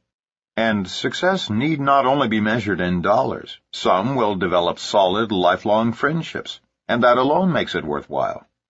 Some introverts will come out of their shells and feel they have gained immeasurably by what this industry has done for them. Others will earn a few $100s a month and be thankful that they have something of value to do, and a little spending money besides. Some impoverished ministers will earn $15,000 as early as their 4th month. Most everyone will experience personal growth through this industry, and unquestionably, that is priceless. What better way to achieve such positive outcomes, all from home at such a low cost? The two of us met each other through this business and later fell in love and married. If you take everything else away from us, that alone would have made our time in network marketing invaluable. There is nothing of greater significance than finding your soulmate. So, by all means, show prospects the inherent potential of this business, but allow all distributors the right to discover their own levels of success. And by success, we mean having worthwhile goals and taking the necessary steps to achieve them. As long as you are taking a step forward, you are successful. Balance upside potential with the realistic picture. Incomes in MLM can become quite dramatic. We believe that anyone who has reasonable self-confidence, enjoys communicating with small groups of people while sitting at home, is coachable, and has a sincere desire to make a difference in people's lives can potentially earn $100,000 a month. However, it is important to paint a realistic picture of just how much hard work is involved in achieving financial security and time freedom. Too many distributors fail to tell the truth about the necessary effort. A recent advertisement in USA Today offered the following description of an MLM opportunity. No sales, no inventory, no monthly quotas, no personal or group sales volume requirements, no meetings, just call, phone number, to get started. This ad was intentionally misleading. We called the number to check it out and discovered that while no purchases were mandatory, in order to receive full compensation on several levels, substantial sales volumes were required. Here's the question. If a leader is going to advertise in the business section to find other entrepreneurial leaders interested in big money, why imply that no inventory or monthly sales are necessary? That's not only misleading, it's fraud. And we believe the Federal Trade Commission and other regulatory agencies are correct to go after such marketers and companies. They deceive innocent people into believing that MLM, like the lottery, is getting something for nothing. And in case you think most people are smart enough to avoid such preposterous claims, take a close look at how many men and women bet family food money on a 1 in 10 million chance lottery. Let's examine what is required to earn big incomes. Network marketing income is a direct result of the amount of wholesale products and/or services purchased by those individuals in your organization. Since most families only purchase as much as they need and use, a sizable organization is necessary to provide a large income. Lots of people ordering and using a little bit. Huge organizations are developed by individuals who personally recruit large numbers of frontline distributors and, as capable educators, teach them to duplicate their process. Our industry's leading company built a multi-billion-dollar global empire, one person at a time, over a 4-decade period. In essence, MLM is much more a teaching profession than a sales profession. Those who make it to the pinnacle of any company are usually good communicators in a one-on-one sense. Being able to deliver a speech to a large crowd is absolutely unnecessary. Duplication is what is critical. It doesn't matter how tremendous we are as individuals, but rather how great we are at teaching others to duplicate our system, as you've already read in many of our stories. But we don't want to create false expectations by waving the oversized checks in front of people without also discussing what it honestly takes to earn them. Understating the hard work and perseverance to achieve great success is the most often utilized strategy by those who create false expectations. Most people will quickly see through the false promises in a very short time and then quit. We are irrevocably convinced that the extremely high attrition rate among first-year distributors stems directly from being bashed by the false expectation tank. In this chapter, we'll take time to address many aspects of this problem, including the one that catches so many newcomers to our industry completely unaware, an unrealistic assessment of how much work is required to earn the huge incomes. Misguided belief that this business requires no effort. Consider a hypothetical situation. Steve goes to his first network marketing presentation and is immediately struck by the exponential growth potential. For the very first time in his life, he realizes the possibility of unlimited income. But here is his problem. Even though Steve knows literally hundreds of excellent prospects, he is currently earning $100,000 a year in a management position with a software firm and is spending as much as he makes. So the thought of quitting before he has replaced his income is simply irrational. During the question and answer period of the presentation, Steve asks if he can stay behind and visit with the presenters, Bill and Angela. Of course, they agree to speak with him privately. After everyone is gone, Steve explains his money situation to the successful couple. Instead of telling Steve the truth, namely that he is going to have to work very hard for a year full-time, or perhaps for 2 or 3 years part-time, in order to replace his income, they create false expectations. Bill says, "No problem, Steve. You've got a Rolodex full of high-caliber prospects, and Angela and I can work those people for you and then stack them on your front line." Of course, that will never work because Bill and Angela already have their hands full building and maintaining their own front line.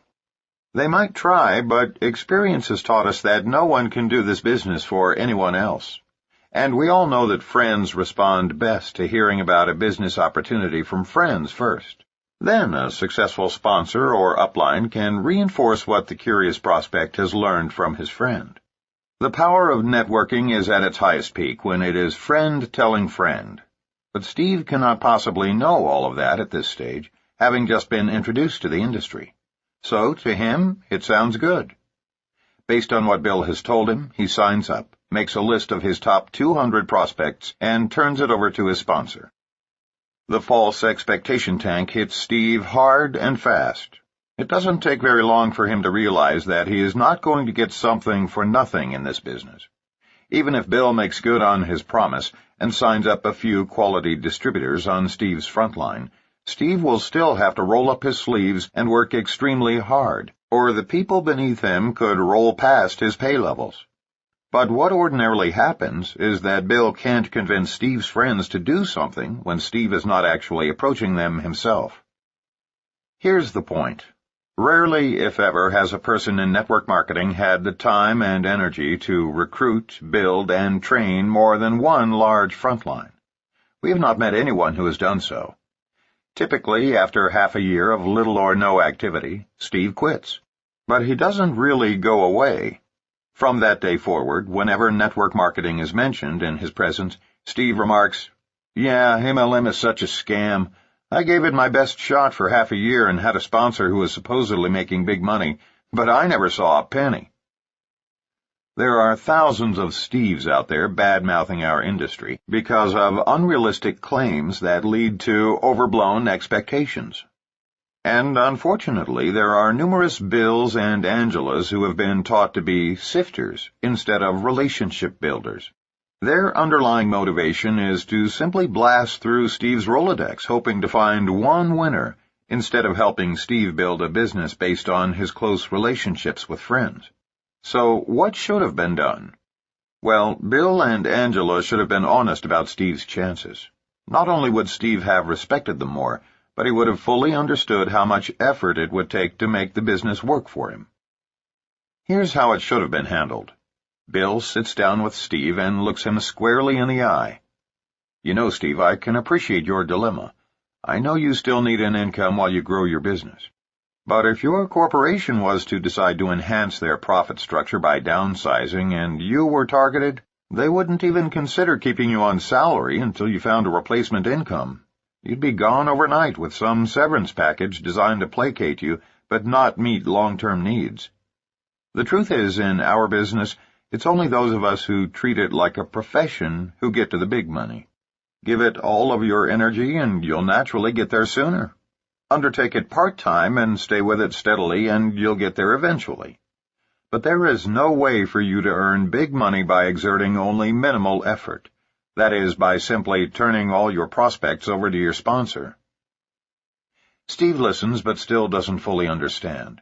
He responds, "Well, how do guys like me do this business? How does anyone ever get to the kind of money I've been hearing about?" Steve, it's true that many leaders in our industry earn over $50,000 a month, and most could afford to retire on that income in half a decade. Compared to retirement on a little pension after 40 years in your profession, our offer is very attractive.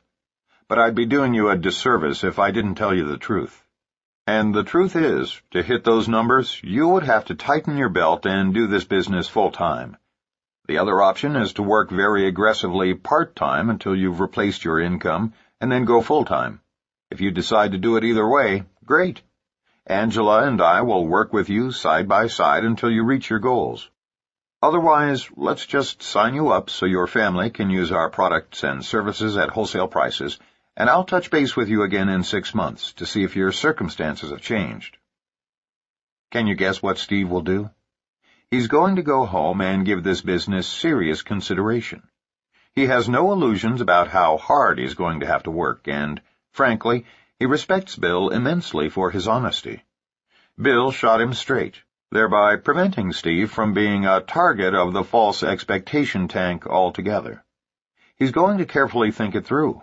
1, either his future is brighter in network marketing and he's willing to make the gutsy move to live off his savings for 6 months and give this business his full-time effort. 2, he'll choose to take the precautionary approach and replace his income first by remaining on his job and working the business part-time, which will take substantially longer. Or 3, he'll order some products or services at wholesale and become a good customer. If he chooses against all of these options, at least Bill ends up with a great prospect he can call every 6 months until the time is right, instead of creating an angry distributor who, because of misinformation, now badmouths the entire industry whenever possible. Remember, in the network distribution industry, honesty is everything. Cheat someone at work and 8 office workers will hear about it. Cheat someone in our industry and 200,000 people in 20 countries know about it within a week. And when an upline distributor deceives a downline distributor, it is not easily forgotten or forgiven. It is the most detestable offense in our business. Think about it in terms of your own company. Those who are guilty of cheating others are the most despised people. And the sad part is, no matter how many apologies you make, once it is done, you can never recover. Your reputation within the company is irreconcilably damaged. We've seen it happen in several companies, and it is one of the most easily avoidable tragedies of our business. Our industry affords us daily opportunities to discover our true worth. There are countless moments when we are faced with situations that require moral decisions. Each one is a personal test of our integrity, and sometimes no one will know but us, but we are challenged more than anyone in any field of endeavor to raise the standards of human values. This integrity must begin with our very first presentations. Tell the truth about your marketing plan and the tremendous amount of work necessary for success. Offer your support, but never offer to do work for a new distributor that you barely have time to accomplish for yourself. The more honest we are about the hard work in our business, the less attrition we will experience, and the more respect we will build for our industry. Unrealistic assumption about the numbers needed to succeed. Beware of the unrealistic assumption about the number of individuals that you need to personally recruit. Some companies have joined with field distributors in an effort to further the myth that you need not be particularly prolific in sponsoring people in order to prosper. Bunk. While there are exceptions, most successful leaders have had to sign up large numbers on their front line. Most of the truly big-time income earners in the field of network distribution have, over time, personally sponsored at least 100 frontline distributors, and many have sponsored even more. However, there are always some exceptions to this rule, and Michael DiMuccio of Kleinburg, Ontario, is one such example.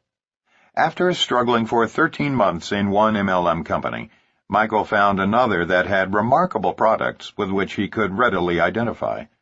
This is how he describes his experience after joining the new company. During the initial launch phase, I prospected about 100 people and recruited 26 frontline.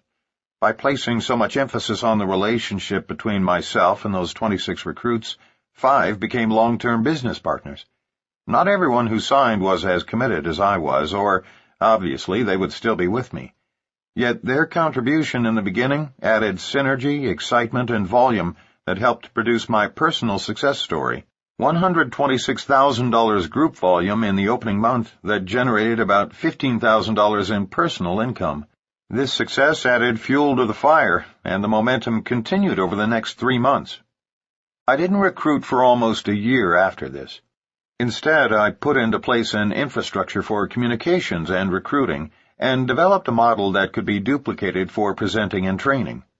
I went back to work by launching Mexico, where I recruited 5 new legs and produced around $150,000 in the opening month's sales, almost entirely from a cold market. 6 months later, my average income had grown to $20,000 per month. By this point in time, I had recruited perhaps a total of 30 to 35 frontline distributors. I then set my sights on the Quebec market, prospected about 45 people, and recruited 5 new legs, 2 of which have reached a monthly income of about $12,000. I then had the good fortune to be referred to a tremendous businessman from Manitoba.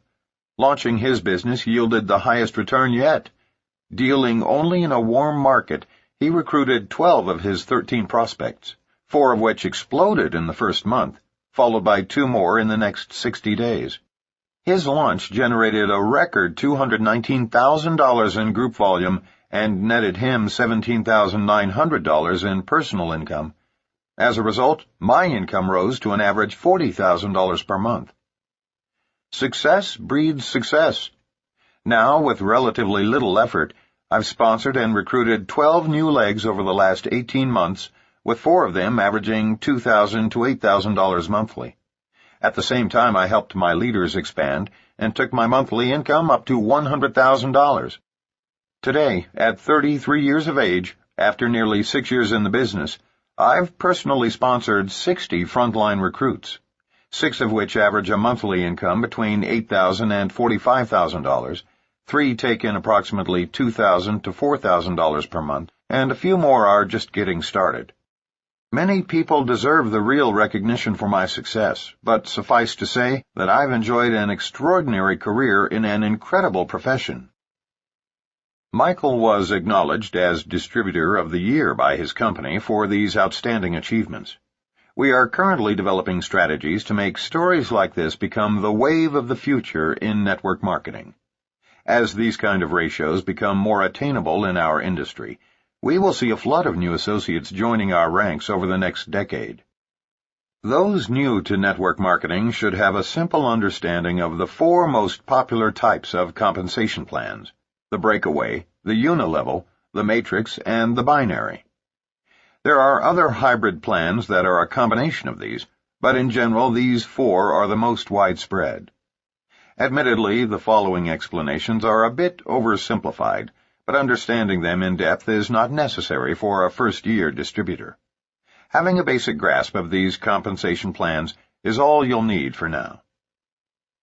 The oldest and most traditional is the breakaway plan. It allows distributors to recruit and be paid on an unlimited number of frontline associates. When leaders emerge by meeting the basic requirements set forth by the company, they break away from their upline executives, thereby forming their own organizations. In a breakaway plan, leaders receive a commission on unlimited levels generated by everyone within their own circle volume, and, based upon the number of breakaway leaders on their front line, they are paid a commission on a designated number of levels of their breakaway groups. Even though a larger percentage is generally paid on the circle volume, the real money is made in the massive numbers generated in the breakaway groups. Since the emphasis in a breakaway plan is placed on numbers of distributors on your front line, it is difficult to mislead new associates about the fact that it takes lots of sign-ups to receive the full benefit of the compensation plan. The unilevel plan essentially pays commissions on a specified number of levels, as opposed to generations that can run to depths of 20 or more, as designated by the company. It is comparable to the compensation paid on the circle volume only of the breakaway plan, except that it limits the number of levels. A unilevel formula, of course, has no breakaway system, but it is similar in that the only way to make money is to sponsor significant numbers on your front line, thus increasing the chances for greater exponential growth. In the breakaway and unilevel plans, each level beneath you grows larger than the levels above. Your sixth level, for example, should ultimately be larger than the 5 levels above it combined. So the larger your front line, the larger your sixth level will ultimately become. Because the unilevel is not as lucrative as other bonus programs, it is more often used in combination with another plan. Again, it is difficult to mislead anyone about the numbers necessary to succeed with the unilevel plan. The matrix plan is inherently limiting as a compensation plan by its very definition. Let's consider the 3x7 matrix as an example. You are on top and have 3 on your front line. Your second level is 9, third is 27, fourth is 81, fifth is 243, sixth is 729, and seventh is 2,187. Your entire organization, if it filled up, would compensate you for a total of 3,279 people. Many leaders have 10 to 100 times that many people in their organizations. It's literally a case of converting an unlimited opportunity into a limited income position. What's worse, it's very difficult for those below you to succeed in this system. Let's pretend that everyone on your 7th level has a sincere desire to succeed in filling up each of their matrix organizations. That would require a company of over 2 million distributors. The problems now arise because for people to succeed on that 7th level would require recruiting the equivalent of the entire populations of China, the United States, and Germany.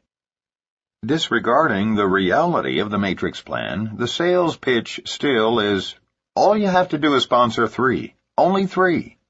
The company literature and the entire sales force then promotes the idea that you can be successful in their venture if you only personally sponsor 3 others. And that's precisely all that most people end up doing, if that. But what we want you to understand is this. Nobody in any company at any time in our industry's history has succeeded in earning the truly big checks after personally sponsoring only 3 or 4 people. That is false expectation ad absurdum. If you are working a matrix plan, be prepared to personally recruit enough associates to fill up your first 4 or 5 levels. Do that, and you'll likely prosper. A matrix plan will only work if you do. The binary plan is the most recent hybrid in the chain of new compensation plans. If you like the matrix, you'll love the original binary. The premise here is that all you need to do is sponsor 2 frontline individuals, who are called your profit centers. Once you've got your 2, teach them both to duplicate what you've done, and so on until, poof, you're rich. Not in most cases. It may be perfected in the future, but as of the time of this writing, many of the binary plans we've reviewed require distributors to balance the sales volumes of both sides of their organization. And if left on their own, each side tends to grow at radically different paces. Since balanced volumes just don't happen by themselves, distributors need to focus constantly on adding enough quality people to either or both sides in order to keep volumes in balance. Otherwise, distributors are paid only on the lower of the 2 sides of their binary-shaped organization. We can already hear the shrieks and screams of matrix and binary companies who don't read this chapter carefully, so please be clear on what we are saying before you react. We've met people who are dramatically successful in every kind of compensation plan in existence, and we do not advocate one above the others. Whether in a breakaway, a unilevel, a matrix, or a binary compensation plan, you must personally recruit or play a long-term personal role in the recruitment of a significant number of distributors to be successful. We have heard popular authors and top leaders suggest otherwise.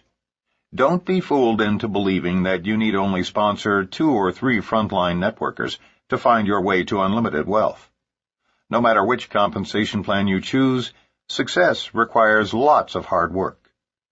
We do not mean to pass judgment on compensation plans, but rather to caution leaders in a matrix or binary plan against creating false expectations as they present their plan to new prospects. Unrealistic assumptions tend to emerge most often from those plans that limit the number of frontline distributors. Carol Fitzgerald of Dundee, New York, found herself a victim of false expectations with a brand new startup company. She felt doubly deceived because she had networking experience, and in hindsight, felt she should have seen it coming. I had been working part-time with a large network marketing company for about 3 years while homeschooling 2 children. I was a distributor with a large, solid nutritional and household product company. I wasn't shattering any records, but for the time I invested each week, I had a nice income, and it had a steady increase each month. My organization was comprised mainly of women who had careers in corporate America but wanted to be able to stay home with their children while still maintaining an income. All was progressing well until a friend of mine phoned to tell me about some incredible environmental product that I just had to try. I asked if it was a network marketing company and explained to her that I was really committed to my present organization and I wasn't interested in working with more than one company. She's very creative and wasn't easily discouraged, as she knew of my current success. My birthday was 4 days later, and a large box arrived, containing a complete sampling of products and a brief explanation of an unbelievable compensation plan. Now I knew why my friend was so excited. The products were great, and the money offered was staggering. Binary pay plans were brand new. I had been working with a matrix program and didn't know much about binaries. They seemed too good to be true. Why didn't those warning bells go off? This was truly an unbelievable opportunity for fast growth and quick cash. It paid weekly for every $1,000 worth of products sold, with $500 on each leg. $250 was paid out in commissions. Sponsorship didn't matter. There was no limit on depth, and best of all, volume was never lost, but carried over until a balance was achieved. Typically, for this type of plan, distributors were qualified to receive commissions once they had purchased $100 in product and sponsored just 2 other people who did the same. Distributors could personally purchase up to 3 positions, there was no age limit, and everyone in a household could have their own distributorship. I was hooked. This company had everything. The products truly were revolutionary. They could help the environment, and the money was fantastic. I could help all of my family and friends, who were still friends then. All they had to do was buy $100 worth of these wonderful products, and I could place them in my organization and build under them. I dived in head first. I started with 3 positions, placing my children, great college fund, below me, followed by my husband, parents, in-laws, grandparents, siblings, and everyone I knew. It didn't matter if they had network marketing experience or not. Anyone could understand this pay plan, and besides, they were helping the environment. Of course, everyone in my group did just what I did. Nearly all of them came in with 3 positions and encouraged friends and family to do the same. We signed up churches, schools, and other not-for-profit organizations who, in turn, rallied all of their supporters. My organization exploded. This was truly what networking was supposed to be. My products arrived the second week. We didn't have distributor kits or training manuals yet, so I wrote materials for my group to use. The company liked my tools, so they used them corporately. I organized conference calls and conducted training sessions. The money was rolling in, and everyone was thrilled. Then it happened. Delivery of products started being delayed, and checks had mistakes.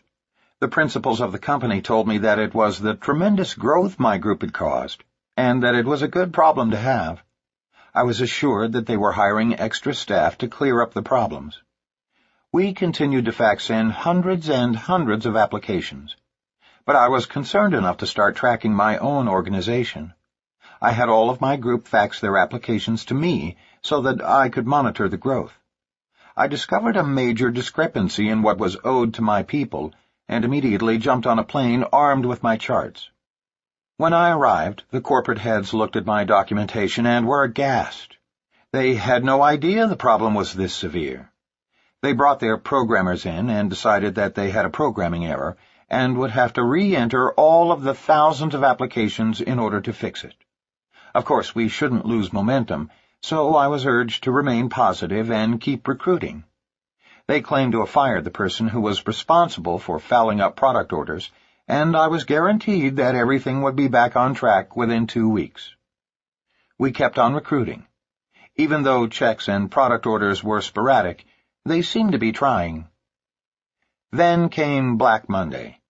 It started when my mail arrived and I found out that my last 2 checks had been returned for insufficient funds.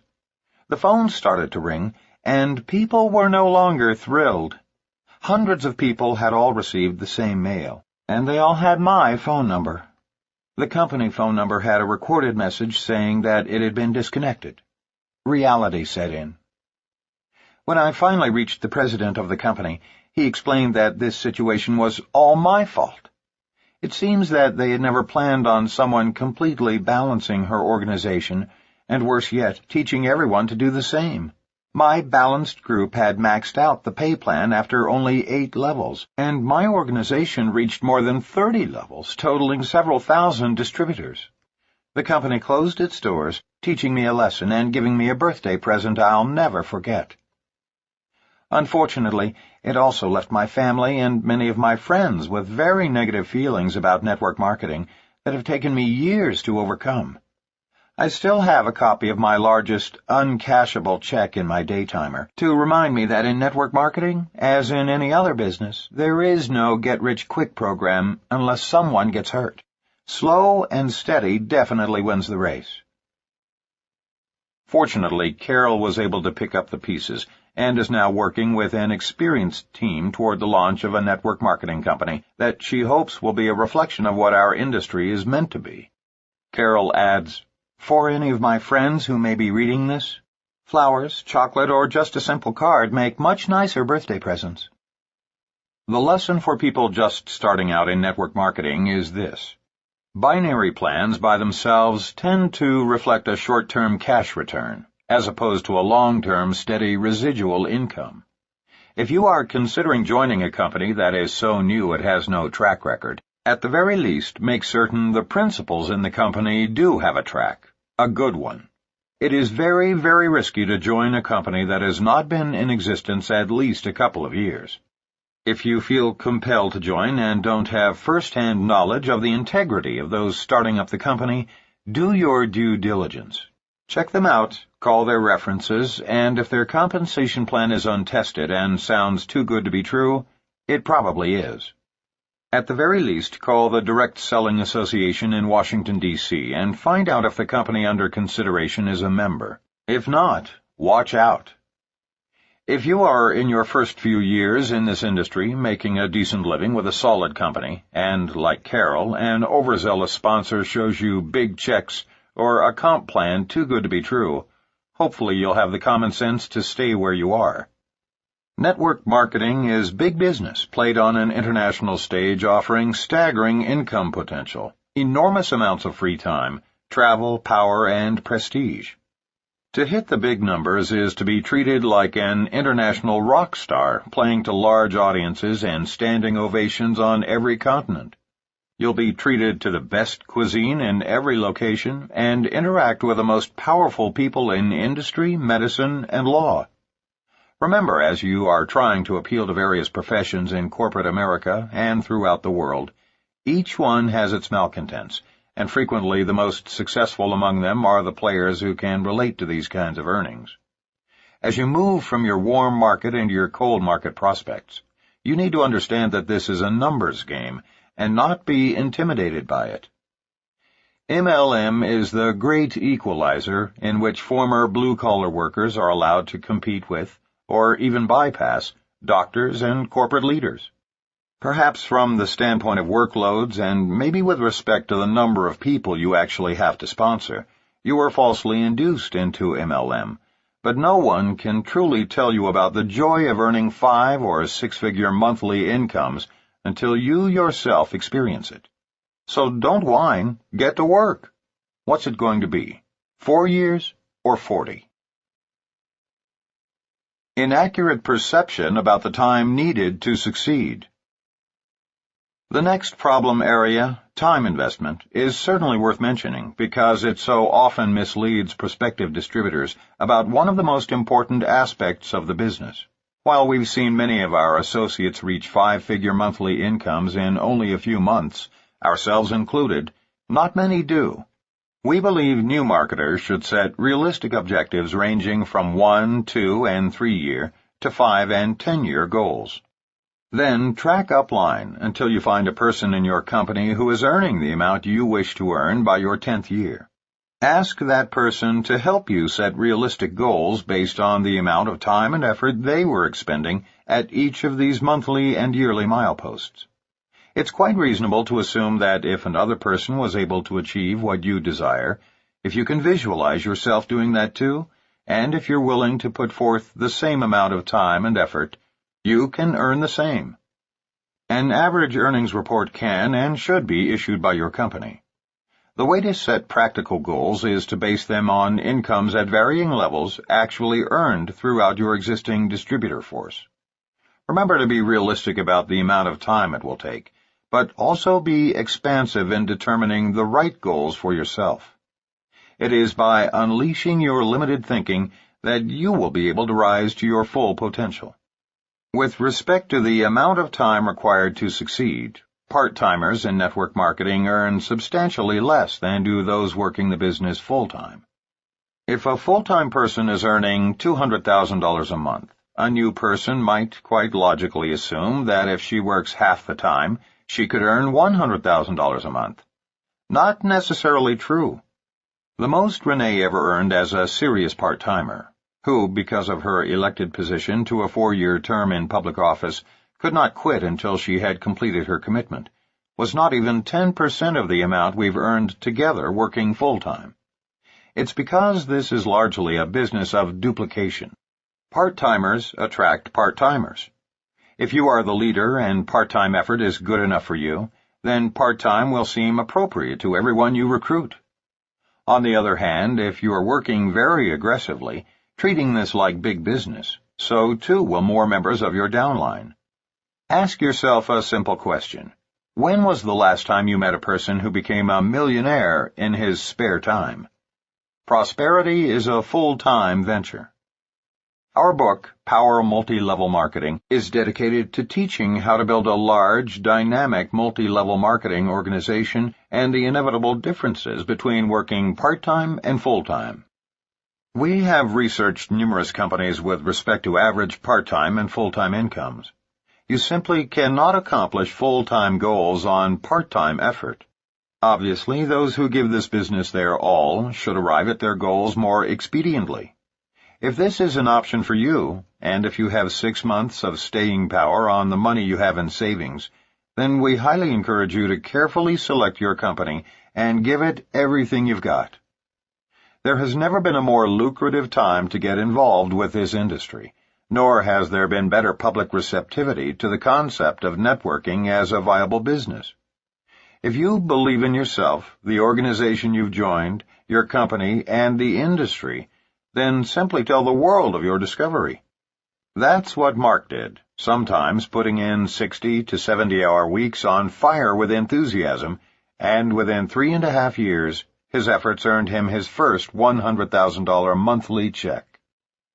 If responsibilities, financial constraints, doubts, or just good common sense hold you back from beginning this business on a full-time basis, then Rene may be someone for you to emulate.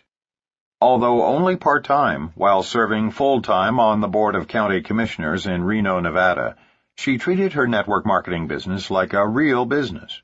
As she explains, I stayed with a constant regimen, prospecting 12 to 15 people every single day, holding a presentation in my home for at least 15 prospects a week, gathered in 2 to 3 separate meetings, all of which resulted in my sponsoring a minimum of 5 people a month.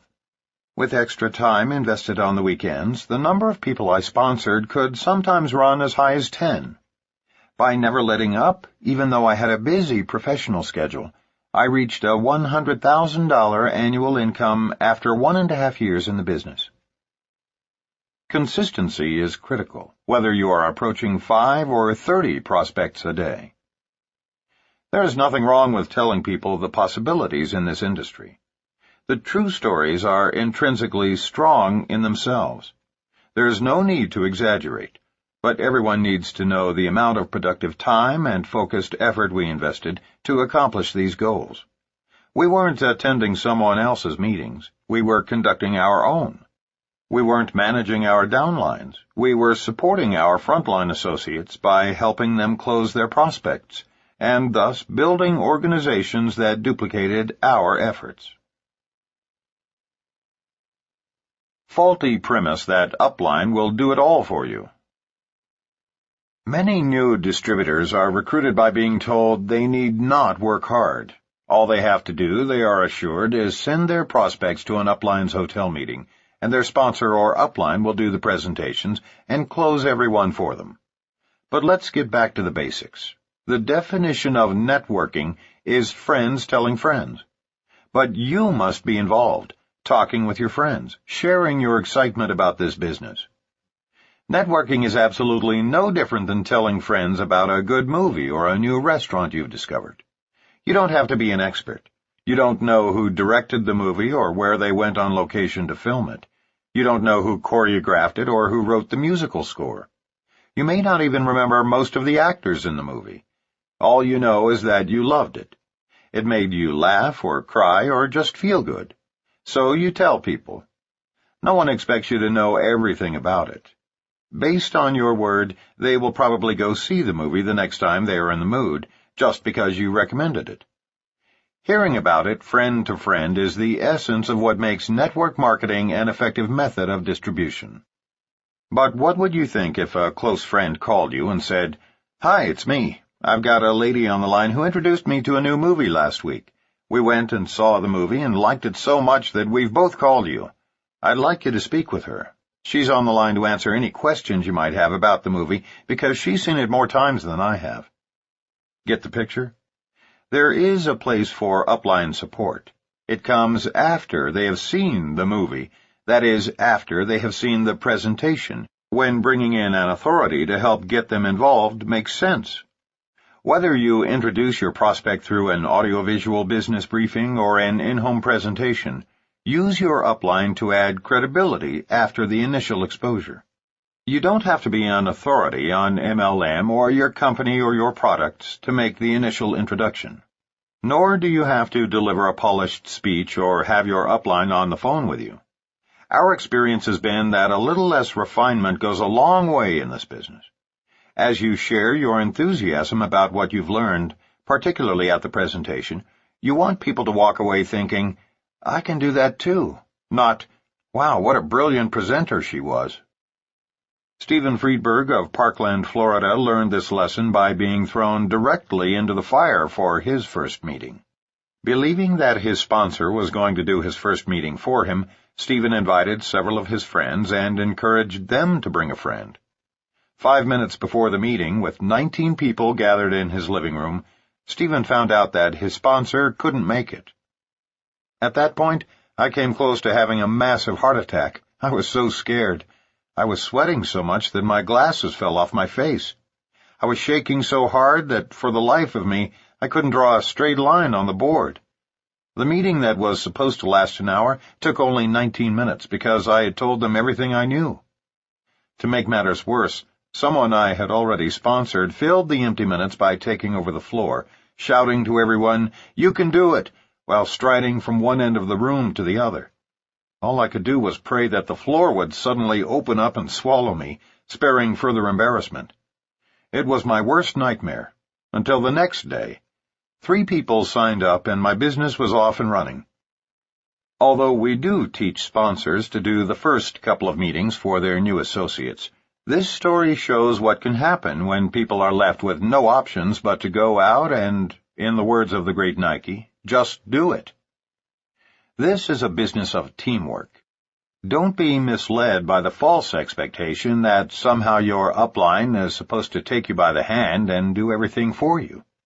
But at the same time, the reason we are compensated multi-levels is because, as we plant the seeds with our prospects, our upline mentors are there to water those seeds for us. Then, as your people bring in interested prospects, you are there to help close their people for them. It is not a matter of upline doing it all. It's about all of us doing our parts, making the whole organization function as one healthy body. Remember, you don't need colossal support nearly as much as you need to be a major support for others. When that sinks in, you'll truly begin your march toward wealth. But you will argue, "I'm not making the big money yet." It doesn't matter. Most people only need to hear the same thing reinforced, the old 1-2 punch. If the subject comes up, "How much are you making?" Let them know that you are still in the early building stages, but give them the private number of a specific person in your upline who is making big money. Our experience is that only a small number of them will follow through and call. What they really need to hear is that what they've been told is being accomplished by someone beyond their friend, someone to whom they will also have access. But when they do follow through, the big earner needs to be accessible. Clarification of retirement. The definition of retirement is the total withdrawal or separation of oneself, thereby indicating the end of a career. Have you noticed that the topic of retirement comes up at virtually every opportunity meeting conducted by a leader? This is a false expectation, often promised and seldom realized in network distribution. This business is just too much fun and can even be conducted by telephone from an easy chair. Many of us use the word retirement loosely in our first approach with prospects, but what we mean is that after a certain period of time invested in the business, we can ease up dramatically. At a certain point, we no longer have to spend our lives prospecting people to achieve wealth and independence. But we must find an appropriate means of sustaining our support and accessibility to those who count on us. When any network marketing company allows vesting, retirement without any further production requirements, few distributors choose to actually retire completely. A real leader makes plenty of time for his family, most often creating a lifestyle that blends quality free time with quality work time. But that leader usually continues to be accessible by telephone and never allows the rumor to circulate in his downline that he is fully retired. That could be a mistake and should be avoided. But don't allow this retirement issue to disturb you. Here's why. First, there is no other business in existence that has such universal application but also offers the rewards of network marketing. Not everybody can be an athlete or an actress. Not everyone has the funds to purchase their own franchise. But almost anyone can do network distribution on some meaningful scale. And once it's in your blood, it is nearly impossible to do anything else. Twice we've tried to retire, and both times we've convinced ourselves that no other productive endeavor is nearly as fun. According to the eminent psychiatrist William Glasser, all of us have two fundamental needs in life: the need to give and receive love, and the need to feel worthwhile to ourselves and others. The two times we cut back considerably, we quickly discovered that we missed the interactions with friends and acquaintances we've made through our business. We soon discovered that recruiting and training new distributors is more fun, challenging, and rewarding than most other productive endeavors. Whatever we tried, we always ended up coming back to network marketing. Perhaps we're hooked because this industry involves such a variety of experiences. When we write, speak to groups, or work one-on-one with people on the telephone, we are involved in personal growth, marriage counseling, family values, company politics, integrity issues, small businesses, global businesses, and a variety of different cultures from all over the world. The personal goals and entrepreneurial dreams of every single person with whom we interact are of paramount importance to us. Given both of our backgrounds, it is proven impossible to find another profession with such a dramatic impact on so many people. We don't care how often you've heard about network marketing retirement. The truth is, our downline will always strive to duplicate us, and the last thing we want is a downline of retired leaders. Craig Bryson, a major international player in networking, has always warned leaders in this industry about the trickle-down effect. Any company that allows vesting or retirement without any monthly production requirements could eventually destroy itself from the top down. We concur.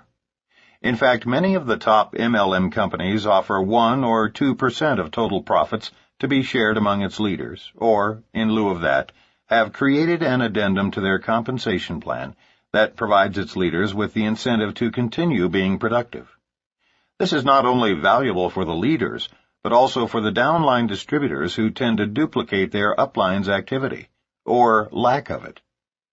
Remember, whether you are speaking to groups of 5 or 500, don't dangle the retirement carrot in front of prospects without qualifying it. Better yet, focus on MLM's ability to bring about self-determination in their lives. Most people would be very pleased if they could just spend 10 or 20 hours each week at home with their families, hours they currently must spend in the office. Because we love what we do, it is sometimes difficult to know when work stops and play begins. Instead of 12-hour days, we now spend a few hours in productive work, and the rest of the day in activities with our family, playing tennis, snow skiing, paragliding, and reading or writing books. Because of the freedom allotted us in this business, we are able to take time out to write or teach classes like the certification course we teach in America and Asia with Dr. Charles King. But our outside work is not limited to network marketing. Mark is currently writing a love story, and Rene is writing a self-help book based on her own life experiences. Mark is spending time developing a prison program, and Rene is the board chair of a homeless project. In other words, prospects should be told that they may look forward to unlimited freedom in a very few years, the freedom to do what they want, when they want to do it, while continuing to act as role models and support to their downline. Think of network marketing not as a career, but as a vehicle to help you do the things in life that really matter to you. This explanation is much more in line with what actually occurs in the lives of successful networkers. Erroneous view that no product or service need be sold. Network marketing is the orderly word-of-mouth distribution of products and services directly from the producer to the consumer. As products or services are purchased, the distributors responsible for those orders are compensated through multi-levels in their organization. This is the definition of network marketing, and why it is often referred to as multi-level marketing. With this as the very basis of our industry, we find it difficult to understand how anyone can stand before audiences and say, "In our business, you sell 0 products. All you need to do is present the compensation plan and sign people up." Of all the false expectations created, this one is the most inaccurate because it denies the very essence of our business and makes government regulators suspicious of the industry. We understand why some well-intentioned leaders say this, but it doesn't make it any less hurtful to our industry. Network marketing is often avoided by great prospects who fear that they will have to peddle products, lots of them, perhaps even door to door. Some men and women worry that they will actually become door-to-door cosmetic salespeople. To offset that erroneous notion, many aggressive leaders will suggest that new prospects need not sell anything. The truth is this: network marketing is about a lot of people using and sharing a little bit of product. For the system to work, each of us must do our part. Our homes should be filled with our products and services. To novices we teach a battle cry: just get 10.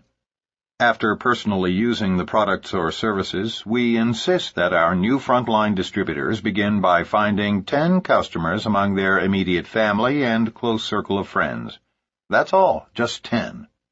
Everyone should be responsible for finding 10 legitimate retail customers before building a sizable network organization.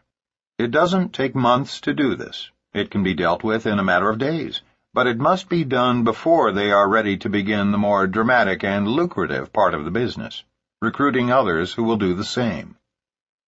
Simple math makes it easy to understand the importance of each person creating product movement. If you sign up without ordering or sharing the products with others, you have created zero volume. Duplicate your process and sponsor 100 people who in turn each sponsor 100 people, and you can brag to everyone that you have 10,000 people in your organization.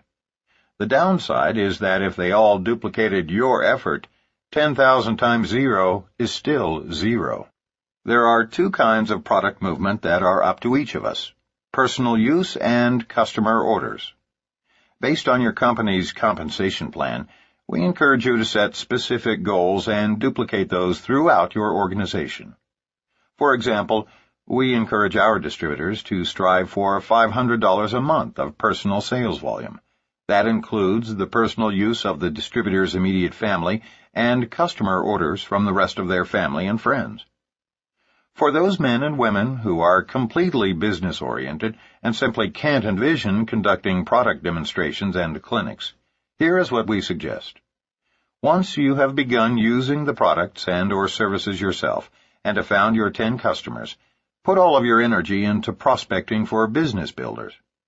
As you sit down with small groups of prospects to show them the business presentation, you will inevitably have people who don't sign up to become business builders. However, they may be interested in the products or services your company offers. Without having gone out of your way or exerted extra energy, you simply service those people as retail consumers. Others will sign up, interested only in getting the products at wholesale.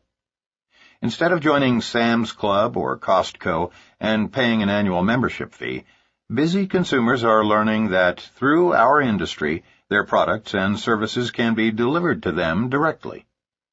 Teach your people who are resistant to product sales how easy it is to create customers out of those prospects who come to the recruiting meetings but decide not to participate in the business. This method appeals to executives and other business people who are intimidated by the fear that they will lose their identity as professionals and be looked upon by their peers as product peddlers or door-to-door salespeople. That's the honest way to address this problem, instead of creating the false expectation that no products or services need be purchased in our business. Mistaken belief that success can be achieved exclusively through retail sales. Steve and Jeanette Back from Portland, Oregon, joined the world of network marketing with no prior business experience. Both were scholar athletes. Steve played professional football with the Detroit Lions for 5 years, and Jeanette still teaches peak performance aerobics. As they explain, the attraction for us was big money and free time. We embraced the product line wholeheartedly, but made the fatal mistake in the beginning of not seeking out upline mentors who had previous success in the business. We built a retail base of more than 100 customers and looked at our check after 1 year in the business and said, "There's got to be a better way." There was. Our new focus was on duplication, keeping it simple, and constantly adding new recruits to the pipeline. Once we instilled these principles into our personal business, it was easy to teach others. When you stay busy looking for people who are at the right place and time in their lives, you don't worry about the ones who say no. Today, our life works. We've replaced our NFL income and, more importantly, our time is our own. So many people come into this business hearing about the upside potential and believing that all they have to do is sell some products to get to the big money. Not true. Ours is a business of each of us doing our little part of moving products or services. As with Steve and Jeanette, the money comes once you successfully recruit a large downline and duplicate that process. The average person will not be responsive to hype. People today are much more sophisticated than they were 2 or 3 decades ago. We've all been bombarded with millions of slick Madison Avenue advertising campaigns before we reach adolescence. By the time we reach maturity, we've seen our share of carnival barkers, sales professionals, and pushy, arrogant marketing reps. A 20-year-old today is more jaded and cynical than a 60-year-old in 1940. The very last thing people want is a high-pressure pitch on an MLM opportunity. Most people today can smell a rat the minute it emerges and can easily see through lies and fabrication. Our business already seems too good to be true. There's absolutely no reason to attempt to make it even better with false statements about exaggerated income, early retirement, or zero sales. We suspect that most professionals avoid our industry because it doesn't make sense that an ordinary person with only a high school degree can become a millionaire in 3 years with virtually no risk and no capital. When a thinking person is exposed for the very first time to network marketing by a competent leader who simply articulates the facts honestly, one of 2 things will occur. Either that prospect will walk away shaking her head in total disbelief, or she'll lose sleep for a week from the excitement of our potential earnings and lifestyle. No one need ever exaggerate nor falsely explain our industry again. The facts are sufficient in and of themselves. Think for just a moment about how preposterous these facts must seem to a prospect who knows very little, if anything, about our industry. Although we all say it in a multitude of diverse ways, here's essentially what we are presenting to people. We are asking them, first of all, to believe that network marketing is much more lucrative than most franchises, yet to begin it costs less than $100 or $200. If the owner of a great franchise like McDonald's earns more than $200,000 a year after having invested $1 million in the franchise, how on earth does an MLM distributor earn $200,000 a month on an investment of a couple $100? It doesn't compute. The franchise owner has to acquire property and build a large structure, but the network distributor works at home. The franchise owner pays out $10,000 a week to employees. The network marketer needs no employees. For the first 6 years, the franchise owner is nothing more than a shift change supervisor for a bunch of pimply-faced teenagers before he breaks even. In half that time, the multi-level marketer is working 25-hour weeks and thoroughly enjoying her life. We could go on and on ad infinitum, because the life of a successful network marketer seems preferable to the life of anyone in traditional business. You get the point. MLM seems too good to be true already. There is simply no need for hyperbole. We urge you to present this business opportunity honestly and professionally. False expectations can literally ruin would-be great distributors. If people are led to believe falsehoods, once they figure out the truth, they quit. We've actually seen people quit while earning over $10,000 a month because someone had filled them with the false notion that they should be earning 3 times that amount. It sounds ridiculous, but it's absolutely true. This is the only business in the world in which former blue-collar workers can earn more each month than some pediatric cardiologists do in a year. So why tell folks they can do that in 4 months? 4 years would satisfy most people. Nothing works better to convince a person to join our industry than the following honest dialogue following your presentation. You know, I think you and your wife would make remarkable partners in this home-based business, and I don't want you to go out of here today with false expectations. So please remember my closing comments. This is the most lucrative and fun profession in the world, but it's also the hardest work you'll ever do. This isn't like a lottery, and it's certainly no get-rich-quick scheme. But if you're willing to put in long hours and long days for just a few years, you could end up earning over $100,000 a month and enjoying all the free time you've ever imagined. I say it's tough because you may have to prospect a lot of people to find just one who's willing to work.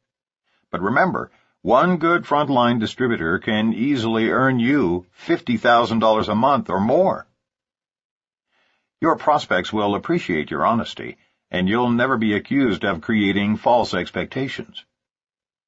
Yale-educated lawyer Ray Faltinsky, our good friend and co-founder of a major network marketing company, once told us that by far the majority of lawsuits and regulatory hand-slapping that has occurred throughout our industry's history has most often resulted from exaggerated claims about income and products.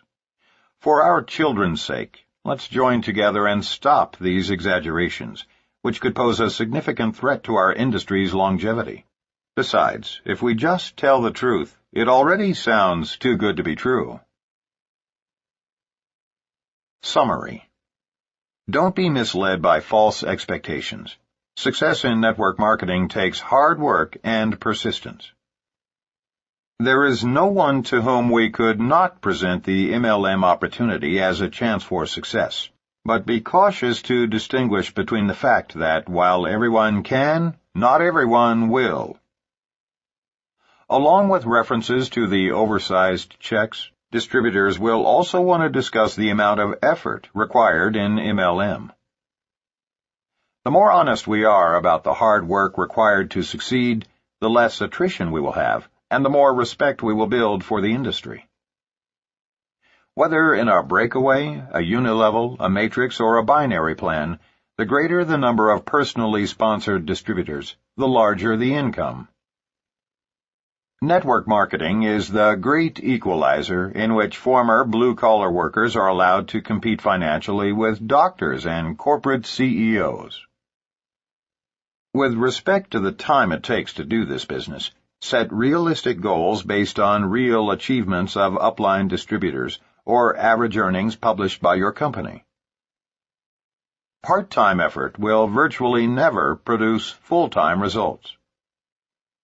There is nothing wrong with telling people the uppermost possibilities in this business, but there is no need to exaggerate because the truth is plenty remarkable in itself. As you bring others into this business, support them without promising that you will do it all for them. Networking is friends telling friends, and it simply won't work unless you are willing to share your enthusiasm with your friends personally. There is no better way to get started in the business than to just do it. Set up your first home meeting and begin. In network marketing, retirement means that we can ease up dramatically, no longer needing to spend our lives prospecting in order to achieve wealth and independence, while still finding an appropriate means of sustaining our support to those who depend on our accessibility. Think of networking not as a career, but as a vehicle to help you do the things in life that really matter. Simply defined, network marketing is the word-of-mouth distribution of products and services for which distributors who are responsible for those orders are compensated throughout multi-levels in their organization. Even the most serious business builders are responsible for creating a small